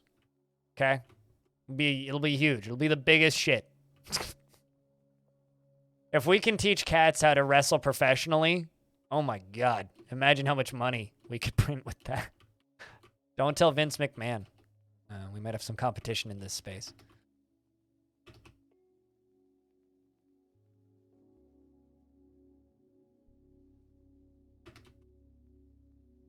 Also, I would like to just, like, expose people to this again today because I still think this is the dumbest shit I've ever seen, but it's also kind of amazing. This morning, I learned that electric scooter racing is a thing, and they had their first race this weekend. So this is a thing that exists, is professional electric scooter racing. And I'm very happy to know that this exists. So that's what I'm doing this weekend. So watching scooter races. You're back to polished slides. You had to polish slides. Polish slides? Polish slides. Why would you have to polish them? But welcome back.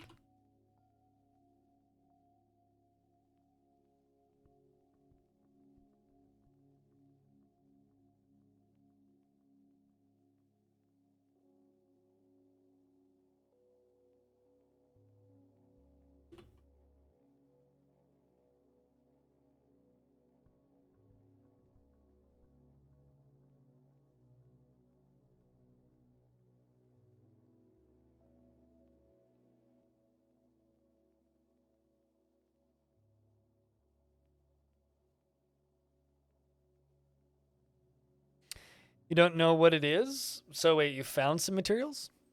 Tourmaline. Well, so if you want to know what stuff is, either look it up on the wiki or go to the stone screen and you can, like, look through. It'll tell you some stuff. Won't tell you anything about gems though. So I don't think it does. Yeah, it's just stoned. It's just stones. That's all it tells you.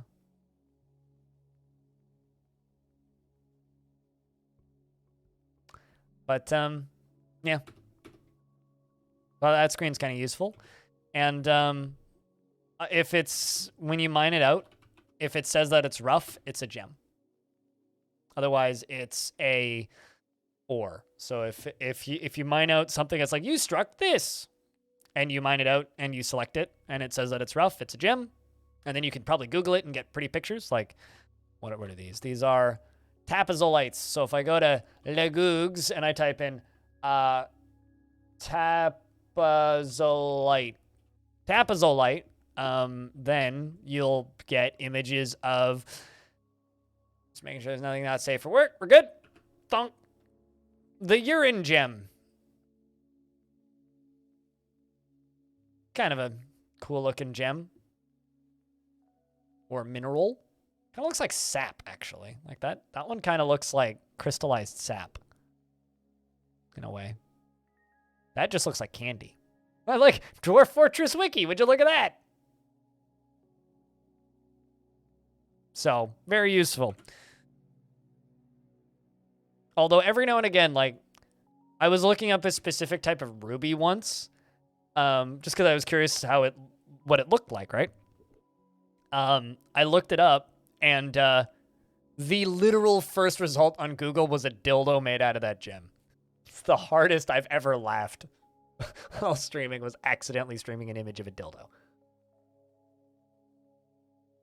So now I have to be very careful about what I show. Because I don't want to accidentally be like, yep, that's a butt plug with a haircut something or another in the back of it. Bastet needs a sub if anybody's feeling generous.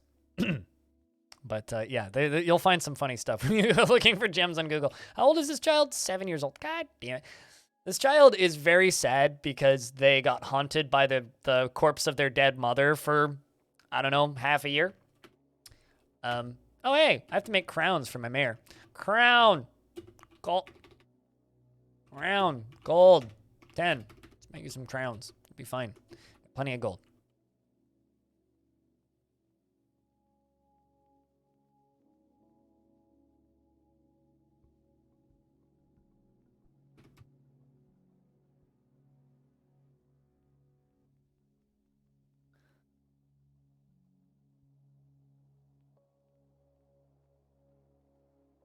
Reword to make it look nice for presenting. Okay, I get you. Wait, I'm imagining like, I don't know, like an old school projector with like a big lamp in it, and you're just like looking at it and polishing the individual like slides, like those slide enthusiasts. Those people do exist. I prefer slip enthusiasts myself, but if you want to be a slide enthusiast, like that is up to you.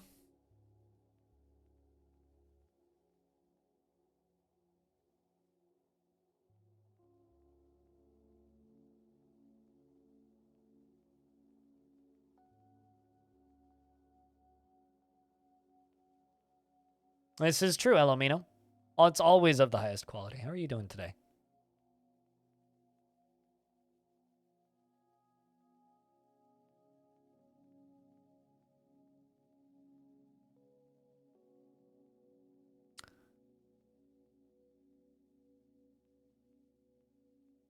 Wouldn't be too hard to rename scepters and raws. What, to dildos?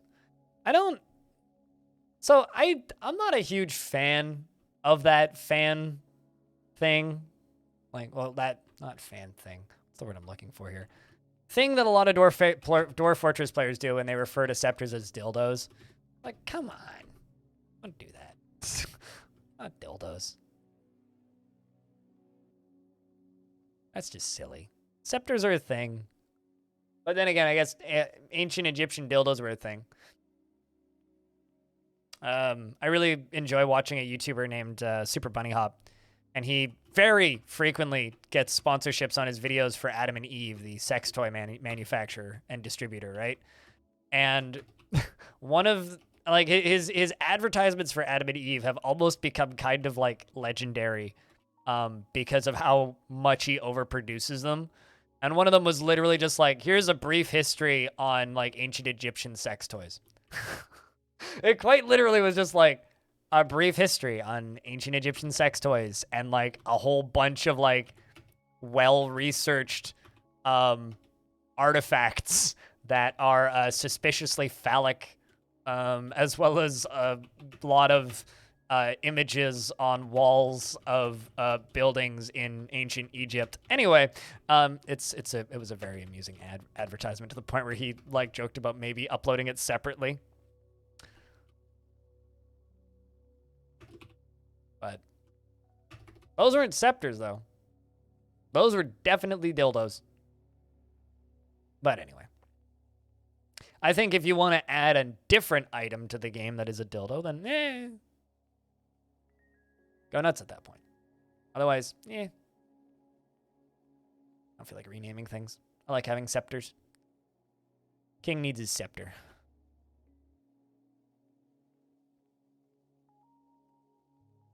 Imagine being this mountain gnome and getting to drink with the goblins and the dwarves.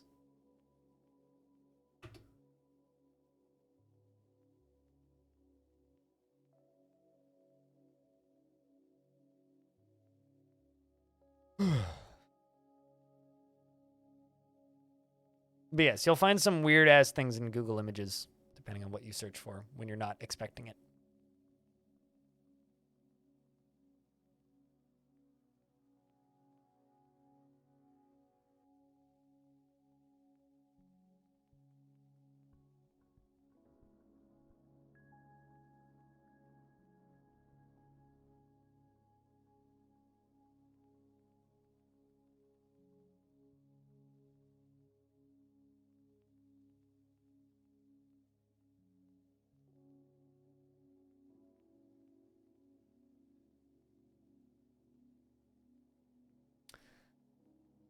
Not bad, Elamino. Not bad. Well, not bad is better than terrible.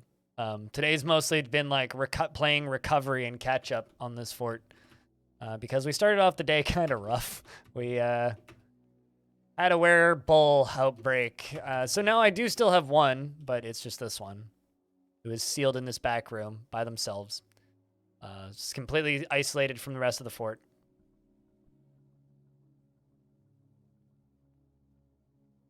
Things that AliExpress misnames as sex toys or accessories. I once received an email of novelty gifts, which I made the mistake of clicking on. It's basically what you're referring to. Because they're named male and female. That's okay, that's funny. I could also see why sorting software would do that. That makes sense.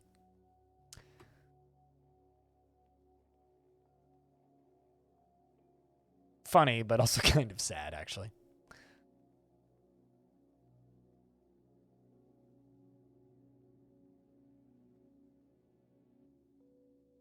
How much silver are we at right now?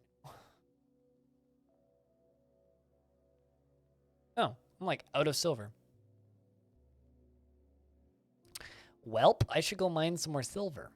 Is what that means. Silver was mostly up here, I think. Peeking around for silver.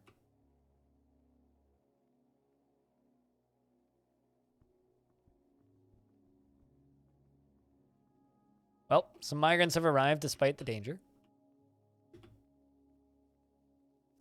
Welcome, dwarves. Dreams of mastering a skill and very ambitious. You're one of the last few of the Cobalt Aces. Often finds yourself changing her mind.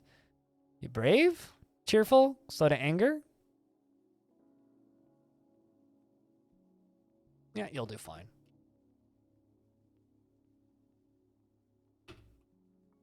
Dreams of raising a family. You don't need to join the military. How about you? Also dreams of raising a family.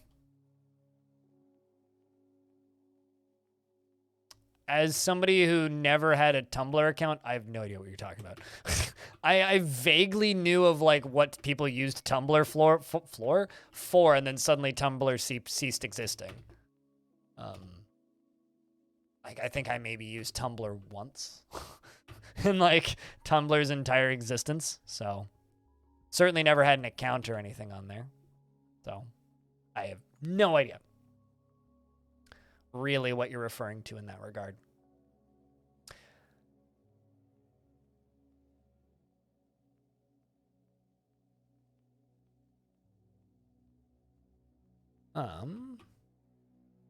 And kind of sad that one of my gnomes has gone nuts, but so I don't really blame him. Blame her, I guess.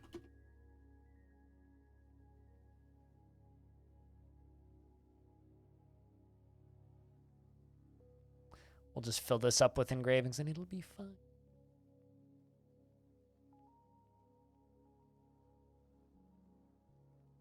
I do think, though, after some of these jobs are done, we really need to give these dwarves a break. Hi, Carnelf. Hello, hello.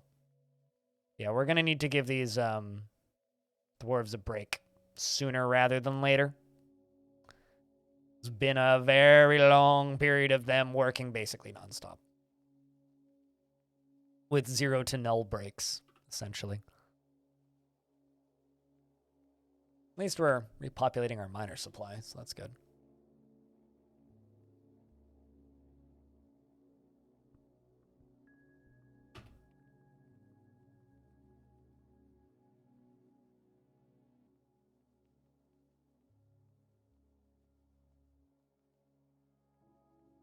They're all going to go dig elsewhere. To 101 dwarfs.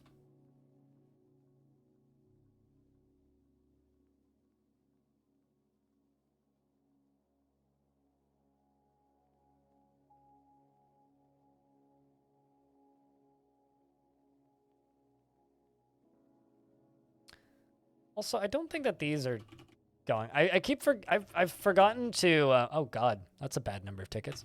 I've forgotten to start investments the last 2 days for some reason. So have you guys. So fix that. When they launched an app in the App Store, they had to erase all the sexual content, so they used IA for advanced machine learning machines to stand and flag with the painting of the statue and the parchment. I remember them like deleting porn, but I had no idea why. Because frankly, I didn't care. But makes sense, yeah. Because the App Store is like weirdly prudish. Man, it kind of makes me wonder why Reddit never got in trouble with that stuff. Mild is throwing another tantrum.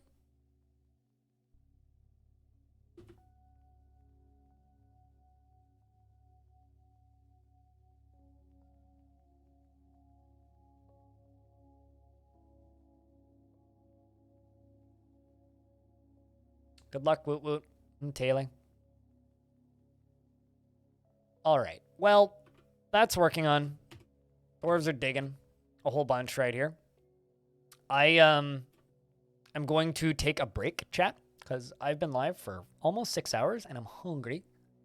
So I'm going to do a hard save and back out to the main menu, but we're not done with dwarfs. I will start playing dwarves again when I get back. I'm going to leave you guys with something to listen to while I'm gone. And when it'll take me about, I don't know, 5 to 10 minutes-ish to do my lunch stuff. So when I get back, we will continue this and go poke some more goblins and maybe try and make some undead come fight us, because I've got this flamey forgotten beast I need to deal with by dumping baddies on him. So if you're lurking and just hanging out, please stick around. Of course, if you don't have to, nobody's forcing you. But if you want to support the channel directly, there's a link to the Patreon. You can get some perks in the chat via that way. And if you want to watch other things that I do, there's a link to the YouTube channel. And if you like the sound of my voice and you want to hear more of that, there's a link to my podcast. I will be back in just a couple of minutes, and then we will continue. But for the time being, give you guys something to listen to. And also, as you guys in the chat, if you happen to have access to sound commands, now's a good time to use them to entertain the chat. And anything you guys can do to keep the chat moving is greatly appreciated.